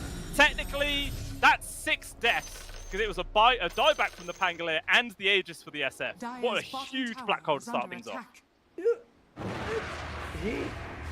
He just went through the Twin Gate and shows up, and Black Holes, all 3 cores standing right next to each other. I guess they were a bit slow to throw out that the Avalanche, because there's no BKB on Enigma. He would have been stunned. Oh my. Oh my. By the way, wouldn't that be 7 deaths, right? 2 on Pango? Yeah. Yeah, huge. Just like a massive swing. I mean, we saw that last fight that Na'Vi Jr. was able to bring it back to a pretty even game, and then just like that, all you needed was the big 3-man Black Hole. Maybe if he didn't use it, it might have been better there, Otomo, because the threat would have still been alive. Of course, right, yeah. But, you know, in all things considered, it wasn't bad. Yeah, it's not as good as the threat of it, for sure, but you're right, like you're saying. A 3-man Black Hole on all enemy cores, uninterrupted, is pretty decent. And he goes for a Hand of Midas at 32 minutes. Wait, what? What, Infernal? Yeah, Infernal, he has it. He just bought a Hand of Midas it's on the... what? That's the most bizarre use of money I've ever seen. Like, a BKB surely would have been a better investment. To be... You know, I would have said the same thing, but PMA isn't even buying a Basher on this Pangolier. I guess he feels very confident. I know that like BKB wouldn't have stopped it, but it feels like he doesn't care. He's like, yeah, I'll be fine. I'll get like Blink later when they're not in a rush. They're not going to interrupt me right now, so I'm happy with it. Ah. Well, Chain Protector is about to get his own Blink Dagger. That's going to be a huge thing in dealing with the Black Hole, if he can get it off. That is very true. Like, it's all going to come down to where he is positioned in these fights, but it's going to be a big help for Na'Vi Jr. Because in theory, that would not have happened if he had it like 5 minutes ago, 2 minutes ago, however long it was. He would have been able to get the cancel. PMA wouldn't have had to buy back and then join in the fight after the Tiny and the first life. The SF had already been gone. Yeah, could have just been a completely different story there, but as a result, just Dragon Esports feeling like they're a mile ahead now. Still is the SF top net worth though. Like he's still 22,000 net worth. He just finished the Daedalus, by the way. He's hitting for about 450 damage a pop. Oh, we might have an engagement here. Like he hits hard, he hits fast with the Mask of Madness as well. And of course he opens up. Sure. He shows himself hitting these Eidolons. Obviously the whole team is behind him. Yeah, Dragon Esports might not care about that. Pokes are there. Nice force up actually avoids the Dream Coil. But so far it's a decent start here for Na'Vi Jr. They could still go for a fight if they would like, now that Dream Coil's gone. Oh, Invis on Daze. On this Dark Will, is he gonna be able to get something for his team? Ooh, he does break the smoke there on towards Infernal. They have no detections, they have no idea. Instead they can get the jump onto him instead. Now the Reap jumps. He's waiting for the Black Hole, let's trying to cancel make it. the space, got the juices there. The crit, he just annihilates the Enigma. No Crimson Guard to keep him alive there. Now Moa in an awkward spot, just gets annihilated by all the heroes surrounding him. and everyone's just dropping like flies. The damage from Got the Juice is absolutely insane. Disruption there to delay it, but all it does is delay. It's a triple kill for Got the Juice and a massive win for Na'Vi. All of that thanks to Daze, by the way. He spots the biggest target, the Infernal, from the start. And he say, yo guys, he's right here. And we've talked about this lack of blink on the Enigma. If the smoke breaks, he can't blink away. He just has to stand there, hand of Midasing something. Yeah. Imagine if the hand of Midas was a BKB. I feel like it might have been better. Obviously the right click still would have hurt, but maybe he could have at least gotten some spells off perhaps, who knows. But even still, tier 3 goes down, full set of barracks just dies way too quickly. They can't respond to this. The presence of the Dark Lord, man, too good. There is some interesting greed from Dragon. Like, they lost the Roche fight, then they won at the Twin Gate, and then they buy Hand of Midas, and you're like, what a yo-yo of a game, as they get 2 melee barracks, and... Oh, another Dream Call off the mark. Well, that ain't it. I don't know. Yeah, it is a big old head scratch. I'm not gonna lie. It was such a weird direction to take, and as a result, win probability it's down to 50-50, Atomo. Exactly 50-50, or is it like 49? It's not 50-50. It's 37. Okay, that's 52. Yeah, okay. Yeah, 50. Yeah. I did actually see that as well. I was hovering over it. Like, it said 50-50 a second ago, and now it says 62. Like, what the hell happened? I know. I saw that. I was like, wait, am I crazy? What the hell's going on? Either way, it's looking real good for Na'Vi Junior. But I'm trying to find some sort of thing that Dragon Esports has. They finished Parasma on Puck. That's whatever. Glimmer Cape on Shadow Demon. That's nice. But it's Enigma. It's, you know, it's Infernal who's gonna have to do the win condition. Yeah, I mean, if they lose this game, how much blame can we place on this Hand of Midas? Like, give me a percentage. What level can we put it all on that? Let's put like 60% on it. You know, because you know, if he had BKB or Blink, he would have survived, or maybe if he had used them, maybe. But this Hand of Midas is so bad, so bad. This is very odd. But here is Na'Vi pushing onto the tier 3 of the bot lane. Dual Rays jumping in, just trying to slow it down. Dream Call will actually land this time round. They're going to try and commit. It's a lot of damage. Niku's just going to jump in to make the space. The Satanic turned around there from Got the Juice to keep him alive. No Black Hole comes out at all there from the Enigma. As again, a BKB might have made a big old difference, but even still, they're dropping like flies. Guar ends up falling down as well. Multiple buybacks being expended. PMA maybe overstays as well because there's the roll ends, but he's still going to be able to get out of there alive. Or is he? Dual Rays trying to chase, held up by the silence. Re-engage comes in there from Niku. Trying to burst him down. In goes the Trim Protect as well. It's fantastic overgrowth. They take down one. They've got to be careful of the damage that this Drow Ranger can do. He's got the juice. He's going to stand his ground and fight against him. Inferno. Disruption's there to make space. Dual Rays jumping backward in again. Niku getting low. Wado might just die instead, but he's able to dodge it. Keeps himself going. It's a triple kill there for the Drow Ranger. It's a messy fight, but Dragon Esports come out top. But actually, it's not even over yet. As Dual Rays on top of Riddies will secure it. And they do keep the base going. Cost them a few buybacks, though. Yeah, a big one on Muxa. That's the one that actually cost you. And surprisingly, Inferno does not buy back. He does not seem to, like, think he's needed. So he goes, all right, you guys are going to handle it, and you don't need me. This idea of playing Enigma as a front line, it's not working. They're going to have to pivot from it. And they are pivoting. Okay. Yeah. Yeah. I mean, just imagine how cleaner that fight would have been if the Black Hole came out onto the 3 heroes that he was around, you know? If he had the BKB. That's alright.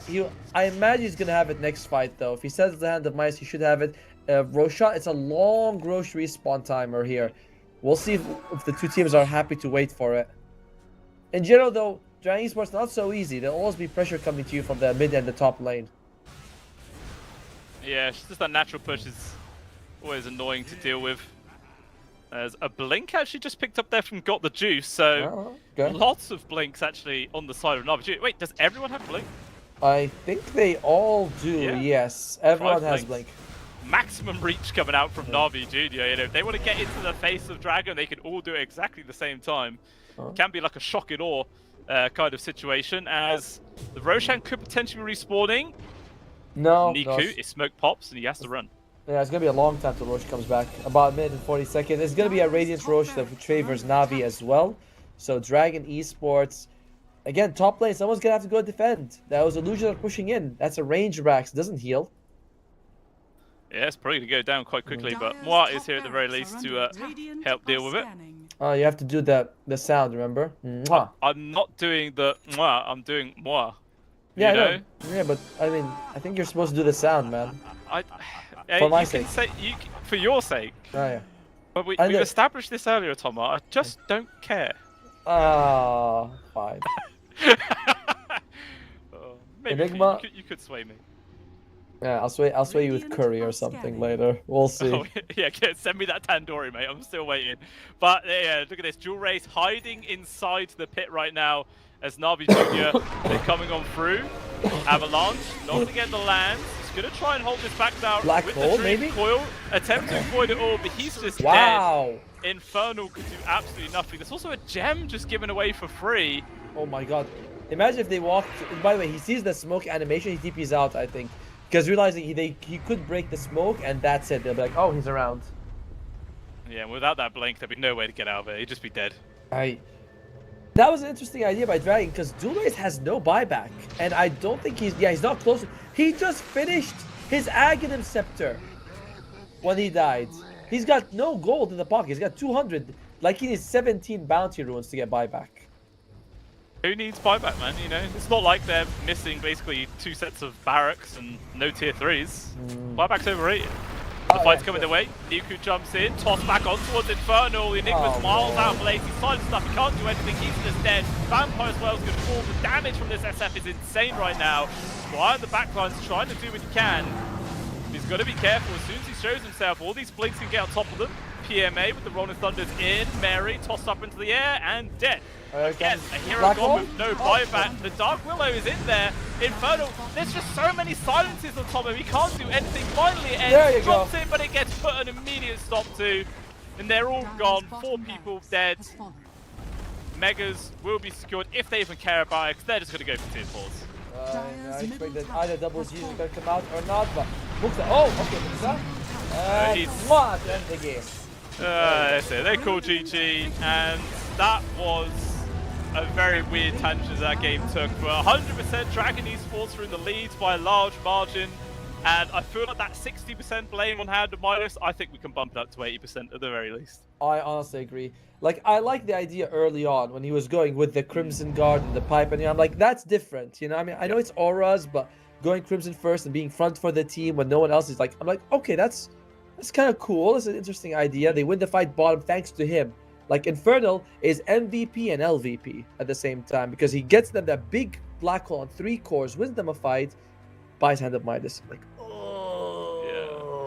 Yeah. What was it, 32 minutes or 36 32. minutes? I think 32. 32 minute Midas after you've already got your main items. Like, literally, a BKB, I feel like they probably would have won that game a while ago. I mean, maybe it was for the memes. We don't know if they would have won, to be fair, but it's like, we know that Hand of Mice was the wrong choice. Like, you can see it, you're like, this is not it, buddy. And he never sold it. He kept it till the end. I thought he might, like, sell it and buy the BKB and be like, all right, that's kind of an idea, whatever. But very bad decision there by Infernal. Cost them the game for sure. Yeah, I agree. Like, sometimes Dota, it's all about just a single mistake that can make everything. Like you were saying, it's no guarantee that even if we went for the BKB, they would have got the win. But we do know that it was a lot lot By the way, your camera's stuck. I don't know if you can see it, yeah. Oh, I think your camera's also stuck. Oh, really? Yeah, we're both stuck. Oh. My face, though. Oh, no, you're stuck. Yeah. Okay, mine's just stuck. Wait, all right. Hang on, let me rejoin. No, stay there. It's so alright. It's so good. It's so good. It looks like how I picture you at 2 a.m. I swear. No, don't look, people. It's bad. You're gonna have to do the run out on top of all your No problem. Yeah, it was a really good game by Dragon Esports at certain points. I really enjoyed that, but sometimes it only comes down to one bad item decision. That was one of those examples. Hopefully they fix it up. We're gonna take about a 10-minute break, and we're gonna come back with Navi Jr.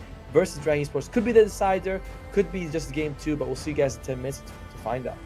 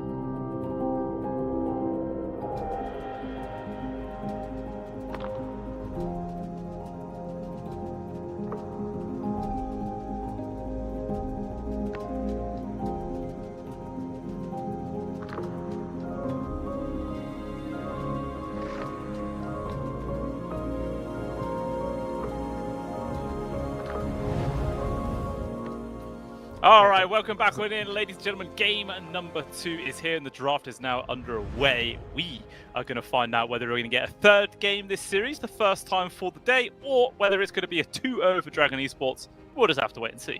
There you go. All right, I was just getting the color just right. Yep. It was a really nice move by Dragon Esports. 1 point, but unfortunately, late game, they just didn't have that ability to start fights.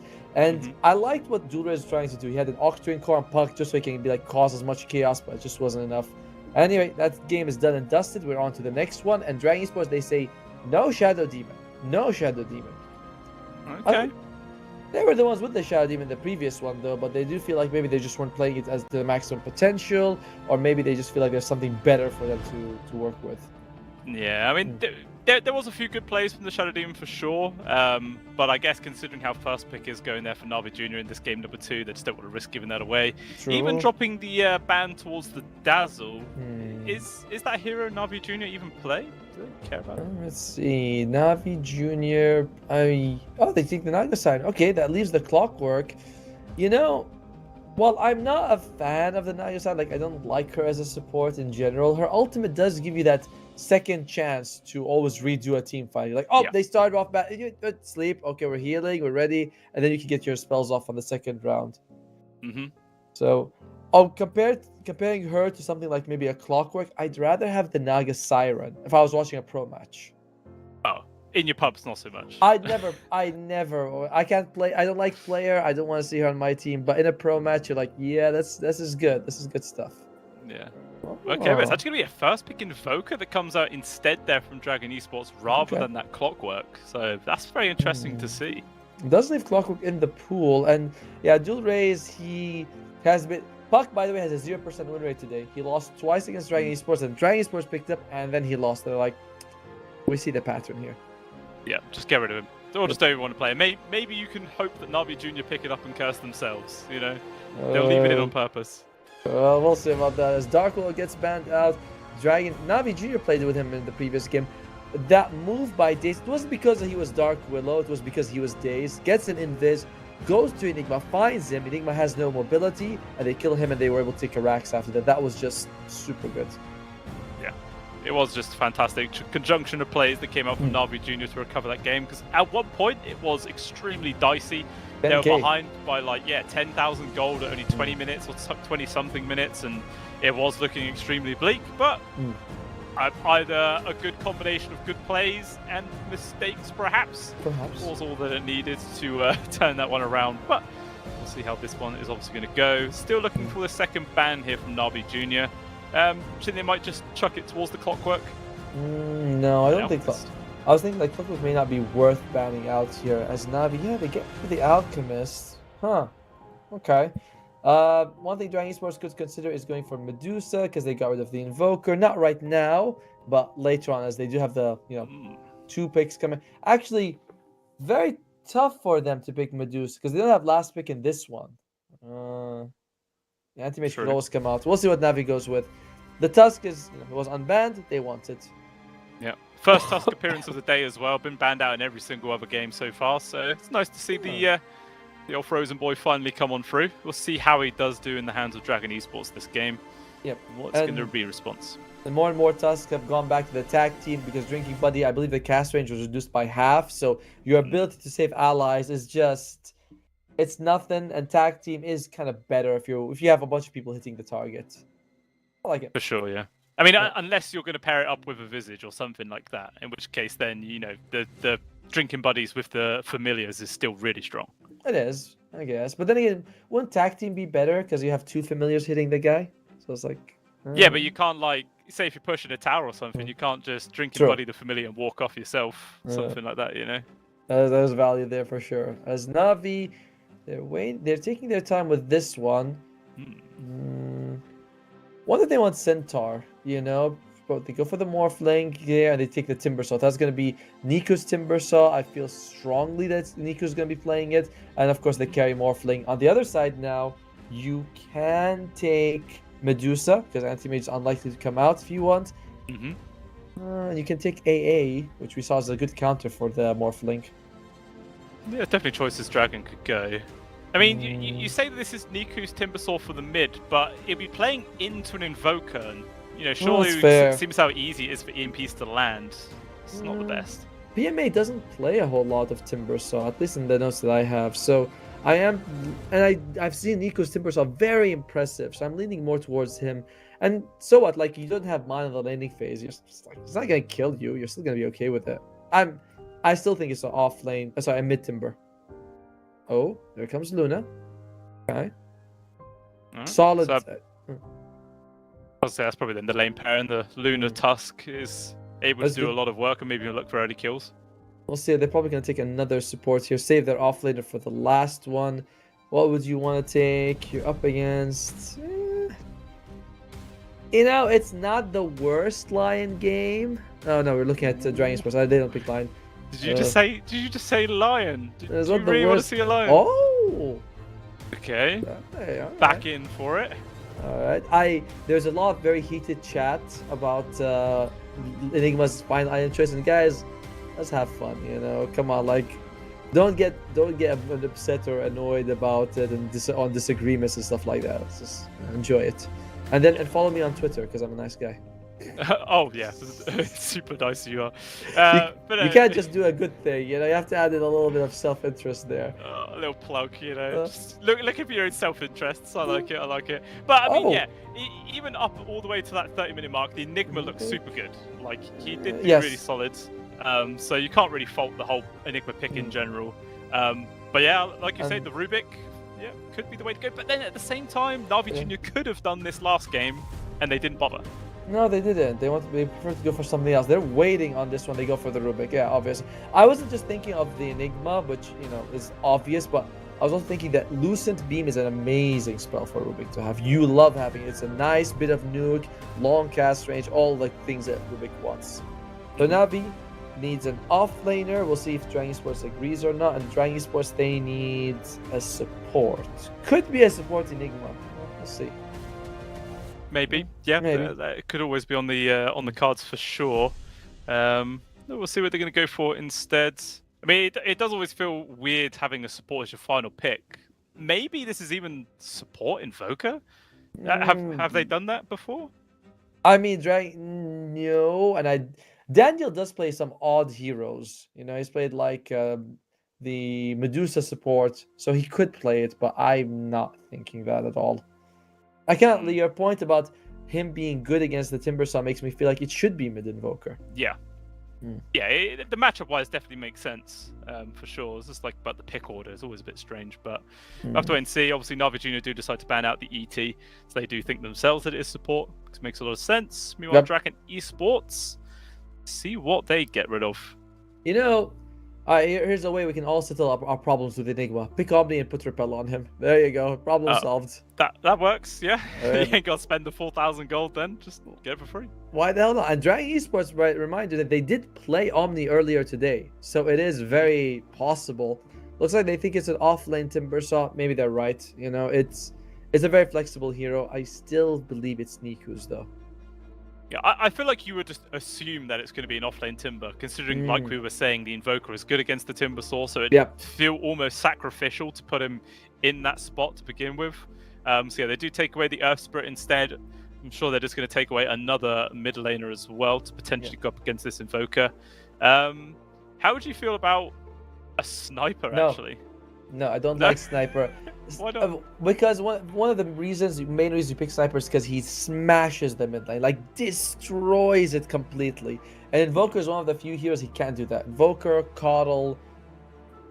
There's one more, I forgot who it was, but Invoker is one of them. Right. And Coddle.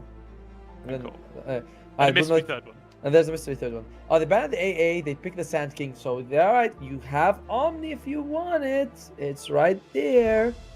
Yeah, to be honest, even more value picking the Omni now, because Repel basically stops everything a Sand King wants to do. So the only thing you have to be afraid of is letting a Rubik steal Repel, because that is mega grief. Actually, Morphling could also turn into Omni Knight, get a Repel for free. Those are actually good points. The Morphling turns into Omni. That is a good point. What the hell? Oh my god, I've just made it. I can literally close this stream right now and I can be happy. I'm just complimented. So well, nice. wait till they just put the Enigma support and they pick an offlaner here. But if I would still like the Omni because in general it's not the easiest thing to turn into Omni if he has good positioning. So if not that, what else would they go for? And it enables this frontline playstyle that they were doing the previous one. So come on, Omni or an offlaner, we'll see. Pudge. Taking their time. They go for say Clockwork. Wow. Really? Yeah, BKB piercing ability, kind of anticlimactic, but it's fine. Nothing wrong with it. Yeah. There's no wow factor to a last bit Clockwork for sure, but in theory, it still do a good job in this game. There's nothing really too scary for Rubik to steal off it. I mean, hookshot can be kind of annoying to some degree, but yeah, that's about it really. You don't care about too much. So we'll see how it works out for them. But your big prediction here, Otomo, which lineup you favouring? I like. By the way, this is gonna be the Timbersaw mid on Niku. I've never seen this guy have a bad time with this Timbersaw. I'm all in on Navi Junior. I've been hyping him up, and hopefully he'll deliver. They have Sand King as well, so the team fight is really good. They have Deluge, not Deluge, Naga Siren in case they need to reset fights. On the other side, Dragon Esports, it's not bad. It's actually, I think, a better draft than the previous one, but I have no faith in Infernal's Enigma, as mean as that is to say, actually. I'm sorry. Oh, that is absolutely savage, man. No faith in it. The guy had a good time. That 3-man black hole set him up for the win. Just because he got a hand of Midas. Well, let's be fair. When the ball, when that's clutch time, that's when he was supposed to yo guys, give me the ball, I'll land the basket, and then that doesn't happen, and you're like, So yeah, no, I'm not in. I'm all in for Navi Junior. All in. All in, he says. Okay. All in. Well, I like how you have a lot of faith on this mid Timbersaw. Of course, like you're saying, Niku's really solid on it, but whether he's going to be able to play up against the slight disadvantage of the Invoker is another thing entirely. And Jewel Rays has been on it today. In the previous series, he did a really, really good job. He did. Even in the last game, he was basically equal in CS versus the Tiny, which is in itself quite impressive. Agreed. So, yeah, we'll see how this one's going to go. I feel like it could go either way for sure. I agree with you there. I definitely think that Jewel Rays has been a standout today. Like even the previous game when they lost, I thought he looked like the best player on Dragon Esports by a lot. So we'll see if they're able to keep up. We should be going into the game just now. Do you see that zoom in on Nagasaki and you're like, I forgot she's a lady. Cool. That's nice.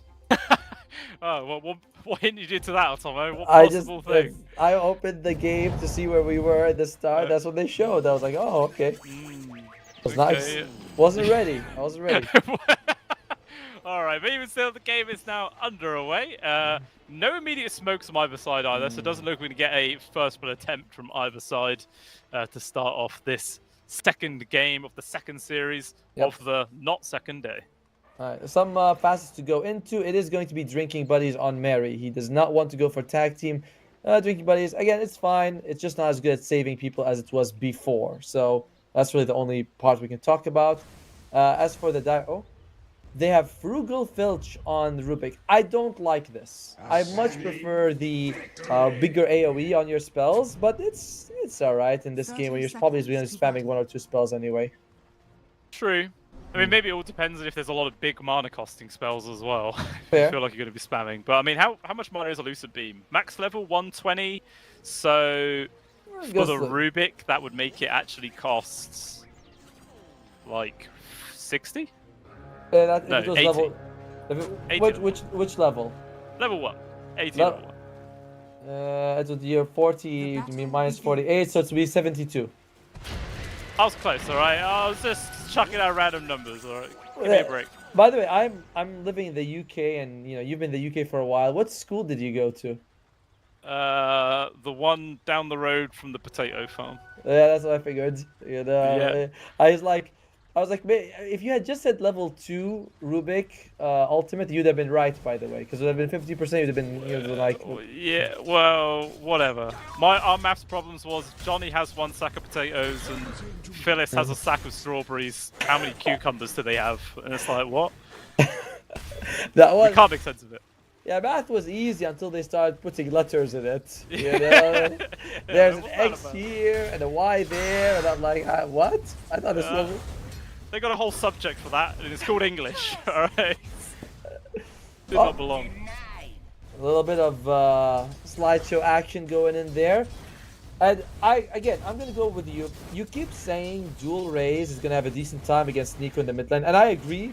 But I don't think Nico's gonna suffer in any way because you don't care about mana. You'll just last it and deny, no problem. Like, Yeah, that is true. To be fair, I mean, if you're in like a melee matchup and you can get a lot of value out of the whirl and death, then sure. But as long as if you put a few value points into reactive armor, Yeah. Niku's probably going to be okay. yeah, like 1 point. He's got 1 point reactive. I don't think he's gonna need any more. And it's, you know, Soul Ring, Bottle, Magic Wand, and you just survive to level 6 and then you rotate. Easy peasy. Don't question Nico, is what I'm saying. Bit of a fanboy, I see. Been impressed in the past. I'll go that far. Alright.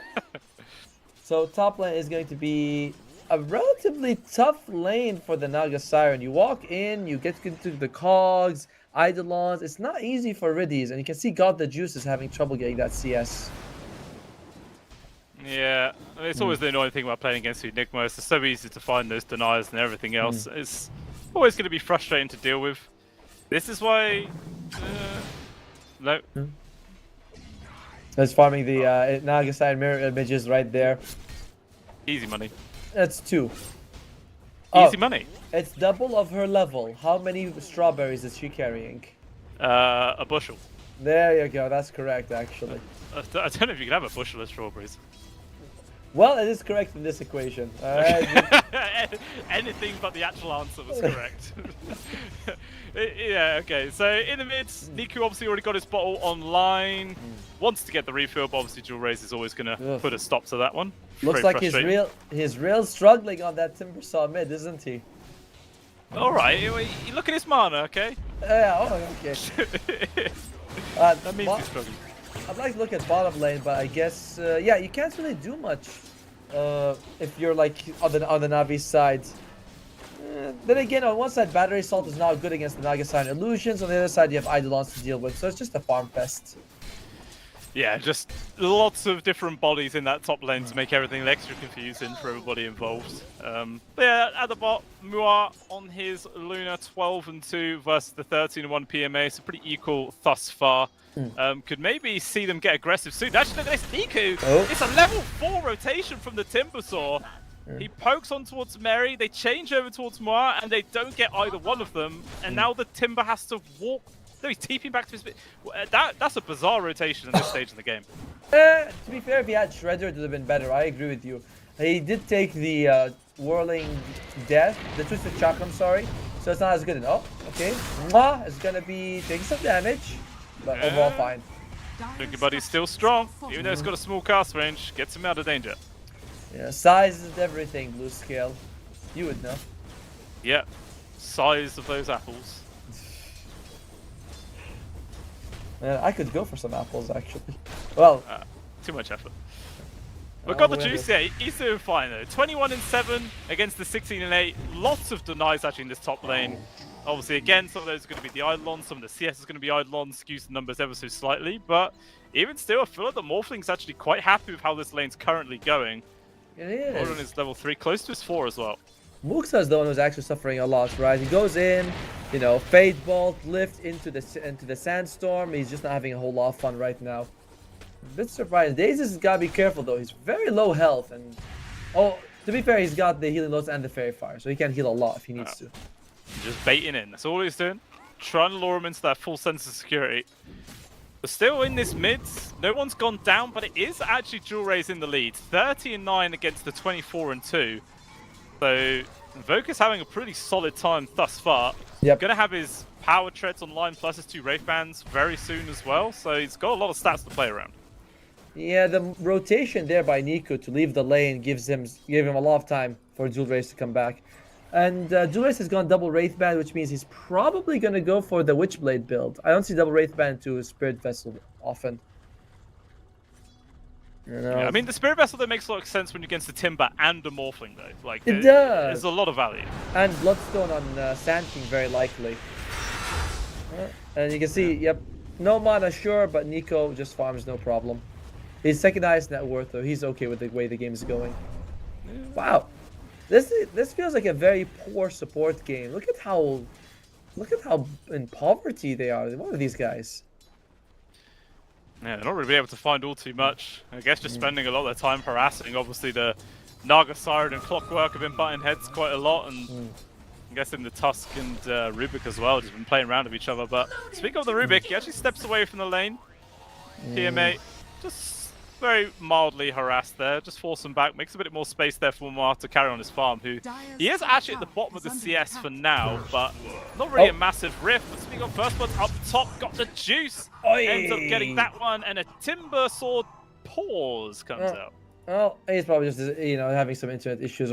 It's fine though. Good start for Navi over there, and he's straight morphing. He's gonna be a-okay despite the jump on him. Yeah, he ain't gonna go down. Yep. It's gonna be just fine. And Timbersaw has also got the arcane boots, so multiple. He's really all in on the mana items. 4 mana items on Timbersaw coming up. Okay, I guess just playing against the EMP is that frustrating. And Timbersaw is a hero that in team fights heavily relies on his mana pool to stay active, so he kind of doesn't have a choice, I feel. Wow, Invoker might go for Mage Slayer. An interesting choice, by the way, because it does work against like the Bloodstone, the heal from Sand King. You reduce the damage he does, he heals less. And he's out of mana. Once again, classic. Does he? At least he has the arcane boots now, despite the fact that they're not as strong as they once were. Still extremely valuable for himself. He's actually back to decent mana. Oh, top lane. There we go. TP rotation comes in from Niku. Inferno in danger. Will eventually be going down. Vampire traps him with the cogs, but not enough resources here for Niku to carry on the chase. Instead, Jewel Raze makes a rotation himself with the tornado, gets the kill, gets the illusions. It is just a trade 1-for-1, but it is a core that goes down on the side of Dragon. Yeah, that's fine. I mean, they both rotate there. So you're still happy on Navi. And just realize it is going to be Infernal who gets the Spirit Vessel. Sorry about that, people. I'm slightly sick still.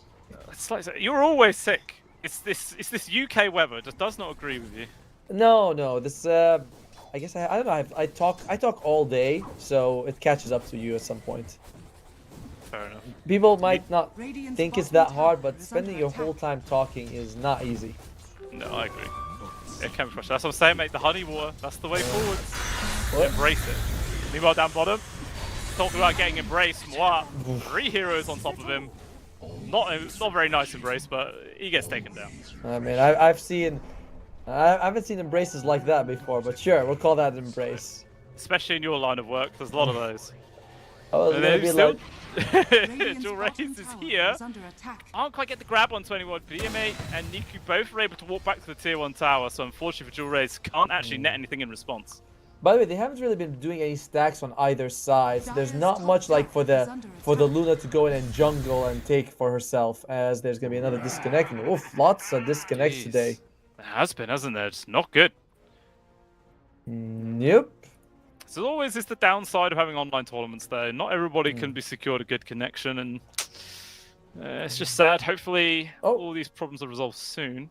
I hope so too. Infernal has finished the Spirit Vessel. I like what he's doing. He says, this last game we lost because I got my hand of mines too late. This time we're gonna get it much earlier. It's like that's the big thinking right there. It is big brain man. You know who says players of Dota can't learn, eh? A lot of people, I think. A lot of people say that, you know. But it's alright, guys. Just make sure that anytime you make a mistake, later on you can make an apology and say, I'm in a learning process and bettering myself every day. I'm a work in progress. Just say that and you're fine. Yep. And remember, it's always hard counting strawberries. That one too. Yep. Oh. Helps me to sleep at night. But even still, tier 1 tower goes down 9 minutes in. Infernal, top of CS, top of net worth.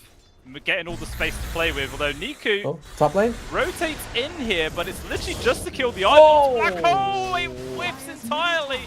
Now, unfortunately, they're in the disengage, but Vampire emerges from the trees, trying to make space with the Song of the Siren. Oh, they don't have level 6. No, they can't get him the levels right now for days. So they will just have to self-kill. Although, in comes Jewel Ace, fantastic 3-man tornado into the EMP. Infernal's not even going to go down here, Atomo. Instead, Daze is actually the one to die. And that Song of the Sign, it was all just a big debate. What a masturbator the Infernal is. He was like, yo guys, I'll whiff the black hole and they'll jump on me. And it's like, well, it works. It might be crazy, but if Infernal does it, it works. He is the most farmed duo on the map. And in general, Navi Jr., two of their guys are pretty suffering right now. As PMA as well as Got the Juice just not having the best laning phase overall. Not best so far. And we saw in the last game as well in Infernal, he went for a very tanky early build. And he felt unkillable for quite a while. But this time around, he hasn't even gone for a tanky build, and he's still able to survive 4 heroes on top of him. But it is all really down to that 4-man or 3-man tornado that came in from Jewel Raze. It was just perfect. Jewel Raze has been the star of the show, of the day. You know, every game he's been performing so well. And he's keeping it up with this Invoker. Oh, they get nice on Infernal. Okay. Well, we speak his praises and then he dies. But at the same time, Daze does drop mid, and it's an opening for another tier 1 tower to go down. So Dragon Esports, they've got a lot of room to play with. To be fair, he already used Black Hole, so there's no threat of it. So what was even the point of him playing the game, right? No, just wait for it to come back off cooldown, and then you're really scary. Yeah, exactly. Then you have the whole threat of the Black Hole. Just don't press R, and you're good. Never press it. PMA is going for Pipe first on the Sand King. Alright, not Bloodstone. Just wary of all that magic damage coming out. Interesting choice. I like it, but... Yeah.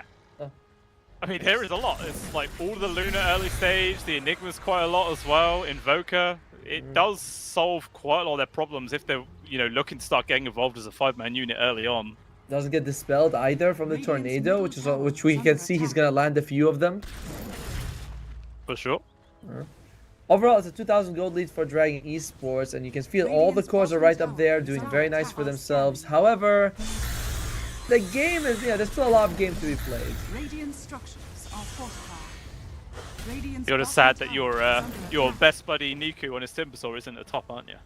A little bit, you know. I fluffed him up so hard that now he's like not quite there yet, but he's got gold. He'll be okay. I believe in Niku. Yeah, always more space for fluffing. But we do see this 4-man smoke. They're going to try and invade the triangle, but it's too late. PMA's already killed the stacks.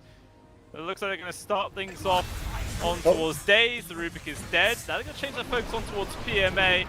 No mana left here really for Sand King to work with, and they've just got him. Nice 2 kills going the way of Dragon. If they made this move like 15 seconds sooner, they also would have secured the Ancient Stack as well, but they'll take what they got. Still a win for you. You know, you still walk away very happy with it. And again, Jewel Raze, he's 2-0-2, but it just feels like he's being very sort of like constricting on the Navi Junior side. Well, it'll be interesting to see what Navi Juniors, what they're waiting for, right? Is it going to be the Niku's Aghanim Scepter? Is that what they want? I think he's got a Blink Dagger coming. Yeah, we'll see if that makes enough of a difference or not. I mean, obviously it looks like they want to try and start getting active. And maybe just make more space for the Morphling to get involved. He's got the juice. He has his Vlads online. But still now just trying to work in towards the man style, but he's a fair old way away from that. This is one of the games where you get Vlads really only for yourself. No one else on Navi Junior side is going to benefit from this Vlads.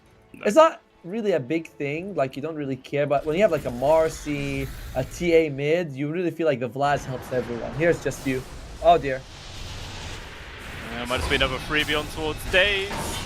Does steal EMP, but it means absolutely nothing. Oh, actually at least does take Jewel Raze's mana pool away with him, so that is something. But even still, it is just another free kill on towards support. 40-minute Wisdom Rune spawning soon. PMA, he can't stick around to defend it.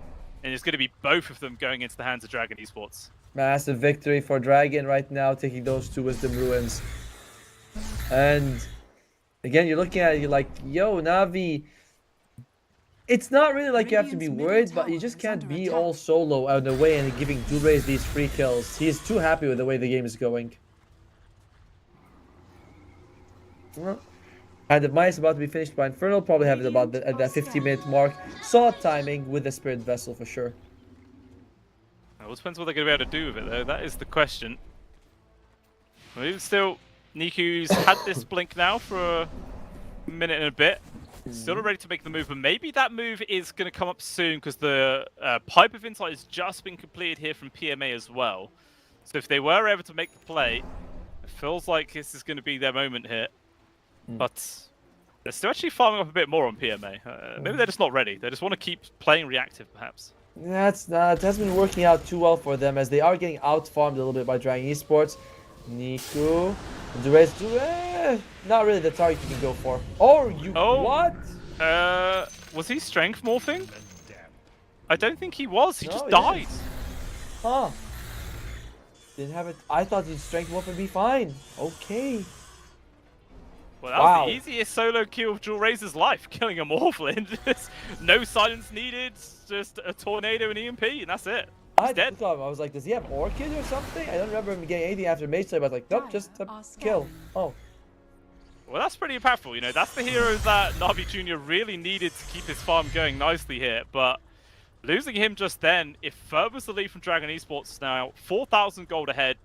All three of their cores safely at the top of the net worth chart. They just really feel like they've got all the freedom to do what they want. But again, this is kind of how the last game was going, Atomo. True. And they let that slip through their fingers. That is true, but I don't think that they're going to be doing that. Already the Enigma has BKB as well as Blink Dagger available, like, queued up. So he's not going to let that happen. He's not going to be like, nope, this one, I'm not going to make it. I'm not going to mess up. Mary. It's a bit deep, but he's next to his own ward, so he will be fine. He can spot when people are jumping on him. Maximum greed, do whatever he needs. Well, it looks like on the side of Na'Vi Jr., they're all quite spread out on this sort of south side of the map. I think they were considering trying to make a play on towards Infernal, but he's just huddling underneath his tier 1. Probably going to lose his life now. Oh yeah, he breaks the smoke. Just on towards Mary, actually. He's going to be able to evade this one. Nicely done. He picks up 2 bounty runes for himself as well. That's quite a bit of gold for the team. Did he actually spot the fact that he broke the smoke, though? I don't think he did. So, the smoke on Jewel Razor stuff is still going to be completely unheard of. They're going to make this move on towards the Morphling. Starting up there is going to be the Song of the Siren. There you go. They re-engage. They get the sleep on towards the Invoker. It's land on towards 4 heroes right now. They're going to try and burst it down. They're going to get stuck in this low ground situation. Good 2-man stun there from PMA. But they can't finish anybody here. What were they focusing on from Na'Vi? They just lose 2 heroes. Like, they were pinging out the Invoker to solo him, or, separate and kill him, but they did nothing. He just walked away, and everybody on Na'Vi just ends up dying. Where was the epicenter? Why is there no epicenter? You have the Sand King right there available. And I guess that they were worried. They see Enigma on one side, they see Invoker on the other. They're like, well, if we leave one or the other, they'll cause problems, but they just go for both and get neither. It's that famous story of a bush in the hand. That's right, a bird in the hand, not a bush. What the hell? You can have a bush in the hand. Ah, makes sense. It does, as that's another solo kill. And he still doesn't have any form of silence, Atomo. I don't understand how this man is doing it. Meanwhile, though, Niku was able to pick up a solo onto Vampire, but unfortunately, I feel like he's just going to get ran down. Nicely timed punch there from Mary to cancel out the chain. And it's just another core kill going the way of Dragon Esports. 8,000 gold ahead right now. And Jewel Raze is doing so much work on this Invoker. Jewel Raze is the man of the match right now. And on Na'Vi Jr. side, you're going to have Manta soon. I want to say that helps, but he's been dying without being silenced. I cannot believe it. Spot again. Tornado into Sunstrike. Well, Sunstrike a little bit off the mark there. Just a tiny bit too early, and as a result, they will actually be able to keep Got the Juice alive. I feel like if he died there, that would have been such a moral blow to the side of Na'Vi Jr. Yep. He's only died 2 deaths, even though we've been mentioning a bit. It's only been 2 deaths, but they have been 2 solo deaths. By the way, Infernal's going for BKB right after. And once he has that, nothing cancels his black hole apart from a stolen black hole. That's true. Or stolen hookshot. Or stolen Walrus Punch. Okay, fine. Some stolen stuff. All right. I'm just fact checking you, Tomo. Keeping you honest. Thank you. I thought you said you weren't gonna fact check in this one. Oh, here we go. Well, I can't help it. Meanwhile, yeah, they find a freebie on towards Vampire, but Jewel Raze is here. EMP lands on towards both, but look, all those arcane boots get popped back up to a decent amount of mana. And they're gonna try and disengage, but more. Also here, trying to find his target. Looks like he's going to go after Riddies right now. No sleep though. Illusions get Oh, they know popped. the real one. He chooses the right one, yeah. And they will be going down. One more right click's all they need. So actually, you don't even need it because Dual Rays just secures it with the gold snap. You're getting some time to farm, and you're keeping the net worth deficit the same thing. So it's not the worst thing in the world for Navi Jr. what just happened. You know, and I think they got a little bit more gold because they were behind anyway. It's okay. Space Crate forgot the juice, and he definitely needs it. Still bottom farm court, and he actually has a gem queued up. That must be a miscue. I don't see any reason you'd ever buy a gem. So Invoker doesn't catch you and kill you. Oh, is that literally it? It's quite like sure you just get this support to do it. Oh, Daze gets caught. Poor guy. Poor guy, right next to the gate. About to survive, and they're just gonna go for the Tormentor on the Radiant side, and they get it. Vampire, it's fine. I mean, all they have to do is linger for 20 seconds as well, and they can steal the 21-minute wisdom on top of everything else. Maybe Niku might try and take the Radiant one, but Dual Rays TP's back for that, and that's going to be 6? I think they got both 14-minute ones as well. Yeah, so they would have gotten 5, and only 1 would have gone for Navi. The 7 minutes one only, they would have shared. That's brutal. Yeah. As Inferno's also very close to that BKB. I think he'll have it after this creep wave. Oh, actually, sorry, he needs a little bit more time. Sorry, I thought he had the Mithril Hammer, but no, he needs both the Mithril as well as the recipe. So a little bit more. Well, if you're Navi, we have to discuss how are you going to make a comeback. It's got to be just this jump from PMA, who does not have a Blink Dagger. That's the problem. How does PMA start fights? Yeah, it's not going to be easy until... I feel like the Blink Dagger for a tanking of all people is kind of essential. Like, it just gets you in the right spot to get the multiple hero burrow strikes, or at least land a good epi, something like that. But got the juice.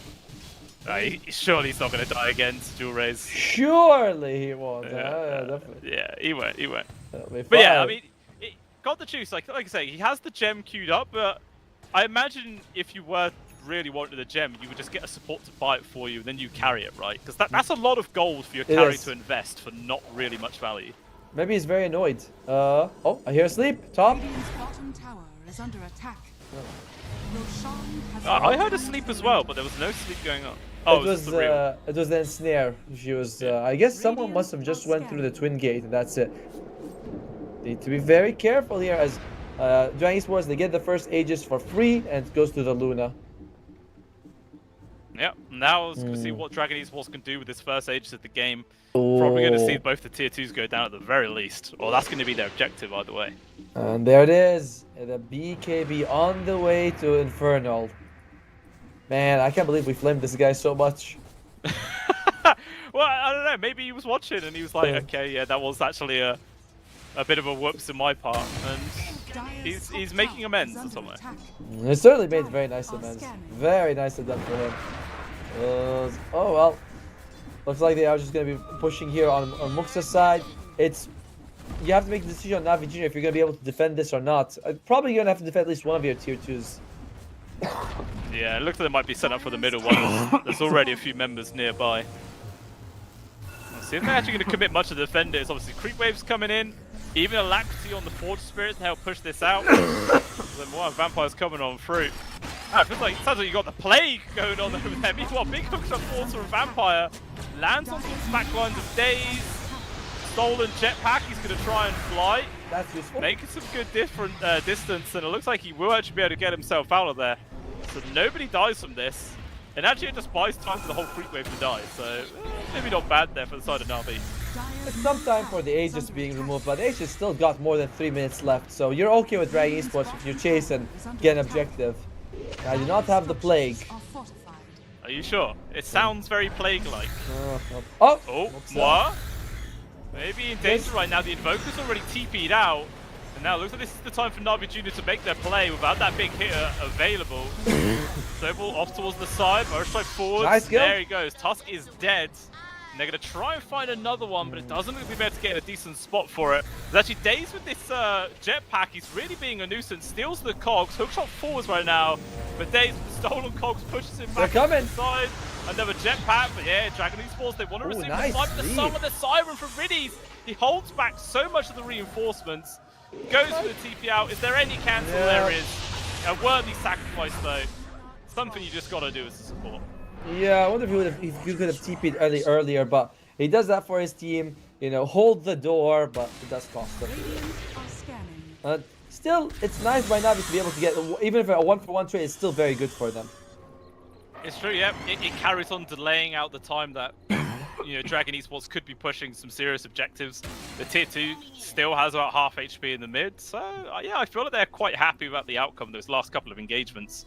But Moat is getting quite close to the Kanda now, which is always a scary amount of damage. It is, especially when you hit that level 20, right? You get that glaives and you get the Kanda, and suddenly like, wow, I'm doing a lot with just Lucent Beam. On the other side, still is going to be the Bloodstone of the Sand King. It's a good item, but I keep thinking, man, I haven't seen an Epicenter this entire game. I don't think we have, actually. It's just been... He's been chilling, man. He's holding it. You know, it's the threat of the Epicenter. It's better than the Epicenter itself. Meanwhile, though, Miku, as we thought, managed to get a Timber Chain away, though. Nice. Plenty of 4-stars there to make the space. Shards does get the grab on towards PMA, but the safety of the high ground is there. They're not going to pursue for more, as the tier 2 will finally go down. At the same time, though, Got the Juice has now completed up the BKB, so if a high ground siege comes their way, Navi Jr. might be ready for it. Yeah, but does he actually have damage to back it up? He's got the BKB, but he's got Vlad and Manta, that's it. So it's not exactly like he'll BKB and do a lot, but you know, as long as he doesn't get Black Hold and Walrus Pudge and hook-shotted, he'll be okay. Yeah, it's just a lot of things. And he's got dodge, right? Yeah, maybe. We saw him go solo a couple of times, but now with the BKB, sure that's just impossible. Okay. 4 seconds on the Aegis. Yeah, not sure there's going to be too much more that Dragon Esports can get out of this one. Has just been a blink tag picked up though from Infernal, so an extra form of initiation and lockdown there for the side of Dragon Esports. All depends who they catch. They might be able to run into Got the Juice, but they don't quite make the chase far enough. And the Morphling does make it back to the safety of the base. Riddies is gonna have to do some magic on this Naga Siren. If he's able to like throw out the song at the right time, they isolate the target who's BKB'd, or they're able to get a good initiation. It's so much weight on Naga Siren, and Riddies he's got to make it happen. Well, 86 expires. Okay, that's cool. I mean, is that going to put a complete halt to Dragon Esports, or can they just carry on applying all this pressure? I feel like it should give them pause. You know, maybe you start like trying to get pickup rather than forcing high ground or sticking S5. We'll see. By the way, Niku, he's got to dodge the tornado. He turns on his reactive armor. Tornado comes out, cancels it completely, and you're like, ugh. I just bought, I just spent 4,200 on this item. Never feels good. One more.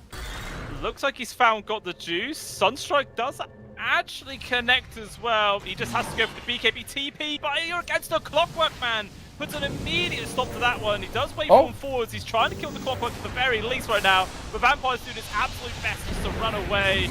And that is going to be Got the Juice dying. The 9-second BKB unfortunately does nothing at the end of the day, and they lose a big hero. And Dual Race gets his BKB, which is uncounterable. Radiant's middle tower is under attack. Riddies, they found him. Riddies is probably going to be losing his life. There you go. Riddies is dead as well. This is what Dragon Esports needs to do. Just find those pickoffs and then go high ground. Currently doing it as soon as the creeps arrive, but they're only just by that mid-tier 1. But they're hitting even on backdoor protection, Just shows how little Dragon Esports care right now about the Morphling or Naga Siren. There's just not really much Navi can do to hold with the 3 heroes they have here. Okay. Shot in. The Cogs actually pull him out of the tornado radius, but it might not matter as he does still die. Godlike spree there for Jewel Rays. This game just keeps on getting better for this Invoker. Daze wanted to go and steal at the Lucent Beam. He's like, that would be a good spell to have. Unfortunately, walks in a bit too close. I guess Hookshot loses his life. And this Kanda on Luna, you can just throw it out from a mile away, and you have massive impact just with that. You can see Morphling wants to do the same, but it's not. It's gonna take some time to get there. A long time, it feels. A long time. It might be the second Roshan before then, though, at the very least. 35 seconds, and it could be up, and it's guaranteed to be on the Radiant side of the map as well. So Dragon Esports can have the slight advantage there. And they're just going to fortify this area. Well, we've seen in the previous game that Na'Vi are, they're happy to go to the Roche pit and contest when they're behind. Maybe that could be something for them this game. Maybe. Maybe. Maybe. Not really feeling it, but, gotta give them hope. Well, one thing I will say is they were actually able to grab their 28-minute Wisdom Rune. That's good. And yeah, it's the second one they've been able to grab this whole game, so that's something to think about. But 2 minutes for the next rush. It's a bit of a long one here. The BKB is on Dragon Esports means that getting pickoffs is just not the easiest thing in the world. They do have a BKB on the Timber stuff. Again, that's kind of nice. If you BKB, the tornado won't affect you, and you can keep your reactive armor shield going. Nico's having the right items, I feel. Yeah, he's doing everything he can here to really try and salvage this game for his team, but it's just getting extremely difficult. As it looks like Dragon Esports thinking about going for high ground push, but they might just settle for stealing the Tormentor instead. But they're going to have to be careful, because Na'Vi Jr. could potentially go for a counterplay on it. Oh, Tormentor good. They get it for free. They just back on out. Free shard there for Infernal. Not a bad one. A little bit longer duration on your stun, and you create Eidolons as well. The stun duration is the better part. Yeah. So it goes from 1.2 to 1.5, is that it? I believe it goes from... Was it 0.9 to 0.2? Yeah, 0.9. That's what I was thinking. Okay. It's nice-ish, I guess. As, yeah, both teams are kind of just waiting around Roche. Na'Vi doesn't feel like they're playing with any sort of urgency. They're kind of like, oh, when they get it, we'll defend. But they're not smoking or planting deep wars trying to stop them. I guess they're just hoping that they defend high ground. Seems to be it. But you can see Dragon Esports, they know they're not going to be able to get any sort of key play at the high ground. They're just going to wait for this Roche, which is up in 25 seconds. And they're actually jumping through the Twin Gate. I guess they want to address the push going on at their top tier 1 right now. Just going to actually send the Lunar Illusions at it. They're not too far from the Kanda on the Morphling, by the way. That'll be a nice bit of poke, right? You throw it out, you get a decent bit of damage, then you can be like, okay, let's go in. We got someone to have health and just murder him. There is a Bloodstone though now picked up for PMA. That's always nice to keep him sustained. That is very good. There's also a Wisdom Rune on the Radiant side if they want to pick it up, but no team really cares. Nah, it's going to mature into a fine vintage Wisdom Rune. Gonna go for that 35 minutes. Mature, huh? Okay. Mature. Like cheddar, my friend. Like cheddar. Why do some people pronounce the T and say mature, you know? Because some people are posh asses and I ain't got time for that. Alright. They definitely say water instead of water. Water? Well, Water. that's the second Aegis going to Luna here, and you have also with it the Flag Bearer. It's alright, because as we mentioned, you do have the Kanda on the Morphling, so that does help a lot. I mean, yeah, is that actually enough though to really turn these tables? Sure, it's a decent amount of burst damage, but it might all just come down to how good of a Black Hole Infernal lands. If he just catches a few people, it's just going to feel impossible. Riddies should be able to counter that now. He has the Blink on the Naga Siren. Realistically, with Blink and Sleep, like, there's no reason for you to ever be caught as Naga. You stay far behind, throw it out, see what happens. Oh, please. Oh, dear. Okay. Oh my god. Not far back enough, apparently, Atomo. Couple of right clicks with the Blink Dagger away. Riddies is able to survive. Oh, and Daisy, unfortunately, steals the Lunar Orbit. Absolutely trash. It is. By the way, he has the Aghanim. I was gonna say he should have the Aghanim shard on the Naga Siren. The extra heal is gonna go a long way. Even if these black holes are BKB and you can't stop them, you can still overheal. Yeah, it would help to sort of reduce the amount of damage everybody's taking overall, for sure. But even with this Aegis right now, Dragon Esports not feeling like over pressurized to make a play. They are now going for a smoke though. Just the illusion Riddies they find for now. But it's look at everyone in Na'Vi Jr. They're playing turtle game right now. They're just hiding. It's a smart thing to do. Although, again, last time they waited out age, then they didn't do anything. Oh, they're smoking up. They're trying to see if anyone walks into their own Tormentor. Or going for that Wisdom Rune, but now it's not happening. Oh, they might bump into Moa here. They have the high ground ward as well. Oh. So it will be a nice advantage here for the side of Na'Vi Jr. to get things going. Telegrace of Days chucks off to the side. No one wants to touch Moa though. The Luna's just running around. And Na'Vi Jr. just tried to disengage. Hookshot forwards though. It does connect all the max damage. He's going to try and survive, but it's not enough. The Juice is dead. 70 seconds without him. PMA is trying to get the epicenter going, but he just can't do it. He's going to die as well. And now Niku, the only core standing here, he has to just run away with his armor and his BKB going, but he gets dragged back. And eventually, he's going to get controlled and killed. There's nothing he can do. No buyback for the Morphling or Timbersaw here. What dragged him back? I thought did he blink back? No, surely not. I think he did. I think he blinked back. I mean, I want to go see it later on, but I was looking at it, I was like, wait, his blink daggers just went on cooldown. I think he blinked back into them. Really? I think That's so. Crazy. Well, all right, when you say drag back, what dragged him back? He doesn't have Aghanim Scepter on Tusk. They don't have.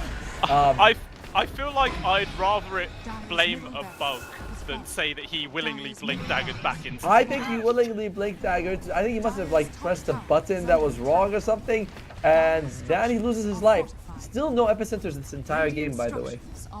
Yeah, I mean, he was trying to do it in that last team fight, but he was under the clockwork, and the battery so obviously was just cancelling it continuously.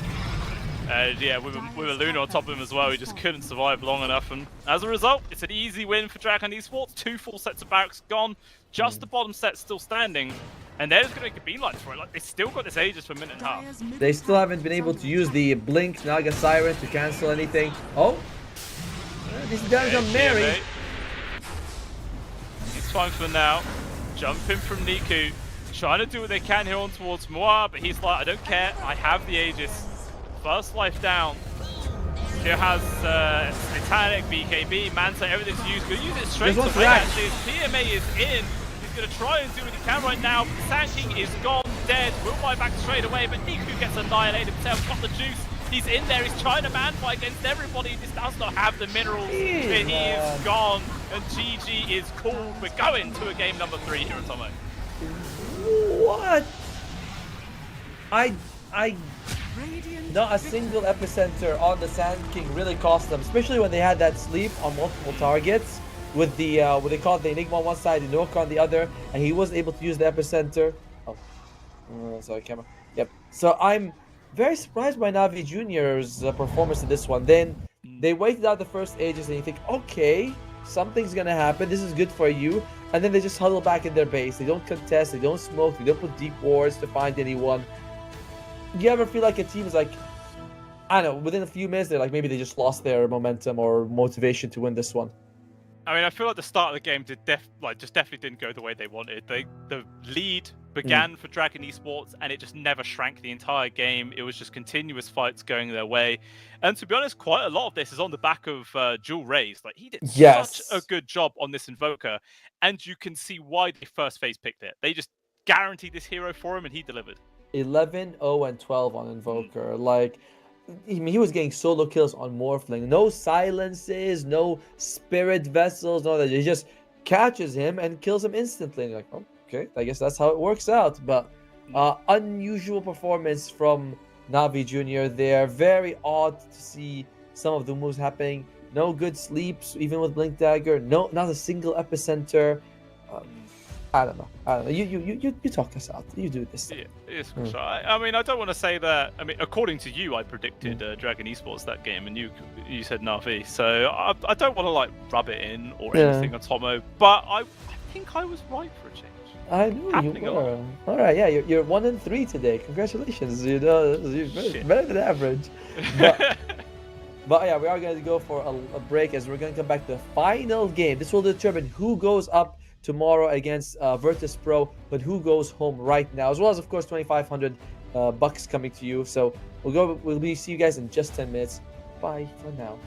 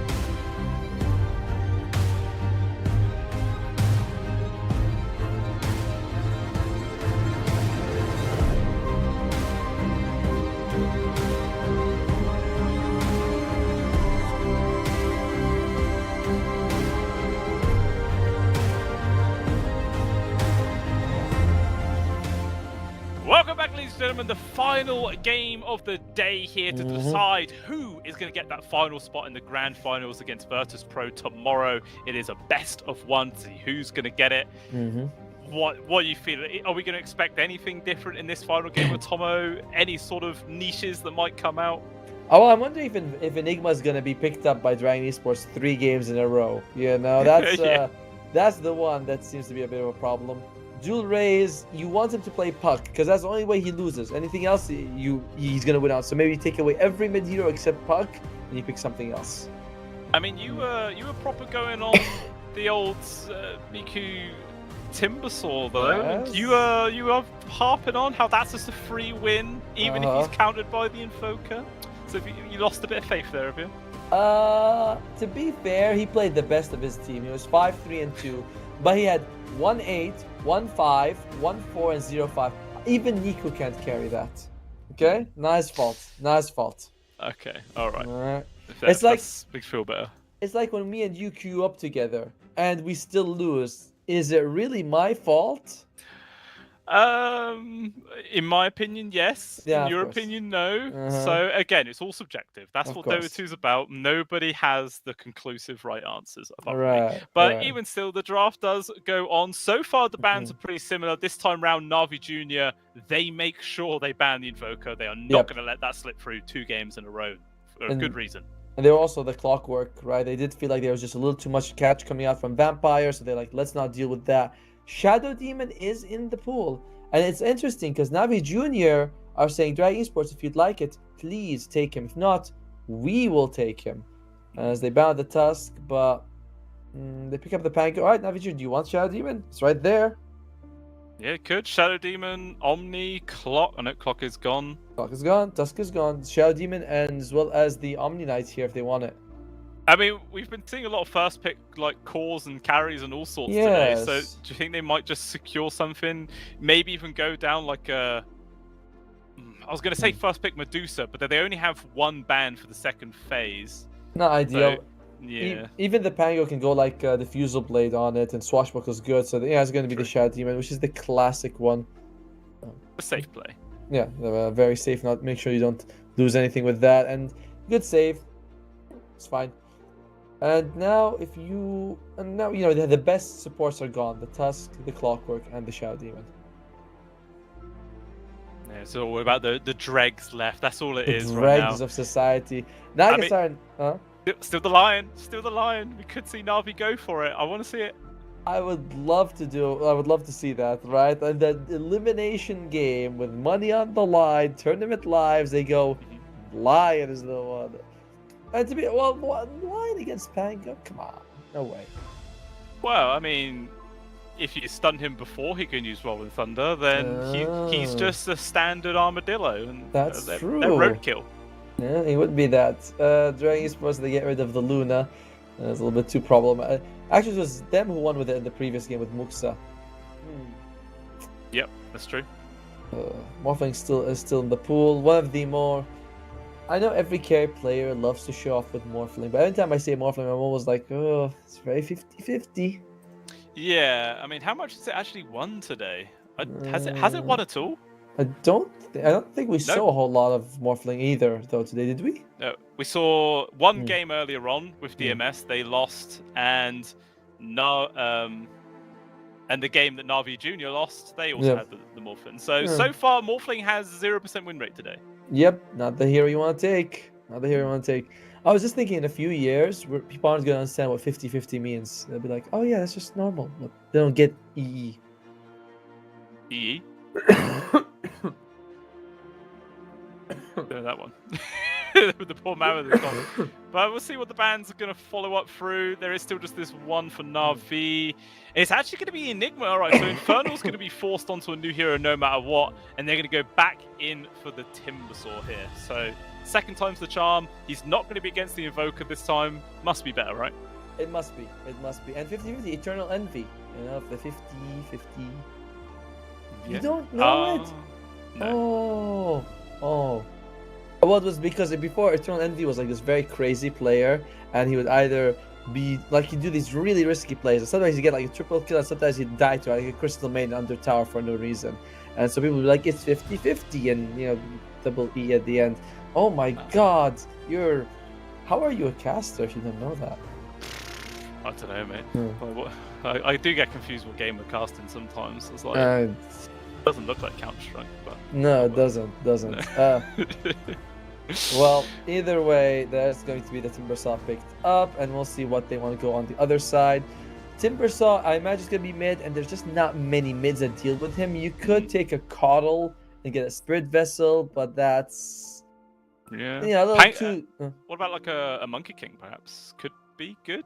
I don't know if that's something No. Jewel plays. No, I don't like the Monkey King at all. And, oh, look at that. I guess something comes out. To be fair, I've seen a lot of off-lane Pangos go Spirit Vessel. That's fine, too. Mm-hmm. I mean, maybe if Jewel Rays is still comfortable playing the Pangolier up against the Timbersaw, they might just run with that either way. Could be a thing. Of the two, Dual Rays plays Pango way more than Infernal. So it is his third most played hero after the Puck and the Invoker. I don't think he's going to have the same impact against the Timbersaw on the lane, though. It's just different. Yeah, well, one thing I like, the fact that, you know, Pangolier is in his hands rather than the hands of Na'Vi Jr. Is that he actually goes for Thunderbolt. Of course. Yeah. But to be fair, Na'Vi Jr. won without Thunderbolt. I don't care. I honestly do not care. It's like, it doesn't count. If Right, but it's Thunderbolt, it's not a real win. Your voice broke for a second. It got a bit lower for some reason. Oh, what?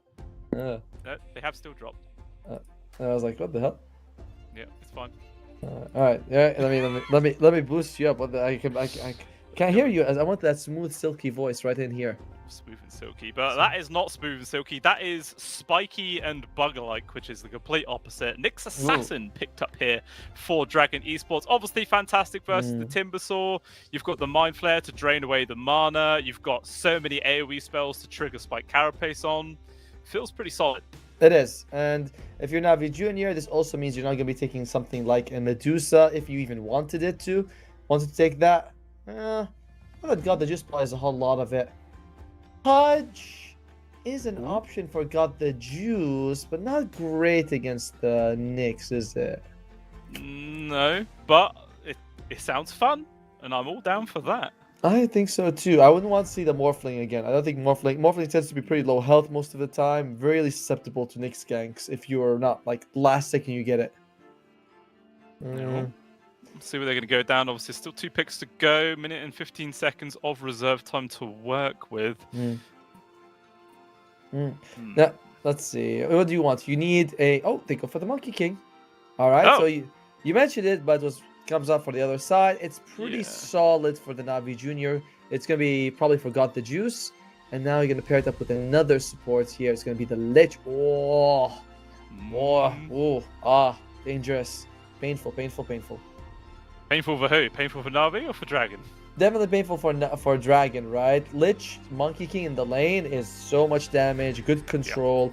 I'm also seeing, I don't know if you've seen it in your pubs, but I'm seeing it a lot in, you know, the high level pubs, of course, which is that the Lich goes for the shard and the blink, and you blink in, you throw in the spire, and then you start just, you know, you do the bedroom eyes and throw out the chain frost and get a kill on anyone. I mean, is the standard meta as well to go for the facet where it like lingers around a single person for a few seconds? That's the normal one.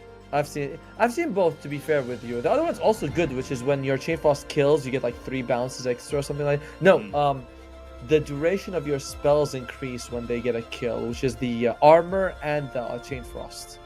Yeah, which is a weird one. It's a weird way of taking it, but it does feel like the other one's just a bit safer. I agree. But again, another thing to note is it is more AoE spells for Nyx Assassin to spike Carapace stun off, which is one thing, but you know, you can't really completely negate that in the drafting phase. But the hero of choice for Dragon is actually going to be the Gyro.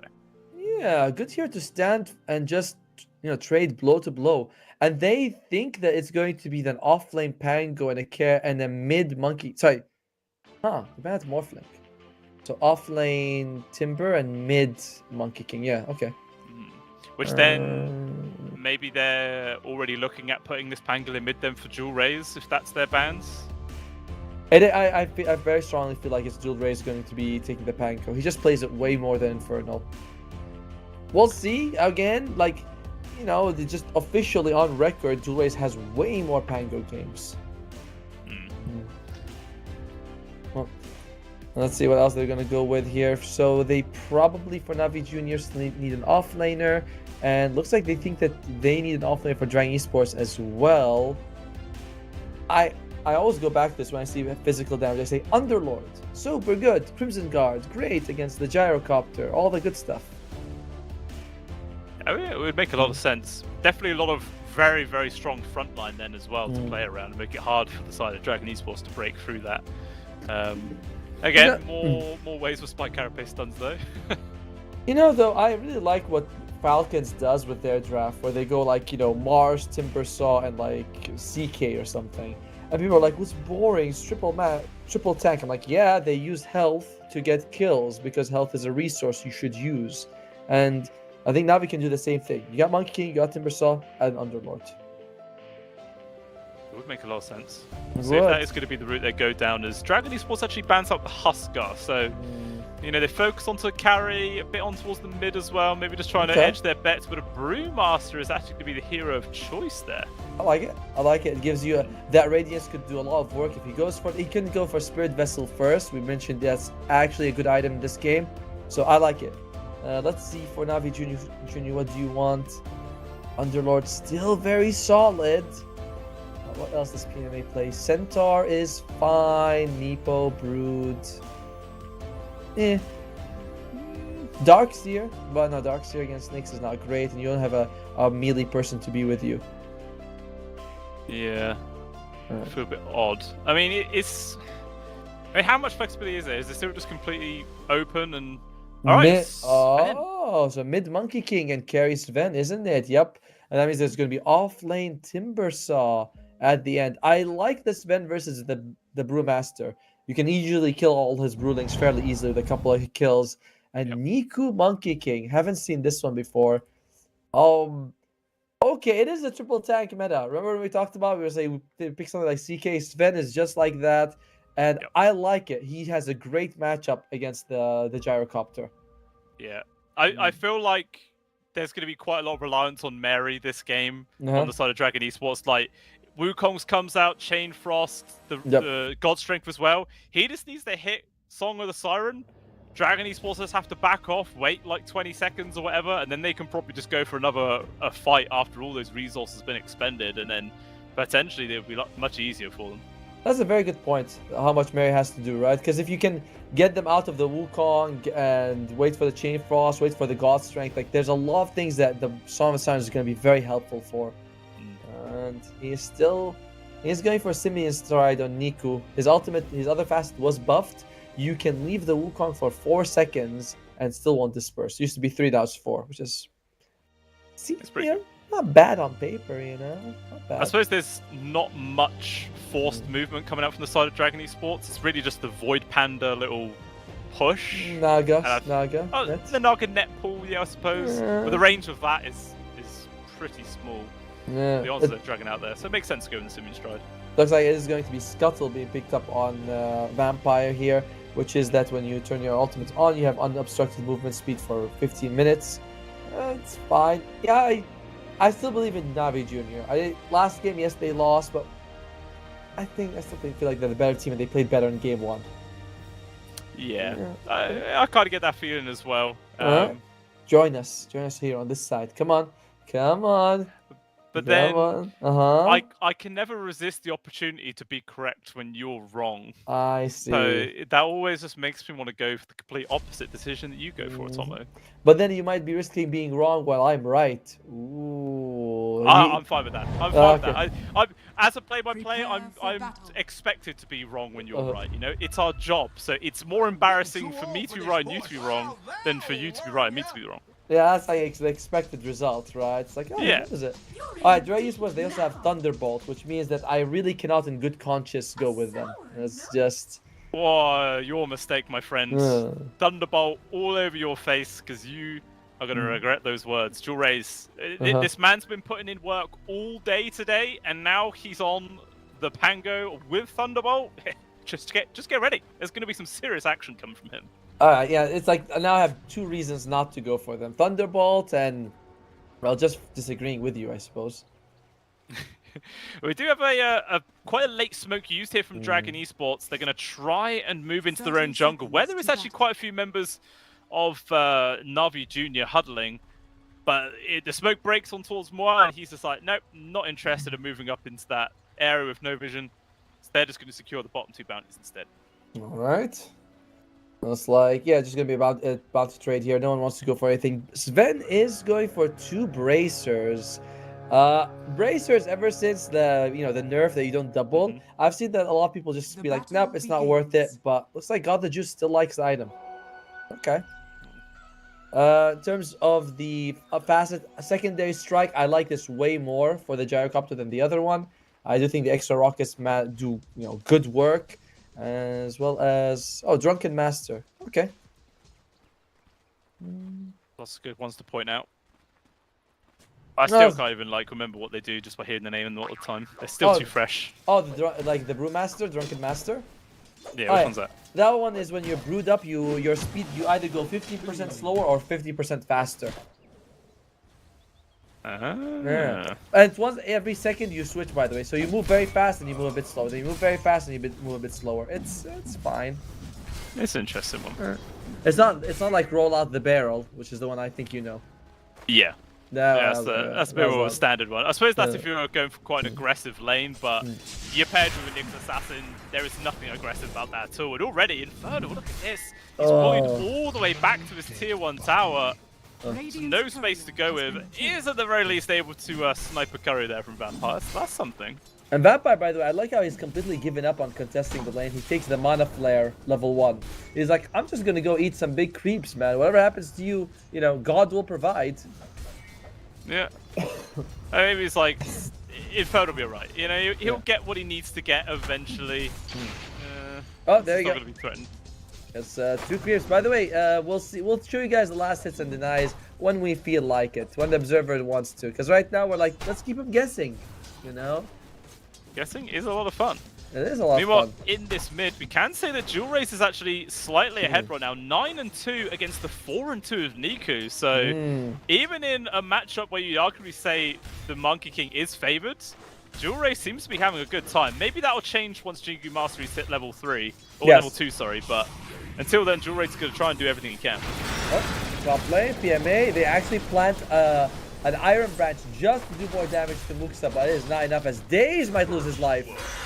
He will. Mary secures that one on the Fish Lady. First blood picked up for the side of Dragon Esports. And yeah, Moab very close to going down himself. Was just barely able to get out there. That was very clever, using the Iron Branches like that, just so you can get more damage from it. But not enough. They only put 1. I feel like you had to put like 3 or 4 of them. That's quite expensive though. Yeah, exactly. You spend 4 branches, that's 200 gold. That basically negates the money you get from the kill itself. But I guess it's still experience. Down bottom, more aggression coming the way of Inferno. As soon as he steps forward, he just gets ran at relentlessly. This poor guy's still only 5-1. Meanwhile, Got the Juice is 13-6. I still think that that's okay for the Brewmaster, but I'm interested to see what items he goes for. Because I'm a big fan of the double bracer into Radiance. Oh, okay, gets it. Can he get a kill here? Thinking about it.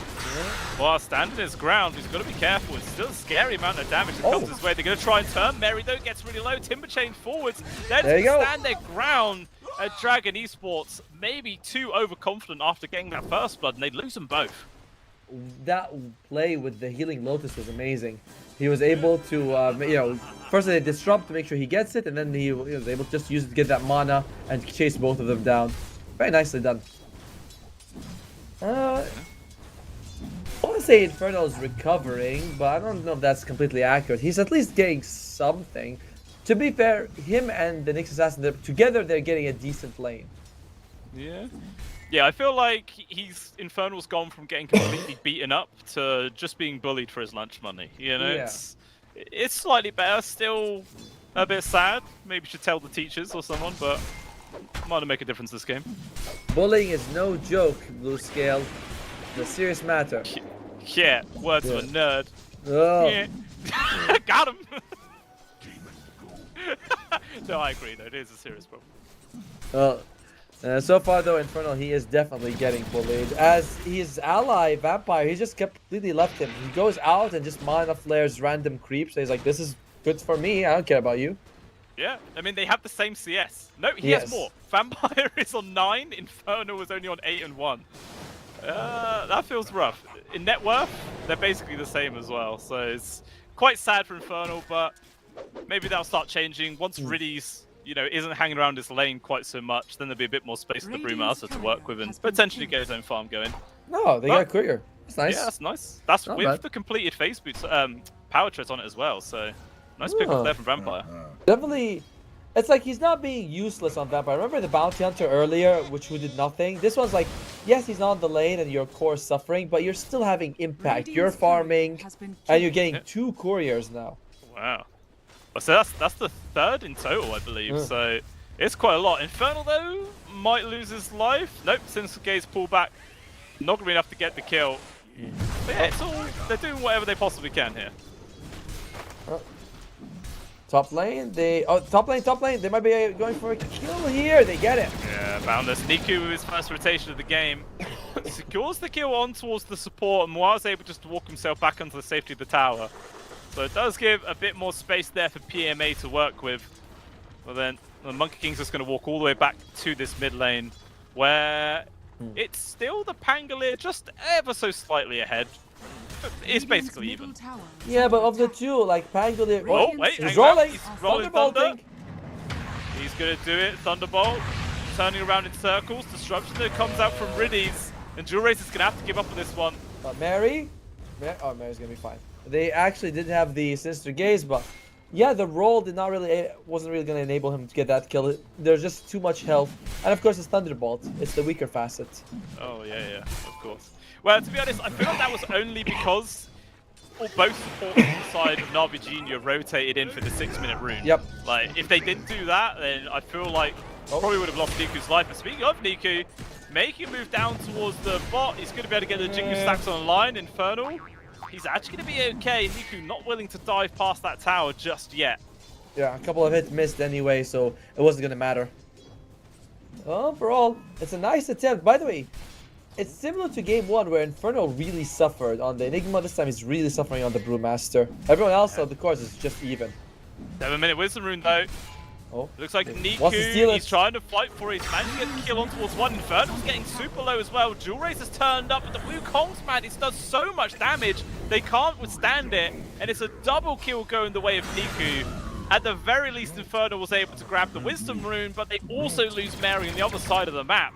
There's deaths happening everywhere at the moment. Yes, I'm feeling so good about my prediction right now. You know? And I was like, dude, we could both be right, but someone out here was like, meow, meow, meow, meow, meow. I want to be wrong.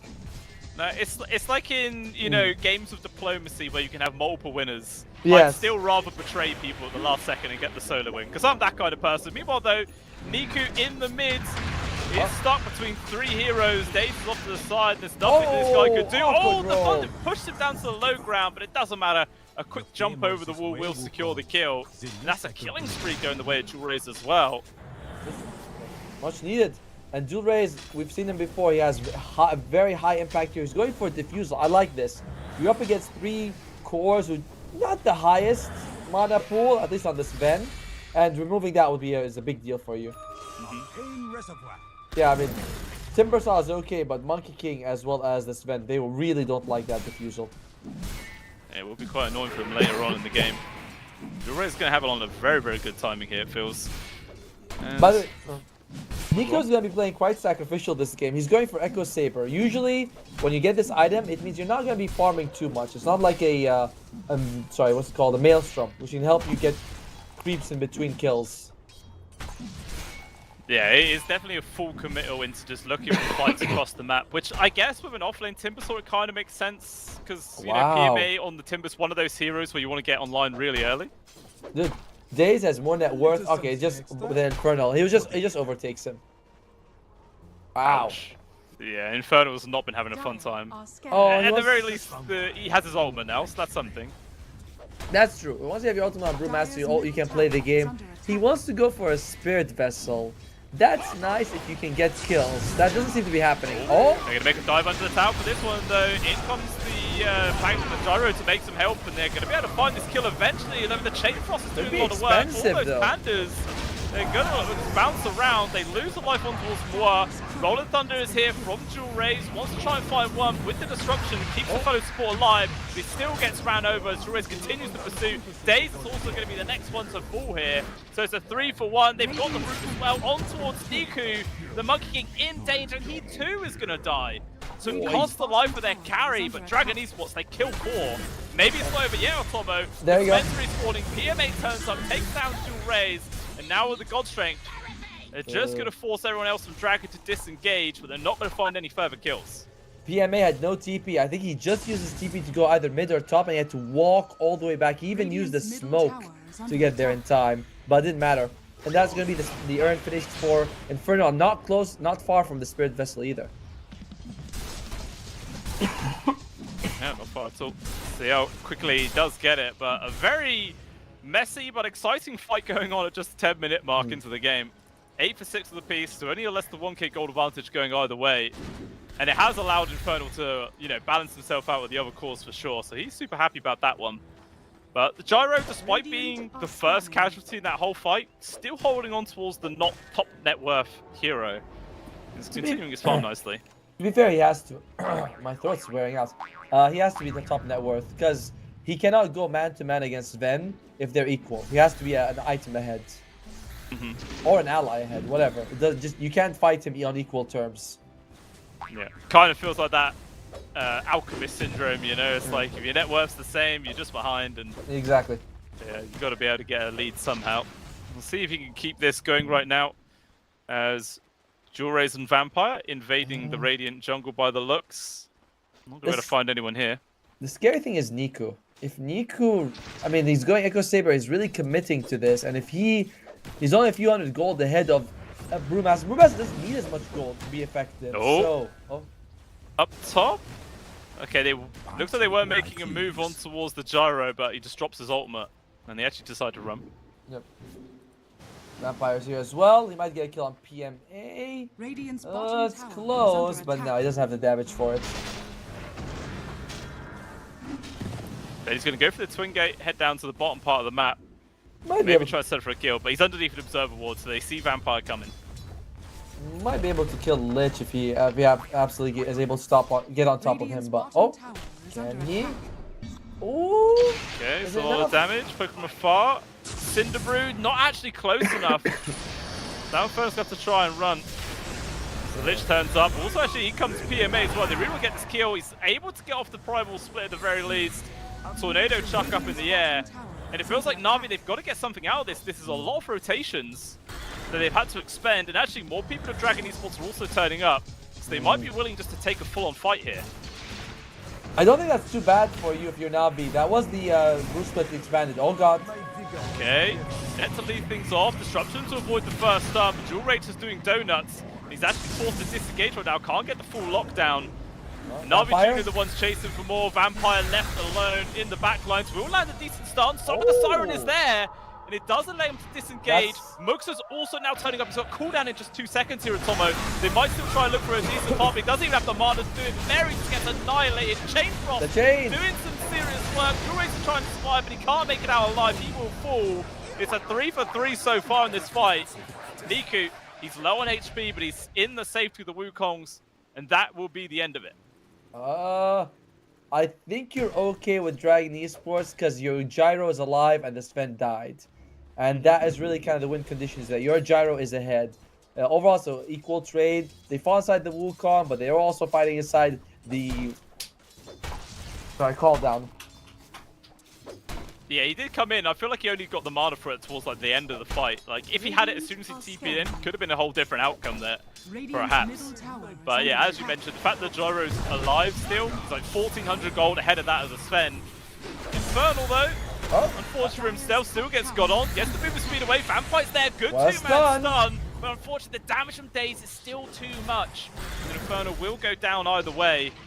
Niku has to TP back to base, but it's a kill onto a core, so they're happy. It is. It does slow down Infernal's game as well, because they don't want him to recover. Yeah, but he's going for Hand of Midas after this. He's got the Spirit Vessel. I don't know if he's going to go for Radiance after that, but I generally feel like all this effort you put into shutting down Infernal has put him only 400 gold behind your mid. Is that... doesn't feel shut down. Yeah, that is true. Like you were saying earlier, Niku investing into this Echo Saber, he needs to be getting active, which he is doing, to be fair. He is constantly going to the side lanes looking for fights, but he's not really able to net a lot of that net worth for himself. It's mainly just helping out the rest of his team. Exactly. It's a very unselfish way to play, but it's very risky, because when you do this, you're like, yo guys, you're going to have to carry me, and Sven is not there yet. Looks like down at the bot, Vampire is stalking PMA with the Vendetta. Sees the courier, not going to go for it. Oh. And he's a +1 for sure. Yeah, they've got reinforcements coming. I don't know. PMA seems like he's a little bit too juicy, too thick, you know? He does. Oh, no, who isn't thick? And that's Daze. He's actually been caught here from Jewel Rays and Mary. And that will be a Shadow Demon going down. They've still got a few seconds left on this Vendetta. Maybe they can set up for one more.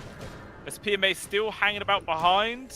Vampire, if he's going to do it, he has to do it now. It's super risky. Also here. Oh, that's why Carapace comes out a moment too late. If we actually bump into Riddies though, hiding in the tree with the Rolling Thunder, that's going to be a dead Lich for sure. Eventually. I mean, no one's committed. They don't want to get chain frosted, you know? They have to play that super carefully. Takes them a while to get the kill, so it's two supports coming out very nicely for Dragon Esports, but it's not a big kill, as a jump on PMA is just too risky for them. Sven? Got the juice. He's in danger. Infernal on top of him. Jewel Race comes on through. That's just a free kill. And Daze, he's going to get caught out as well. The supports are just not having a good time, it feels, here on Navi Jr. It comes on out to dodge the stun, but I'm not sure if that's going to make much of a difference here, as he still will die. Man, it must feel bad to be Nico right now. You know, you are hoping for Sven to carry you, and Sven is getting close to that BKB, but he is still just behind Muxa the whole game. By the way, Muxa went for a casual Yasha just so he can increase his farm. I mean, there's a lot of items you can turn that into later on, so it's not too bad of an investment. Oh no, it's good. Really he just wants to keep, accelerating as the game goes on. I think he's got completed acts now also coming out on the courier, so Moira's going to be more than happy to start getting involved with these fights. And Hand of Midas just picked up for Infernal. Not an item to fight off of, but whatever. You've got Spirit Vessel and you've got your ultimate. As Brewmaster, that's often good enough, and he's going to go for the Radiance. So, and guess what? He's overtaken Niku. Massive problem right now. Win percentage, 73% for Dragon. That's a lot. That is a lot. And it might get even bigger once Jewel Rays finishes his own axe, which is up in 700 gold. I mean, if you're Dragon, are you waiting for that item to then go for a 5-man group up play, or do you just make a move now with those other 2 items? You can wait. I mean, remember, you just finished Midas. It's not exactly like a big thing for the Brew. Level 12 and the Diffusal on the Pango would be nice for him. Oh, not sorry, Aghanim's on the Pango. My bad. Yeah. Long day. Long day. As always. Yeah. You're always sick. Get over it, you know? No, just feel better. You know? Just tell the germs to leave your body. That's how it works. But just shout at them. I'm so welcoming and warm. You know, they're like, yeah, we like it here. It's good. A good host, eh? Indeed. Well, bloody plague carrier. Well, Niku, once he gets the BKB, that will help him quite a lot. Even though he's behind, he can still output a decent amount of damage just with the Echo Saber and the BKB. And I suppose, yeah, you can of course also just disassemble the Echo Saber and use that Ogre Axe instead. Yeah, that's true. So if you factor that in, then yeah, BKB is up in 700 gold, which would be pretty damn helpful, to be fair. Yeah, but I can't help but feel like it's not enough. But we've been wrong before. Some more than others. Some definitely more than others, for sure. We're not saying who though, are we, Tommy? No, why would we? Why would we want to embarrass anyone here? No. We're nice people. Very. It's all him. But he was still Infernal. They got the ready. The game is underway. And I feel like we've had a lot of pauses every game so far. There's been a fair amount of connection issues. Hopefully that'll be the last one though. Dire's middle tower. Look at that. Look at Nico jumping around. And nope, can't get that Invis Ruin. A little bit unfortunate for him. Now they would have done too much with it anyway. And just putting up the same, literally the same tree 3 times. Home away from home. No. Yeah, Jewel Rays, 30 gold away from the Ags. And then that's surely going to be their go time to start making some plays. If they're already ahead by 4,000 gold, obviously scoreline is pretty even, so maybe they don't feel like they're 4k ahead, but they might try and use that presence either way. I love the Radiance coming out from the Brewmaster in a game like this. You don't typically build MKB on either Sven or the Monkey King. You can, but on Sven you want to get like Satanic and Overwhelming Blink with BKB Echo, that sort of stuff. So it's a good item to reduce his damage by a lot. Don't you find it funny how the Monkey King doesn't buy Monkey King bar? That does, every time I remember that, it tickles me for sure. Yeah, it just seems kind of wacky. Yeah. But he does buy the Black King bar, so he likes that one, I guess. There's something behind that. I remember when I first started playing Dota, when the game first came out, it was in beta. I was like, so if I'm playing Zeus, do I buy Maelstrom because it's lightning damage? Or it's a big no. I've seen people use Refresher Orb on Tinker. They're like, yeah, it's extra refreshing. I'm like, sure, if you want to go with that, that works. It's on brand, that's what they aim for. But look at this. Both teams 5-man smoke at the exact same time, and they head in the exact opposite directions here at Tomo. What is this? Like, they're both invading the enemy triangle exactly the same time. That's cool. They're both going to where they have vision right now. Although generally it looks like Na'Vi has... They're under ward of both sides, but Dragon Scrolls are of course smoked up, so nobody sees them. They're just going to steal each other's tormentors, aren't they? Yeah. That's all they're going to do. Although actually, Dragon Esports killed their one first. Whoa. TP coming back at him for the Dragon. Dangerous here from War. He's not expecting this and annihilated on the high ground. That is a big kill there going the way of Na'Vi. They still get the tormentor for free as well. Very happy. By the way, that's the thing. He does not have a BKB on Muxa. So he's always vulnerable to being chain stunned and killed. And that's just what happened to him. Oh dear. Yeah, that does sort of bridge the gap a bit more between Got the Juice and Moir now. Only 1,000 gold separating the two of them. And it's actually going to be the Harpoon next for the Sven. Okay, that's fine. He has a full BKB. And that's the thing, right? As long as you have BKB on Gyro, I don't actually think you can fight. Even with the net worth advantage. No BKB, no fighting. Yeah, for sure. It's just way too scary all days. Trying to TP, any cancel? Oops. Yes, there is. Vampire with Blink Impale. They've got him. Oh, they've actually forced out the 9-second BKB from Got the Juice as well. So he's had to TP back to base. By the way, very interesting choice of items on days. He is going straight up Aghanim Scepter on the Shadow Demon. Not far from it either. Okay. Double charges of your ultimate. Good with the shard as well. That could be a big factor actually in these next fights. Could be. Yeah, like you said, he's not even that far away from it. He's just picked up a Philosopher's Stone as well, so he's going to get that item even faster. Niku has got the BKB Echo. He wants to go for Deso after. Again, no farming items on this Monkey King, but he is still ahead of Inferno, so it's okay as long as that keeps happening. As long as we stay in this situation. Oh, ooh, another disconnect. This time from Days. Ouchie, wow, 70%. That is, well, that's a little unfortunate. We are getting close to the Radiance on Brewmaster. Gonna be a big deal for them. As we mentioned, it's super good against those non-MKB carriers, even though they do have a monkey. Aha, I mean, you say close, but it's still 2,000 gold. I mean, he's got Radiance. It's close. Oh, you're right. There's probably gonna be he's gonna get like 25 minutes, 26 maybe. Yeah. Which, considering he has a Spirit Vessel and a Hand of Midas, it's not that bad. That's pretty decent timing. Yeah, and considering how terrible of a start he actually had this game, he was bullied relentlessly.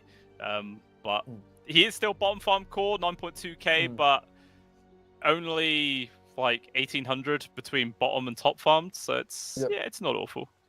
By the way, there is 3 BKBs on Navi's side. All the cores have them. And once they have the Aghanim Scepter on Shadow Demon, it feels like there's a lot of control on Navi's side that Dragon Sports can't do anything about. While, they can't deal with anything with the Demonic Purge at all.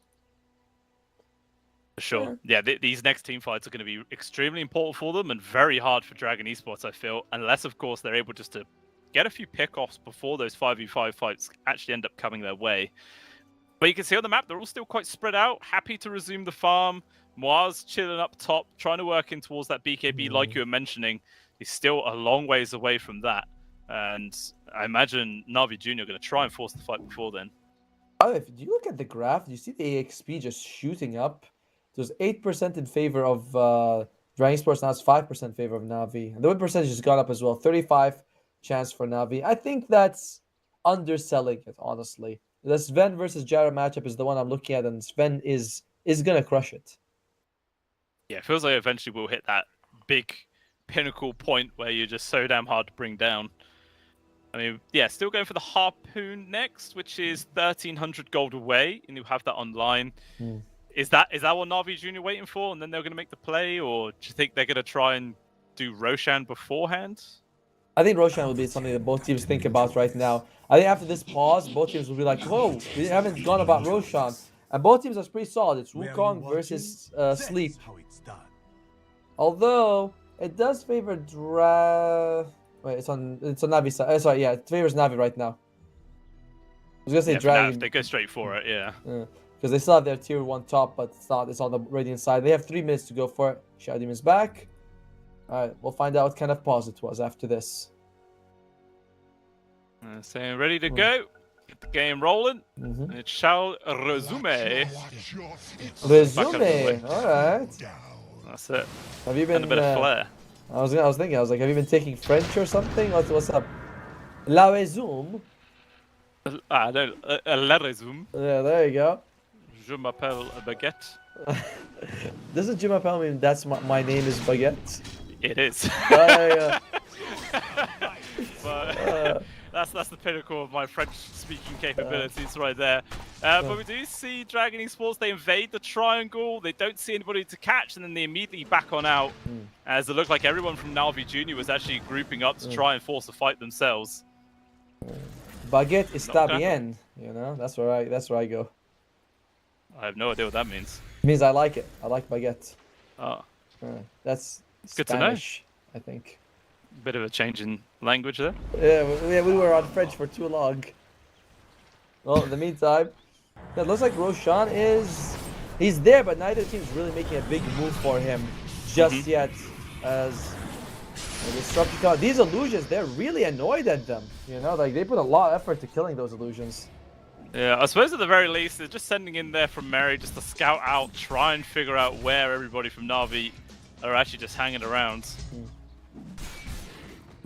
As they're just waiting for the next influx of items to come on through, then either team will be making those plays. Like you're mentioning, surely it'll be Roche, but only a minute and 40 seconds before it moves down to the other side of the map. Yeah, I'm surprised that Na'Vi isn't considering taking it on their side, but they can just push this out. Take the twin gate, go bottom. They might walk into Nyx here. Might end up doing it. Top tier 1 goes down. I don't know. Roche feels like an objective that neither team is really too caught up on. But you could just be waiting for a pick-off. We say, yo, go Roche, but the two teams could be like, yo, let's get someone down before we rush it. I mean, it does always feel safer. Like you were mentioning, the team fight in the pit is always quite scary on the side of Dragon Esports. Song into cooldown, into Rolling Thunder, and then yeah, Na'Vi Jr. They've got the Wukongs, everything else. Okay. Got the Juice is smiling. All right. I'm not sure why. He's a happy guy. Timber. Did they block their own camp? I don't know. Timber is getting very close towards his Shiva's guard. That's going to be nice against the lifesteal if and when Gyrocopter gets it. As well as just the healing from the Naga Siren. For sure. You know, you're mentioning about the Radiance, having the miss chance added on. Do you think it would be overkill if the Gyro also goes for like a butterfly, or would that force the MKB by too much? They're already queuing up MKB on Got the Juice, so they already feel like they should get it. Okay, yeah. Probably will not be seeing that butterfly come out then. Yeah, it's like, he's like, I gotta count it. That's the problem, is that 15% miss chance is super awkward. It's not high enough that you feel like you absolutely have to counter it, but it's not low enough that you can ignore it. So, I suppose the MKB pickup is preemptive as well, because I feel like in this kind of game, against the Sven and an MK, you would expect a gyro to buy a butterfly. Yeah. So it's like, yeah, it just feels like they're going to cover their bases. But the BKB for Moi is online in 100 golds. So that is going to be the time where Dragon Esports feel most comfortable to make the play. The Radiance just finished up as well. Jewelry is close to a basher, but the Axe for the Shadow Demon is now completed. I'm excited to see what you can do with this. You know, you have 4 charges, 2 Demonic Lens, 2 Demonic Purges. So you can put one on the Sven and one on like the Monkey King. Then you put one on the Gyrocopter, and I guess the last one you're not quite sure where it's going to go. But yeah, there's just, or you can like put 2 on Sven. One wears out, put out the other. It's pretty impressive. It is. This 5-man spoke, unfortunately for Na'Vi Jr. doesn't find anybody. They were hoping to see the Gyro farming up in this north side of the map, but does not end up spotting anybody as Dragon Esports go for a smoke play of their own. And they're not going to find anyone either. Both teams on the opposite side of the maps again. There's an interesting dire ward, by the way, near the Roche pit. It's more like closer to the Twin Gate. It's in a very unusual spot. Oh, jump in! Okay, the Imperial Lip off the mark there from Vampire. You can see with the there, he's charging forward, force out the BKB. Wukong's command was there. Song of the Siren, Rolling Thunder used at the same time. Maybe a little bit of miscommunication, but even so, Infernal's in the backline as well. Daze is getting bullied down just with the right clicks alone of the rival. Reedy's has already lost his life for now. Infernal has to go for the split eventually. Meanwhile, down to the right side, the Monkey King separated and will die. So far, it's a big fight here for Dragon Esports. It's a 2 versus 5 right now. Got the Juice is trying to bring down Moir, but his BKB runs out, and so does his life. PMA on the run, but Spike Carapace stun is there, denying the retreat even more, and it's a full team wipe coming out. Dragon Esports with a big win. Beautiful song, by the way. They're calling the Wukong. They're like, all right, we'll just sleep it and we wave it off, and the roll comes in as well. Yeah, we say it was like anti-synergetic, but the ones who skipped the song were being rolled over.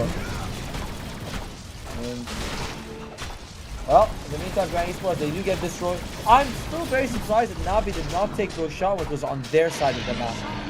Yeah, it was a bit, I don't know, maybe they were just too busy trying to wait for the next line to come online to make a decent fight that Roshan just wasn't on their mind at all. But as a result, just one fight is absolutely huge to swing the momentum. 9,000 gold lead, ages into the hands of the Gyro. A Dagon even just picked up there for Vampire, so we could even see the Nyx start soloing like the Lich or the Shadow Demon now, which is always horrible to watch. Is it? As a support player, anyway. Yeah. Us supports hate it. So like, well, depends on which side you are. Nyx loves it. Oh dear. 10,000 gold behind. What a fight, and what an odd decision by Na'Vi not to go for it earlier. Yeah, maybe that'll be a decision they kick themselves over later on, but as it stands, they're going to start trying to work into their next items. Like you were mentioning, Got the Juice still has that MKB queued. And it looks like they're actually going to try and make another aggressive move into the Dire jungle right now. I think they're going to get spotted by that Dire ward, though. They're quite close. I'm not sure if it caught anyone, but they were very close to that vicinity. And Dragon Esports, they do the smart thing. They say, why should we chase? We're the ones with the Aegis. We can just go for objectives, and you jump into us. Yep. Bottom tier 2 will be going down. Bruce split up in 4 seconds. Song of the Siren is still 40 seconds away, but I guess I feel like they don't really need that to really limit their moves right now. Oh, it's mid-war. Radius. Okay. Rocket on towards the Lich. There is obviously Daze nearby with the disruption. Not going to be needed, although Vampire comes on through. He might have needed it, and yeah, just waited too long. Disruption now on towards Vampire, but they can take a fight outside the tier 3 right now. Quick damage, and Vampire's actually going to die for this. PMA with the BKB used, has to run. Got the Juice, now focus on towards Mary, and no Song still. So it's 2 kills go in the way of Na'Vi Jr. Bruce Split has to be used here to try and run. The Rulings just die so damn quickly here. Got the Juice, the insane amount of damage. Infernal forced to use the end. In comes the Rolling Thunder, wants to plow for everybody. A buyback as well from the Darker Siren. Just look how quickly Got the Juice dies. Niku as well. He's got a very deep usage on the Wukongs, but unfortunately it doesn't make any difference. They lose 3 people in quick succession. And it looks so good to start there from Na'Vi Jr., but they just bit off more than they can chew, Atomo. I wonder if they knew if he had the Aghanim shot or not on the Blue Master, because that was like They committed. They thought they might be able to get the kill. He used his reassemble, and unfortunately for them, they lose 3 people right after. And that looks like a free set of barracks to me. It really does. Obviously, there is the glyph to try and delay this, but there's another creep wave coming in from the bottom soon as well, so the backdoor protection probably not going to be becoming a factor anytime soon. I mean, actually, to be fair, it's still relatively short respawn times. Monkey King up in 10 seconds. Yeah. The Shadow Demon as well. Even you're going to have this Sven up in 15. We'll see how badly they want to kill out Dragon Esports. Remember, Muxa, he still has the Aegis though for 2 more minutes. He's probably standing his ground right now. Sven up in 5. And it looks like that's going to be enough to force Dragon Esports to disengage. Although it looks like PMA wanted a little taste of blood there, but isn't able to get the grab onto anybody. There is something to be happy about, which is that you did force the supports to buy back on Dragon Esports. So if Na'Vi win a fight on the enemy side, you can realistically take another fight 5 versus 3. It's true. I never lied to you. No, I don't think you do. Sometimes. Yeah. I bend the truth till it doesn't look like the truth. You're looking for a career in the law, are you? Yes. Become a barrister or something. I can see you. A I can see it working out. Barrister. You mean lawyer, right? Well, they're barristers in this country. Oh god. You got barristers, you got solicitors, and you got lawyers. They're 3 very separate might things. need But a the fight barrister. coming away, got the juice, has been caught out. BKB finally used, trying to go for the TP out, but that's just way too much physical damage. Puts a stop to that. Dave's also dead. And just so quickly here at Tomo, Na'Vi Jr. have taken a downhill spiral into hell. Because they're now 12,000 gold behind, no Sven for a full minute, and they've got another high ground push coming their way, and they don't even have a glyph this time. And even Bad Guy's got a basher, so there's no way that BKB TP was going to be enough. And Riddy's, he walks to he needs to save his ally, but he's like, yeah, not really. Oh, okay. Okay. Vampire in very deep. We'll just get blown up for that one. And maybe once again Dragon Esports getting a little bit too overzealous here with their moves. Has to use the blue sprint quite defensively. But Muxa is still just focusing down on towards the buildings. Tier 3 gone, melee barracks and range barracks short to follow. Infernal trying to finish off the lich right outside the fountain. It will get him killed. That is something. I didn't realize the Storm Pan did that much damage. It's only 70, but it feels like a lot more. Well, either way, they are also going for the mid barrack. Just using the Storm Pan to keep enemies away so they can get those barracks. Although Muxa is already retreated. They're like, 1 set, good enough for us for now. Yeah, the Aegis had timed out. They've run out of it. People respawning. I guess they just didn't want to overextend any more than they already have. But this is Na'Vi Jr.'s attempt to try and salvage this game a bit more with a 4-man smoke maneuver. Obviously, no lich for it. And we'll see who they can find. Might have been spot. Remember, there's a dire observer ward in their base, so I think they spot that smoke out. I believe they might have. They are just all grouping up themselves. Yeah, you can see Dragon Esports.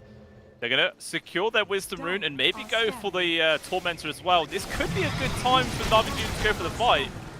Nah, but they're way too far. And Nico isn't even there. That smoke in general was kind of wishful thinking. It might still work out though. They're baiting this creep wave. Vampire though, he's just gonna break all the smokes, isn't he? Oh, they just time out actually, but look how huddled they are. Na'Vi Jr. They are really trying to not give anything away, but both teams know something's going on. This creep wave just thinks of bait. Well, and in the end, it's not great for Na'Vi as they fall another 3,000 gold behind. By the way, Riddy's only has 1 item. He's only got the Solar Crest. That's a very poor lich. Feels bad, man. We've all had position 5 games like this. You just can't get any net worth going. He does have the shard though. The shard is helpful, for sure. I wonder if he bought it or if it was given to him. But either way, yep, you're going to have to defend a very tough one here. I mean, if you're on the side of Dragon, is it worth sending high ground before next Roche? I think it's always worth it to try if you know Roche is going to be up in like, 2 minutes or more. Because then if you lose a fight, you can just go for Roche after that.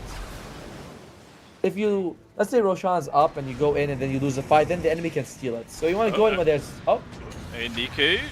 BKB forced as well as the disruption actually, but dual raids just running people over in the backlines right now. The Shadow Demon can't do anything. PMA also locked down, has to use his own BKB.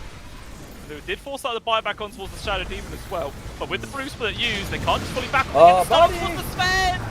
No save to be seen. He's also forced to expend a buyback. It's becoming very expensive hold here from Na'Vi Jr. They're at the very least able to kill Vampire, but that's a very minor consolation prize. Song the Siren used to help retreat. Meanwhile, Infernal just finishes off really in the base on his own. They're going to resume the fight. Disruption. Daze just trying to protect himself right now. They're trying to jump into the back post. They've got the lockdown on towards Moa. Can they actually get the kill on towards this Gyrocopter? It looks like they will. Moa gone. Jewel Rays and Mary as well, both in a very awkward spot. Roll up is there, 60 games used, pulling him back on in, and eventually this Tango will die. So Dragon Esports, they get punished, and it's a big win there for Na'Vi Jr. That is, and by the way, it did cost them 3 buybacks, and guess what though? Because it's a long Roche timer, Dragon Esports doesn't lose any objectives because of that. You know, what ended up happening was that you forced a couple of buybacks, you lost the fight, sure, but you don't lose anything else, which is why I said that they should go at that point. I think that was the right move by Dragon Esports, even though they lost the fight. Yeah. I mean, the big win condition now is just kill the Sven again. Exactly. He'll be gone for 2 minutes, and that's more than enough time that Dragon Esports need just to either go for Megas, maybe even just barrel onto the tier 4s. Depends how cocky they're feeling. And by the time they respawn, they know they'll be like, Roche is very close. We'll just play around Roche, then we'll go high ground. So Dragon Esports, like, Dota's not just, you know, bash your head against the enemy until you win a fight. Sometimes like, alright, we can take a fight that we can afford to lose. Dire's middle tower is under attack. Yeah, with that in mind, it did end up turning out quite nicely for them. Now look at this, Dragon Esports are expending their glyph for a mid-tier 1 at 36 minutes in. They really don't want to let this one go for free. Although, now they're going to abandon it, and it is gone for free. And delayed it for 5 seconds. Come on. 5 Value. Sometimes 5 seconds is all you need to get there. Yes. Yeah. For sure. Indeed. No need to dwell on that much longer. Octarine Core on dual raise, by the way, so he has very low short cooldowns on his spells. What was the shield crash? 9 seconds, 9 seconds on Swashbuckle as well. That was fun. But some big items just picked up from Na'Vi as well. Got the juice with a Daedalus now completed. PMA with a Cypher Vice as well. So it's extra forms of control, extra bit of damage also coming through. It could be exactly what they needed to help turn these fights around a bit more. But obviously, Dragon Esports, they're fortifying the Roshan area. It's up in 18 seconds. Oh. And it feels like Na'Vi Jr., I don't know, can they let this go for free or are they forced to contest it? I think it would be nice if they could go contest it, but it's tough, man. Finding the Roche pit like this, not easy. I feel like Daze, by the way, his positioning has been pretty bad on this Shadow Demon. I rarely see that value of the Aghanim Scepter. He's not getting that double purge and double cleanse out. Yeah, he is caught out quite a lot, and it's extra surprising when you consider the fact that he has a blink. You know, he could be really sitting at his tier 4s and feel a bit safer, but yeah, maybe it's just some good reads from Vampire to figure out where he is and everybody just following suit. But as it stands, Aegis now into the hands of Moa. Moa. And then the banner also in the hands of Mary. So I'll always count on you to go follow through with that. No, you know me, I'll always go deep for it. Always go deep, mate. Touching the cloth. Well, Gyrocopter. This Gyrocopter is... I don't know how you kill him. He is almost 10,000 gold ahead of the Sven. That's 2 items. 2 nice, big-sized items. Yeah, it's huge. Lincoln's, Daedalus, S&Y, Ags, Backpack BKB as well because of the Aegis. Sven wants a shard. I kind of like this idea. He's like, yo, 6 armor for the whole team. I'm all for it. What do we have on Niku? Niku, man, not going for the Maelstrom and focusing on making space was really a bad choice for him this game. Yeah, I mean, it is one of those times where he picked it up, and if he was able to find a few kills, we would say it was actually incredible, like it made a lot of space, but it's not how the story went for this game number 3 here. And we do have a push onto the high grab. Look at this, they're going from behind. Coming in with the backstrap. They found the grab here on towards the Naga Siren, also towards Vampire as well. So far, it's a decent start to the fight. Riddy's separated from the squad. Mitch will lose his life. So far, it's a 1-for-1 right now. Is the nearly able to bring down Daze? Pangolier doing some work. Got the juice, he's trying to do some work himself. He just gets controlled up there for the roll-up. Can't do anything. Niku with the BKB, he's trying to do what he can, but the physical damage from Wire is way too much. Daze has to just run, or maybe he can fill off dual rays as well. Not going to be able to find it. Very close. Jumps in as well. Vampire should be able to finish that one off, but at the same time, dual rays does get killed from PMA. Now it's the Timbersaw and the Monkey King versus 3. And Mua, he's just going for Megas right now. Could be versus 5. They decide to buy back on Dragon Esports, but they're saying, no, it's not worth it for us. We know that we have more than enough people.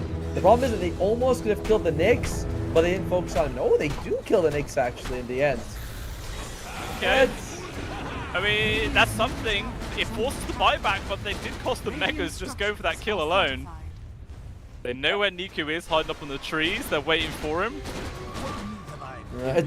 It's like they don't care about these deaths and small stuff. They're like, as long as Muxa's hitting the enemy racks, that's all we need. Oh, in the air. Yeah.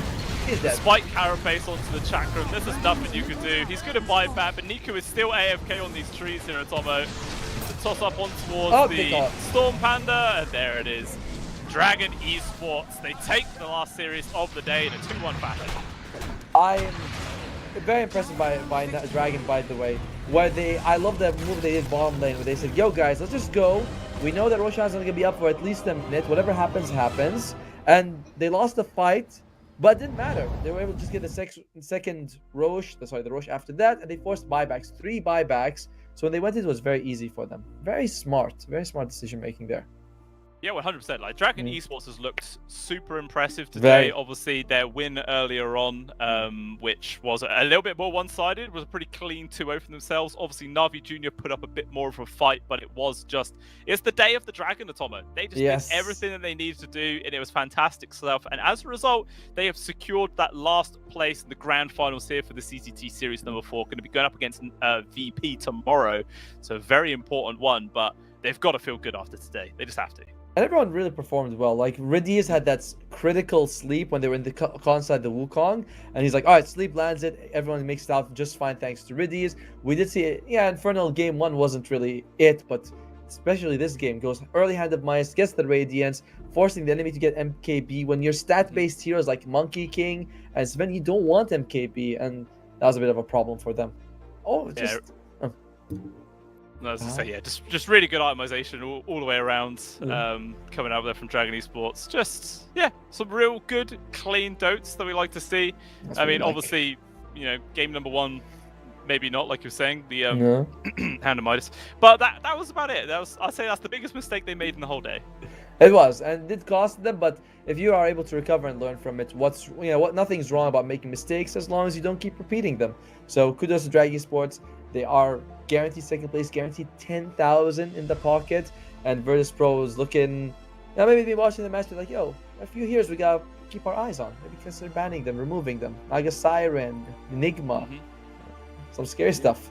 There is, yeah. There's definitely a lot they can learn from today's games if they were watching, which I imagine they should. But Virtus Pro have been looking super clean themselves. Obviously, they were invited teams. There's no group information to go off of, but all 3 playoff games they've done, it's been 2-0s every single time, and they are definitely going to be the team to beat. So that last series tomorrow, or the only series tomorrow, will be extremely exciting to watch. And you know, after seeing Dragon Esports today here at Tomo, do you think they do have what it takes to take the fight to VP? Maybe, but I still favor VP quite heavily. Then again, I was wrong the last 2 times, so what do I know? You know. Can't always be right, mate. You know, that's why you're the looks here. You know, you don't have to be right every time. No, you're the looks. You're the looks. You're the one. You're the very nice. Yeah, I know. I was just trying to make you feel better. But I must say, either way, thank you for watching, everybody. That is obviously the end of the day. We hope you have enjoyed the games. There's been some twists, some turns, some shenanigans, but that is what we love to see in the game of Dota 2. And once again, hope you all enjoyed, and come back tomorrow to see the conclusion for the CCT Series number 4. We'll see you then. Bye-bye. Bye-bye.